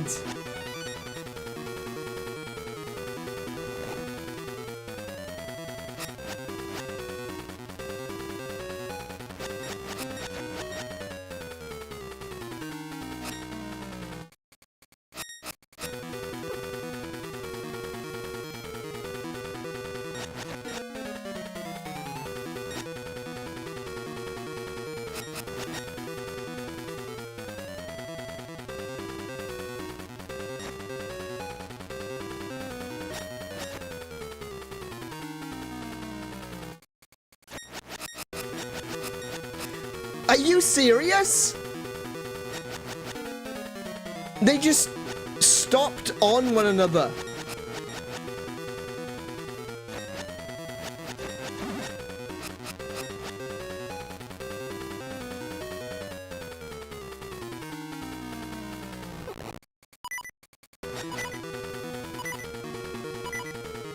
There are no rules for this boss. The boss just does whatever the hell it wants.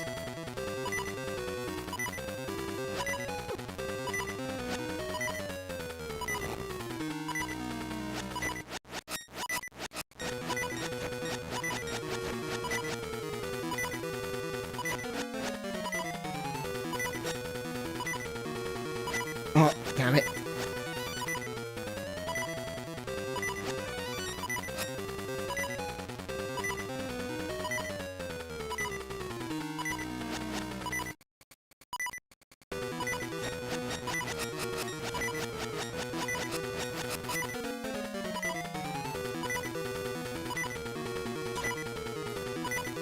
Now where's it going?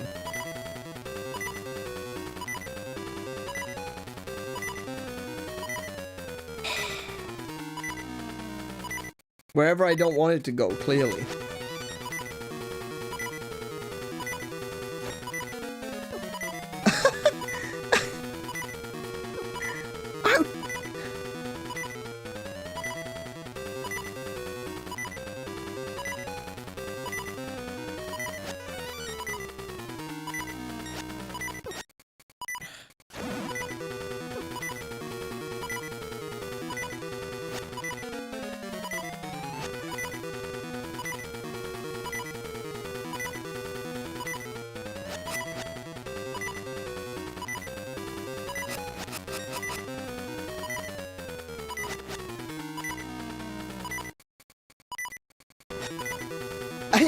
Oh no, I want to go this way.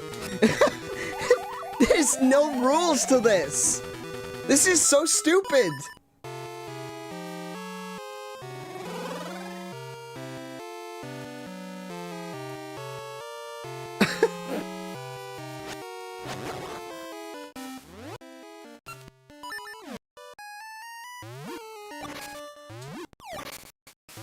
Oh my goodness. I think we found it, ladies and gents. The worst boss in any Zelda game ever.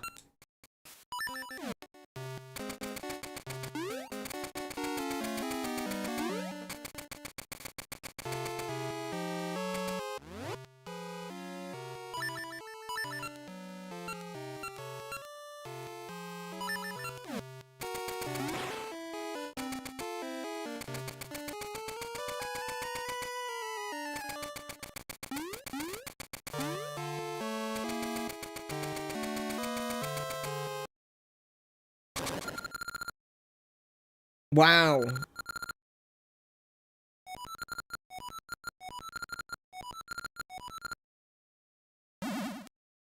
It doesn't help as well that you have to travel half a mile to get back to it. That is something that will forever piss me off about bosses in certain games. The fact that they make it so that the enemies are so far away from each other.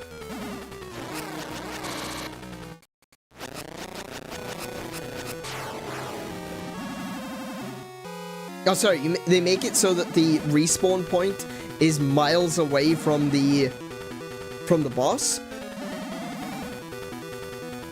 From the boss room.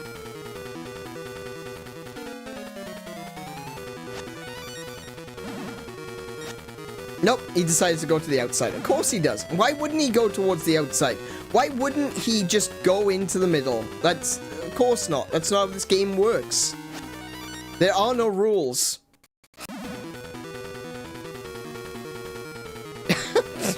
This is so dumb. Can I put it... Hang on, can I put this here like that? Oh my goodness, there we go. Of course he can just walk straight into me.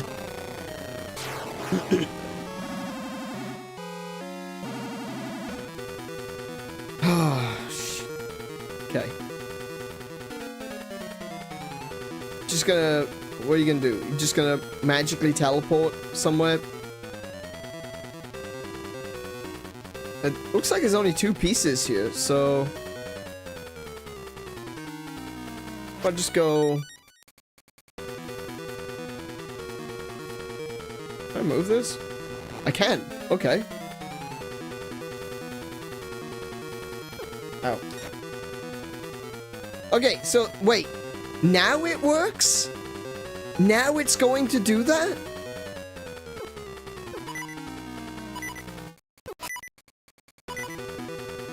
Oh my goodness, stop.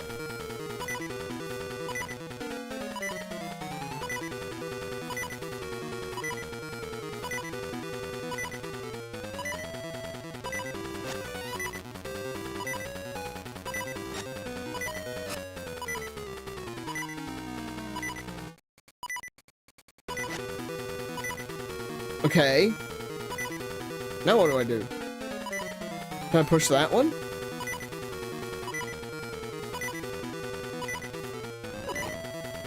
No, he just oh my goodness, he just teleported back.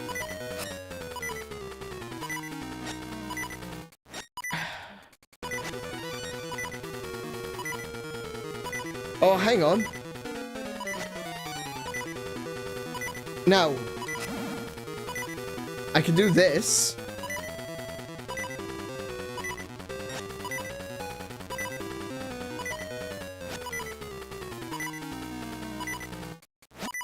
There we go.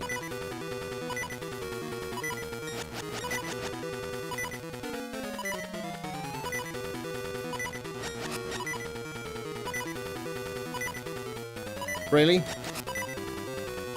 Okay.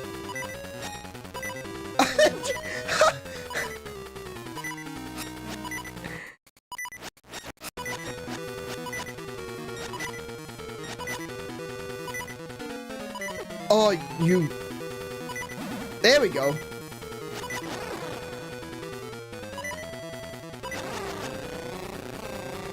Please die.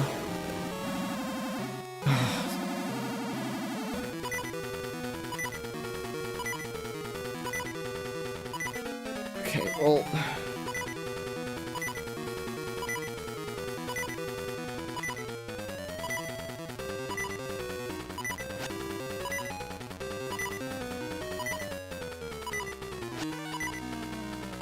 That. I'll link those 2 together. And where's he going? Outside edge. Obviously. Why would he go anywhere else?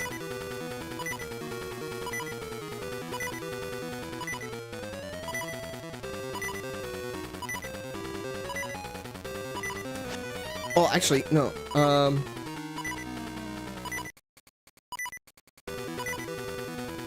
Oh, yeah. Actually, no, this one's not gonna be too bad. Provided... that he actually does what I want him to. Nope, he just lost.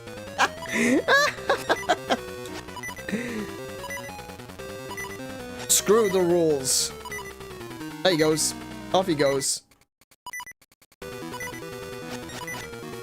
Oh, no, no, no, he changed his mind. He's coming back. Never mind.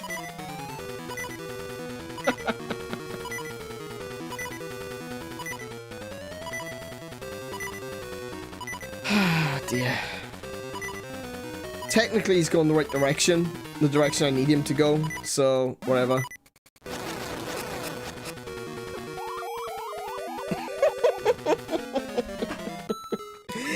This boss is bullshit. It is the absolute worst boss I have ever encountered in a Zelda game. And I mean that.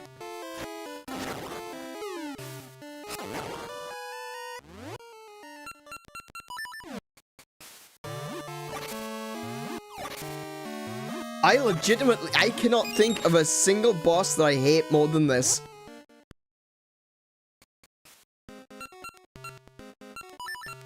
Yep, I was so close.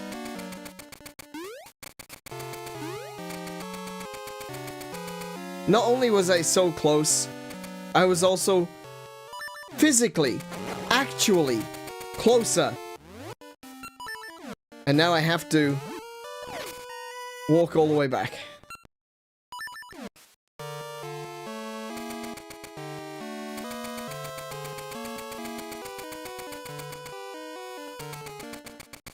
At very least with this one, I think I know how to trick it. How bad is that? How bad is that? That you don't... It's not like, oh, I think I know the method. No, I think I understand how I can trick the boss to doing something it doesn't want to do. I think I know how to glitch it. You know?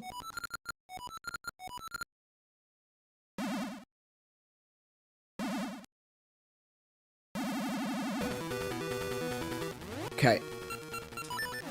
This one's obviously very easy. Boom. I do like how he can just keep, you know, moving straight through me. That's also kind of fun. I like that. My favorite part, in fact. Right, if I can get these two together, like that, and then I can get him onto this block and have him go to the outside edge, and then put that there. There we go. Okay.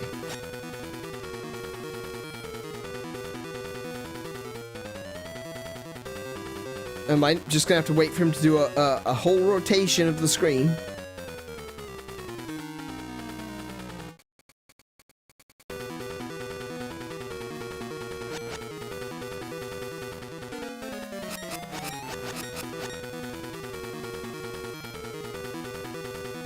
Boom. Okay.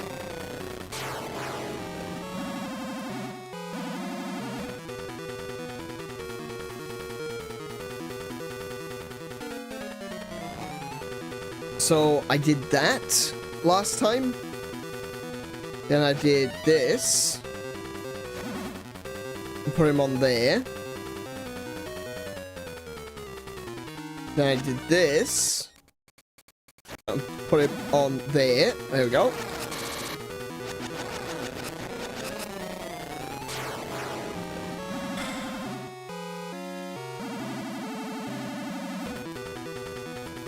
This one's actually kind of easy. This one's, again, just for a block there.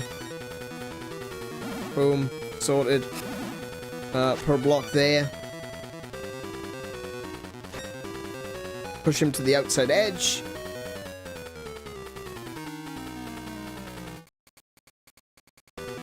Ah, nope, no, he turned around. He's going the other way.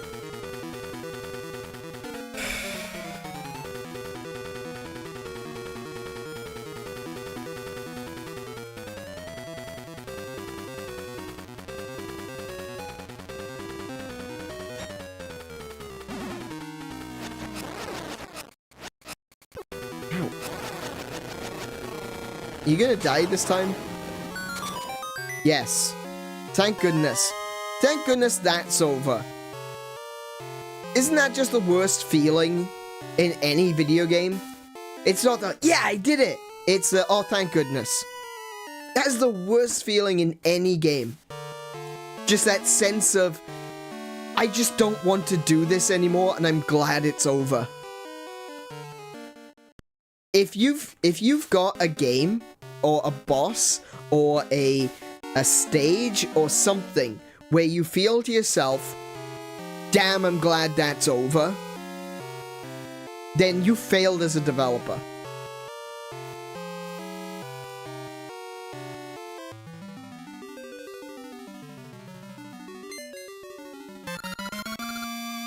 You got the sacred soil, an essence of time. All that lies sleeping in the bosom of the earth will know the nourishing warmth of the sacred soil. Interesting.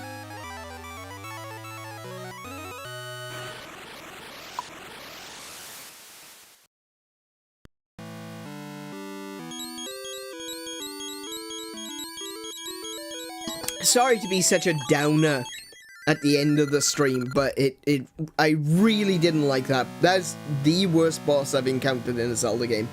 No question about it. It just felt like it was... It didn't feel like there was any real rules. because you would do something, and or hang on a second, or the rules were so specific that they were different based on what you were trying to do. Right? The rules, instead of it being a simple case of if they're on a block and you push the block, they move with the block. Sometimes they move with the block. Sometimes they teleport away, and sometimes they disconnect from the block. And based on which block you were doing, based on which direction you were moving, all these sorts of things made it feel so, as you say, arbitrary. It was like every single block has its own rule. So it's either a case of the rules are inconsistent, or the rules are very specific to each individual tile on the field, right? Especially that whole the way that you break the block and then it just seems to randomly, well, it's not even randomly, it just decides I'm gonna go in a different direction. You know? It's like every time you every time you hit the block and the larger one dislodges from the block, it always chose the direction that would take the longest. Did you notice that? Like when I broke it off on the right-hand side, it traveled all the way to the left-hand side and then did a full anti-clockwise lap of the room. The longest possible waiting time. And it looks like that's how it was designed. That it was just wasting your time. That's not a hard boss. That's just a bad boss. So bad.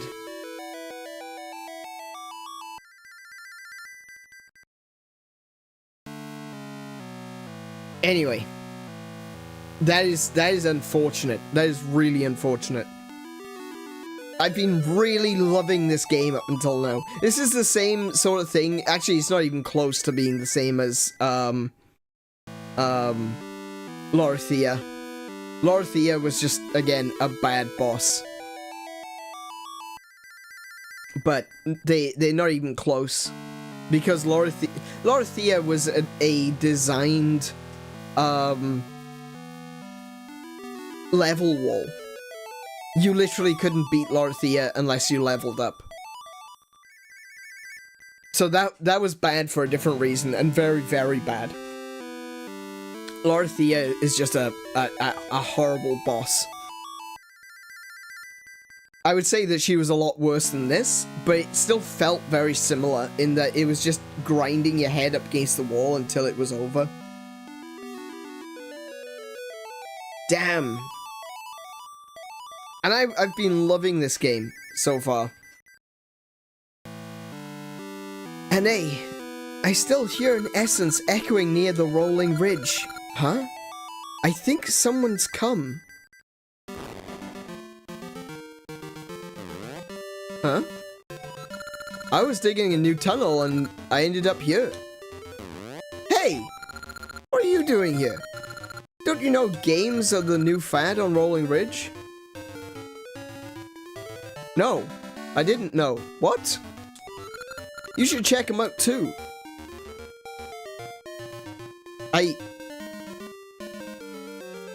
Look. I've just struggled with a boss.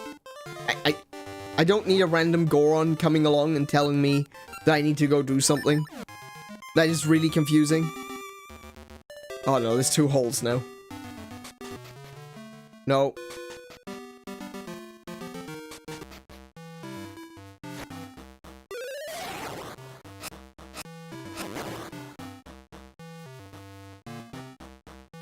It's like, give me a moment, man.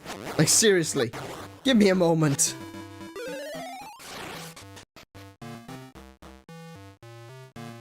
Can I push these? I can. So I can push that. Yeah, like that. There we go. Hi. With the new tunnel is hardly complete, there's rocks in the way. We've got a new dwelling. Some Gorons have even opened new shops. You should check it out.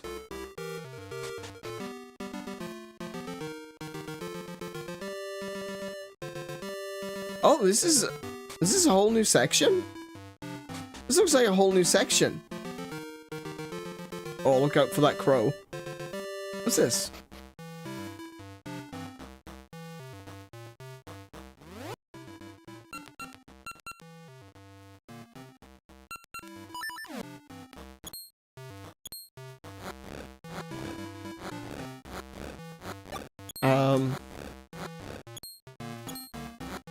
Okay. I'm assuming there's something in here because otherwise it's just an empty room.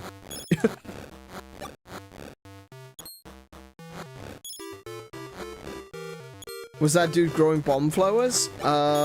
Maybe? Let me finish digging this up and I'll let you, I'll go find out.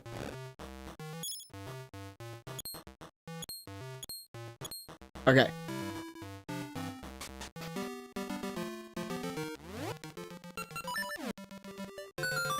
Ah, there's a thing. Okay. We'll deal with that in a moment. Let's have a look what's in here. This dude. These stairs go to the base of the rolling ridge. Oh.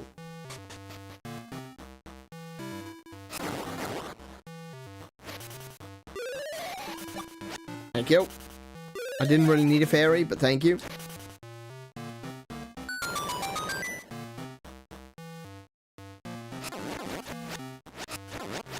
Come here. Oh, oh, down he goes. All right.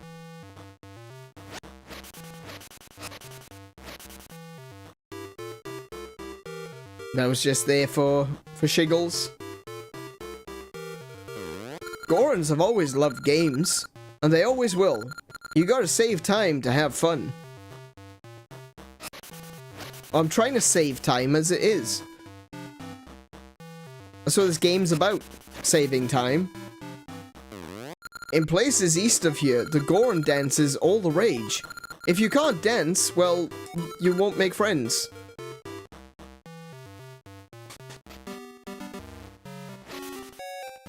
Oh, here she comes again. Boom.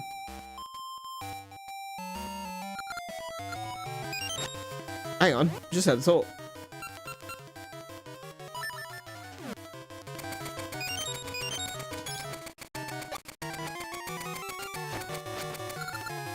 You little, I'll remember this. Sure thing. Where does this go? Where am I? This is a completely different area. Oh, hello. Leave us. I thought I'd end up somewhere near Nayru's house, but I...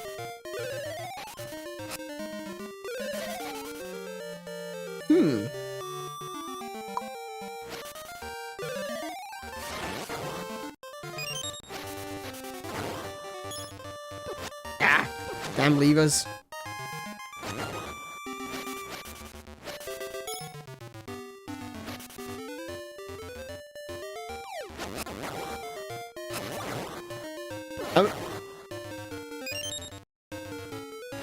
Wait, what's that?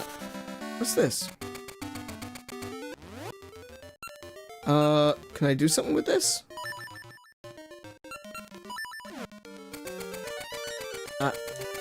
Nope, okay. Ah, I wasn't expecting that. Okay. Dry falls. What falls on a dry falls? Just like dust, sand? What? Oh, hello. Let's put this away before I accidentally use up all my seeds. Dance Hall, Rolling Ridge Summit. Okay. I can see your destiny. Goron spirit, show me all. Amazing. I see you dancing feverishly. The graceful Goron dances in the back.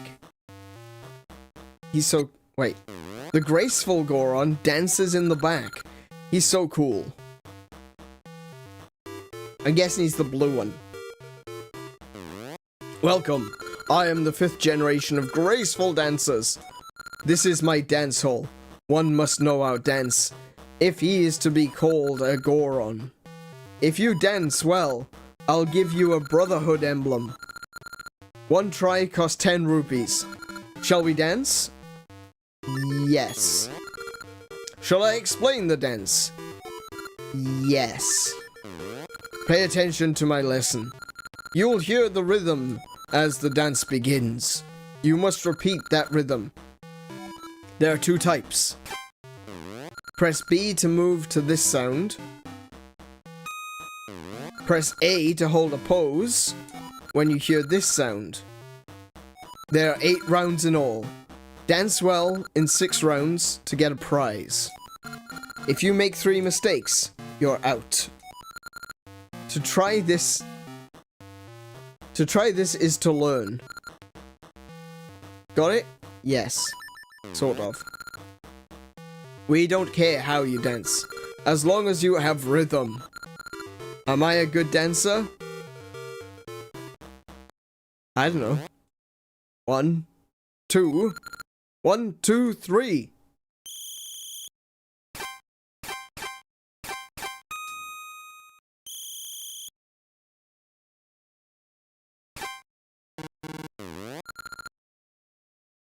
What?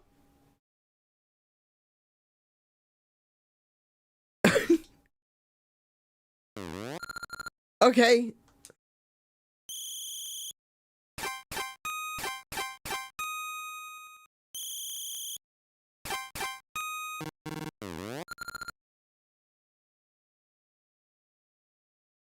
What?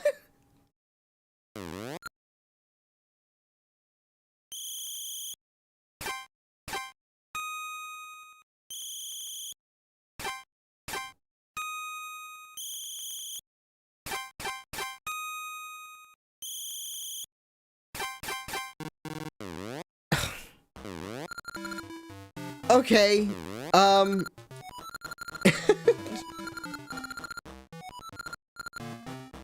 yeah, okay, let's try this again. Okay, yep, go for it. Sure. Think I get it this time.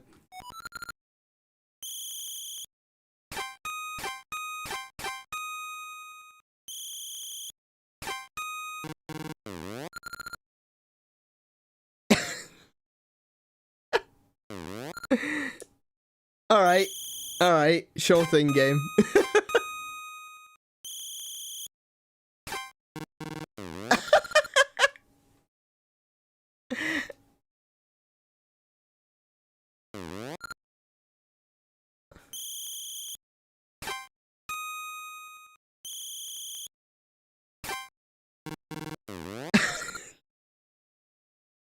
Wow, okay.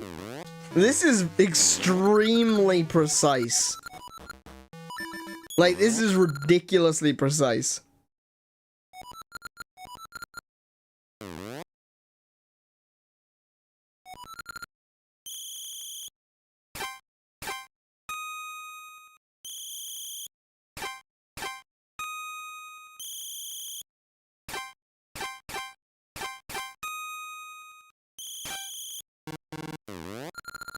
You know what? No.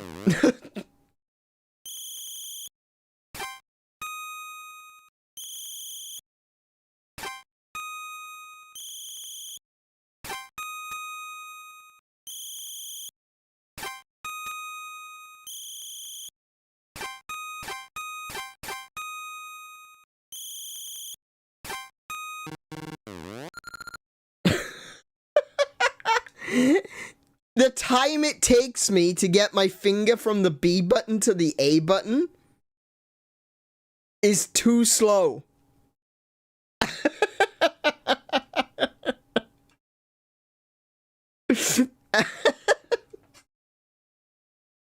Righto.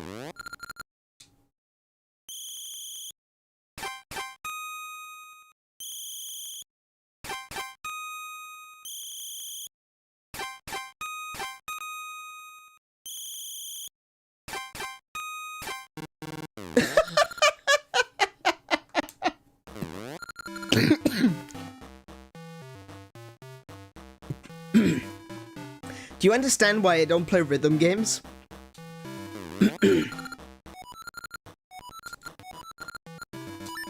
Last time.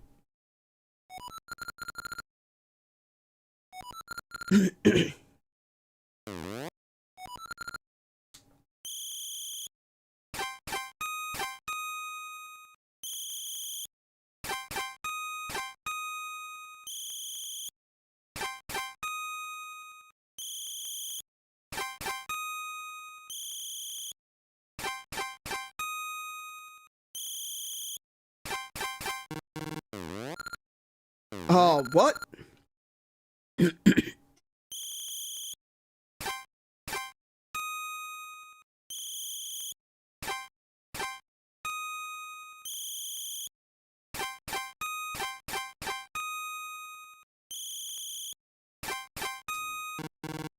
What?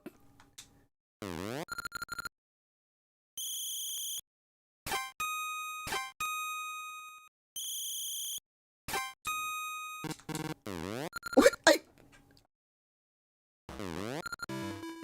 Oh my goodness. Okay, no. All right, no. I'm gonna keep going. I'm gonna keep going because this is like I'm getting it, but at the same time, I just kind of feel like I could have sworn I pressed the button. All right.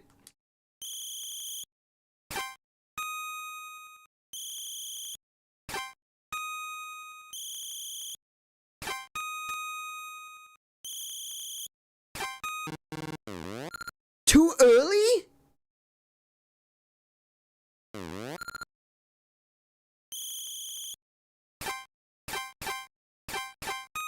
Oh no, I'm just gonna skip that one.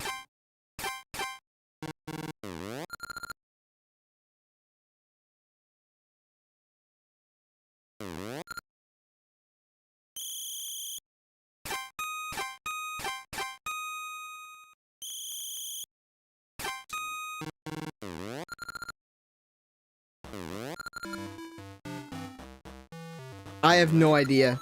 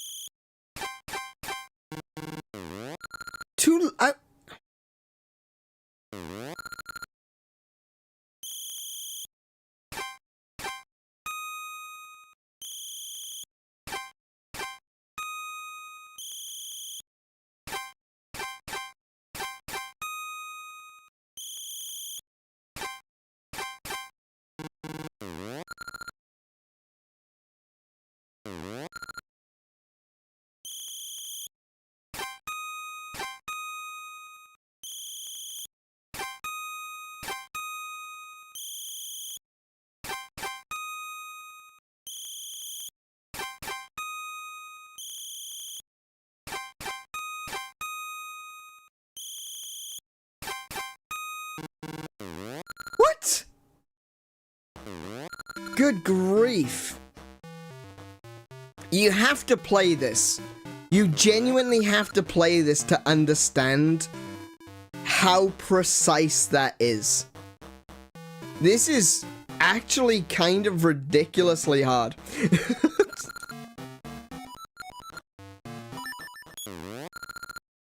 Especially because there's no music. You know? If there's some music or some sort of rhythm that I could keep to, that would be another thing. But there's nothing. It's silent.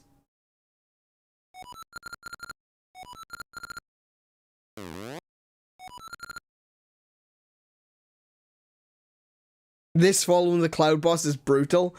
You're not wrong.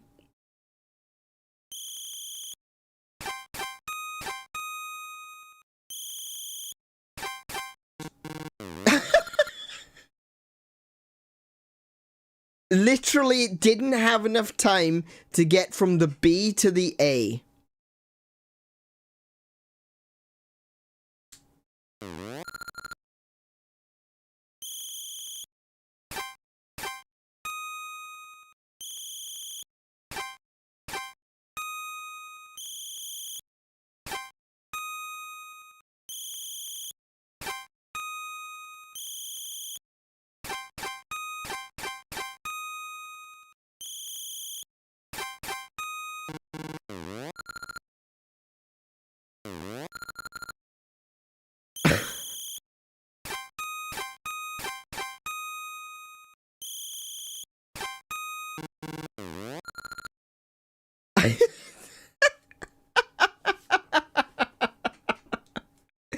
This is so silly.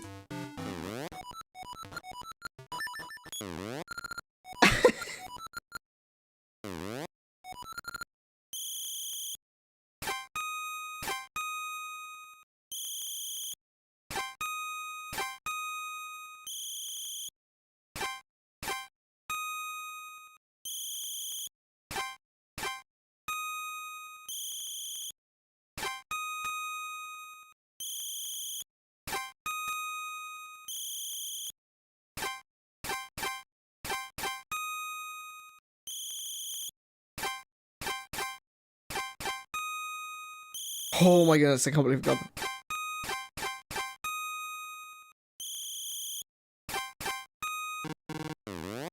How was I too late?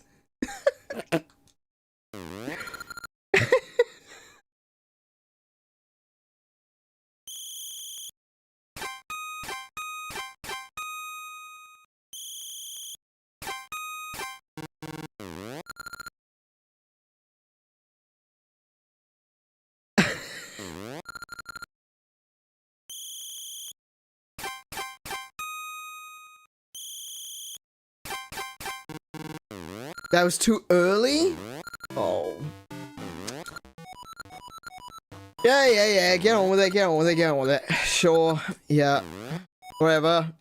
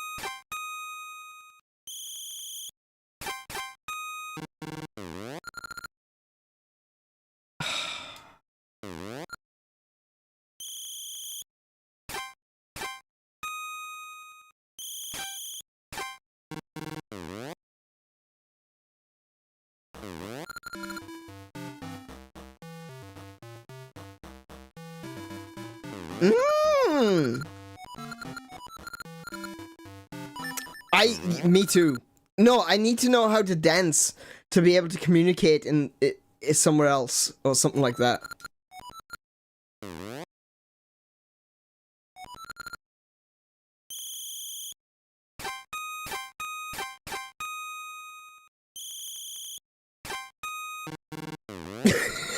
Too late. Too late. He's saying I'm too late. I'm literally like a frame off. And he's telling me I'm too late.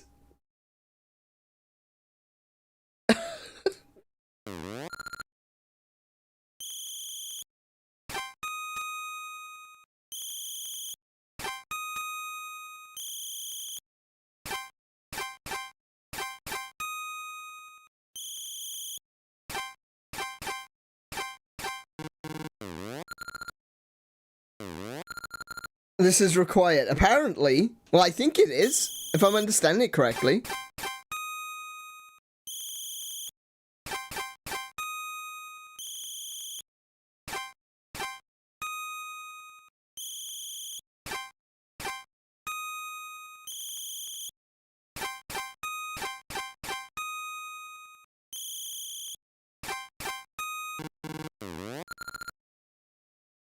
Immediately, like as soon as I take my finger off the A, it's like, oh, you're too late.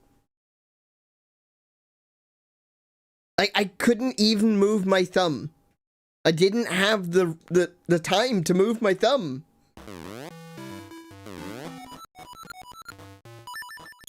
Thank goodness I had over 600 rupees. This is going to take all of them.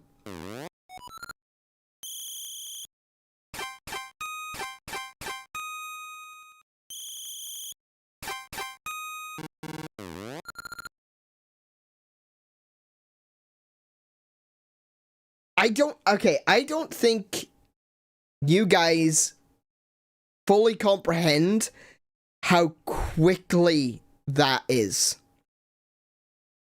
Like, how quick it is for him to turn around and go, nope, you're too late.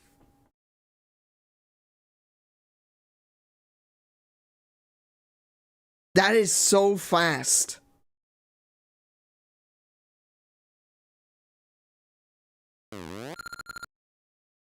Don't tell me to concentrate.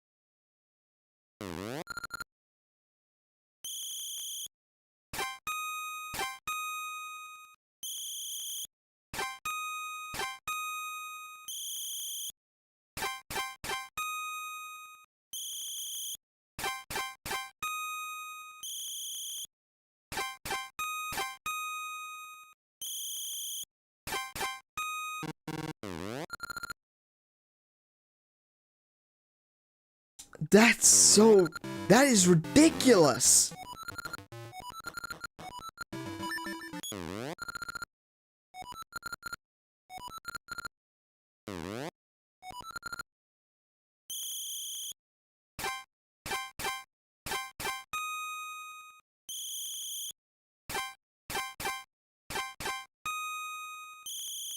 Okay.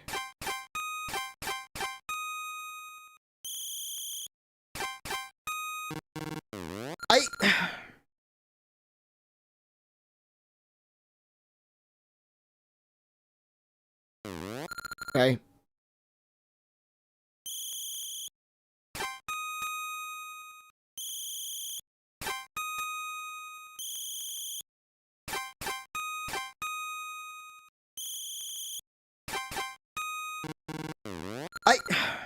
Okay, you know, I'm bored of this.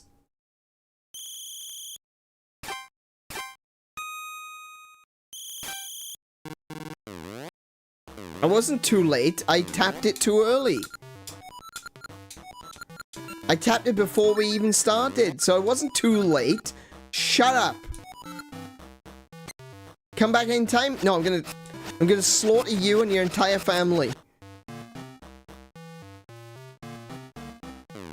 For generations, my ancestors have sat here guarding the peace on Rolling Ridge. Do you have a passionate heart? Since long ago, only proven Goron brothers have been allowed to pass. It is required. So, I need to do this. Go back in time. Do it again, I think.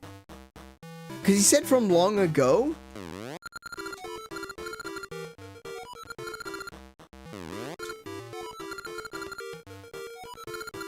Oh, no, okay. No.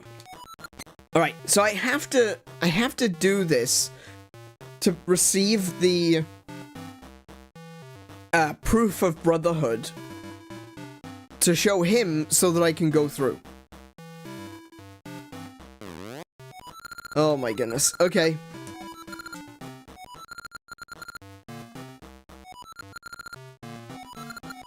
Just, yep, thank you. Let's get on with it.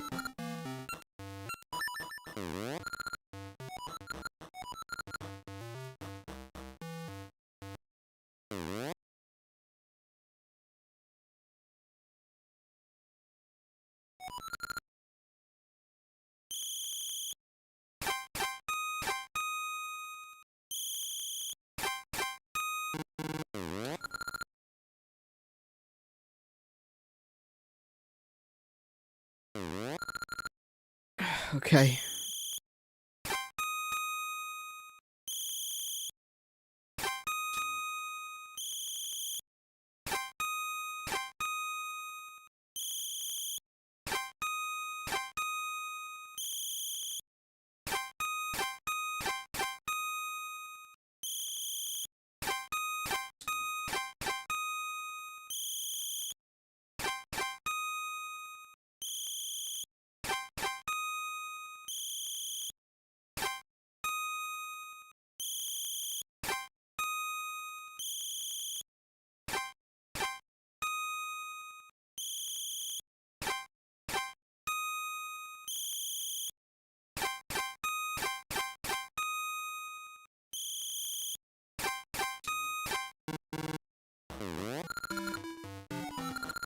Oh, thank goodness. Oh my goodness, that's...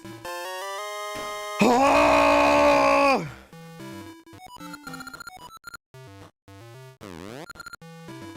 All Gorons will call you friend. Maybe always dance together. Never again! Oh my goodness!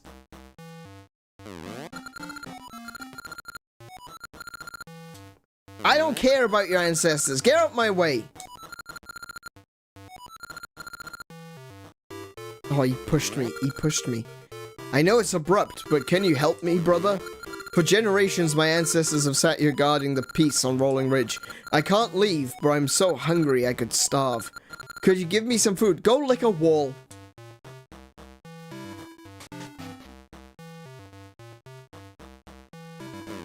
Hey, brother. Are you dancing well today, too? No, piss off. No more dancing. We've had enough of this.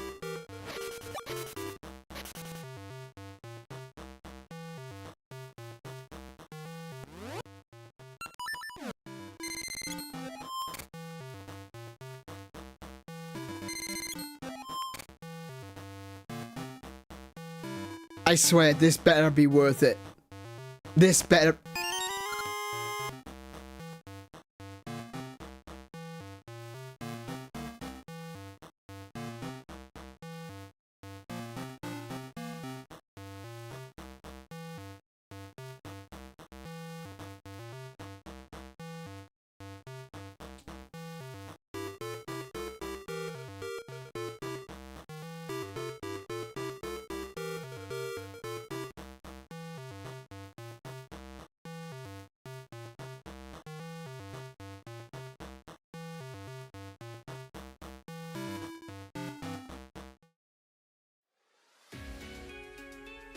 Thank you everyone for coming to the stream today.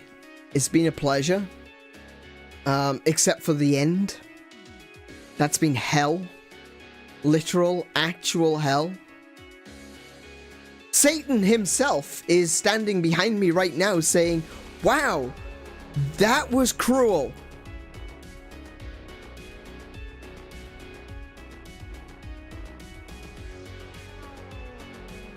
But it's okay.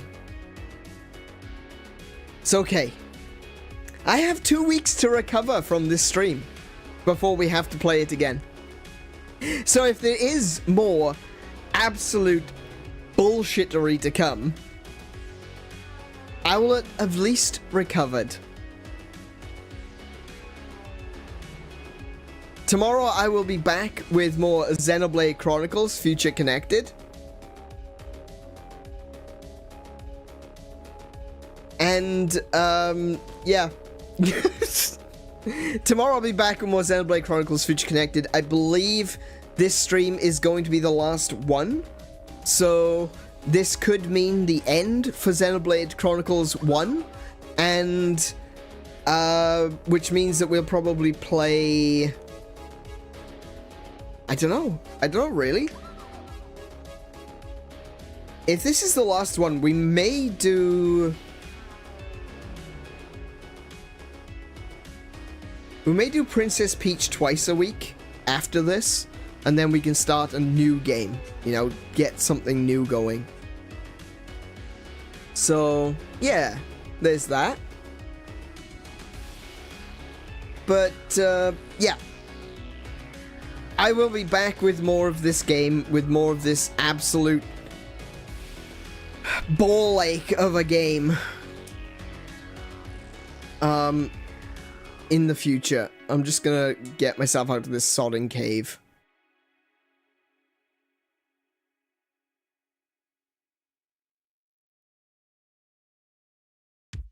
There we go. Okay. I'll just save. I should probably save, otherwise I'm gonna have to do that all over again.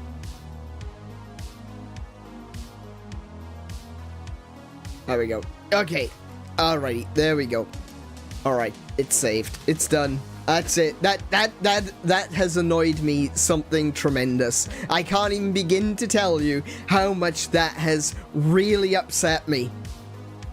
After all of that, you gave me bombs. You gave me 10 bombs, game. 10 bombs. I hope you're happy with yourself. I hope that the developers of this game are really content with themselves. I certainly do not wish any tragedies upon them. Good for you. Good for you. Great game. Rewards are definitely worth the struggle. Amazing. Thank you. And to everyone out there, big thank you to everyone who has joined me for today's stream. Big thank you to everyone who has joined me in the VOD, because of course you guys are important too. You guys always watching the video after it's over. Maybe you're not here for the stream, but I am grateful that you are here after the fact, because I don't want to be. Big thank you to you for wanting to be. Okay? Okay. Alright, thank you everyone. Thank you. This is it from me for today. Be good to yourselves. Be excellent to each other. Don't play this freaking game. And until next time, I wish you all peace and high scores. The two things I don't have right now. Peace and high scores. Okay, good night. Thank you everyone. Good night. Good night.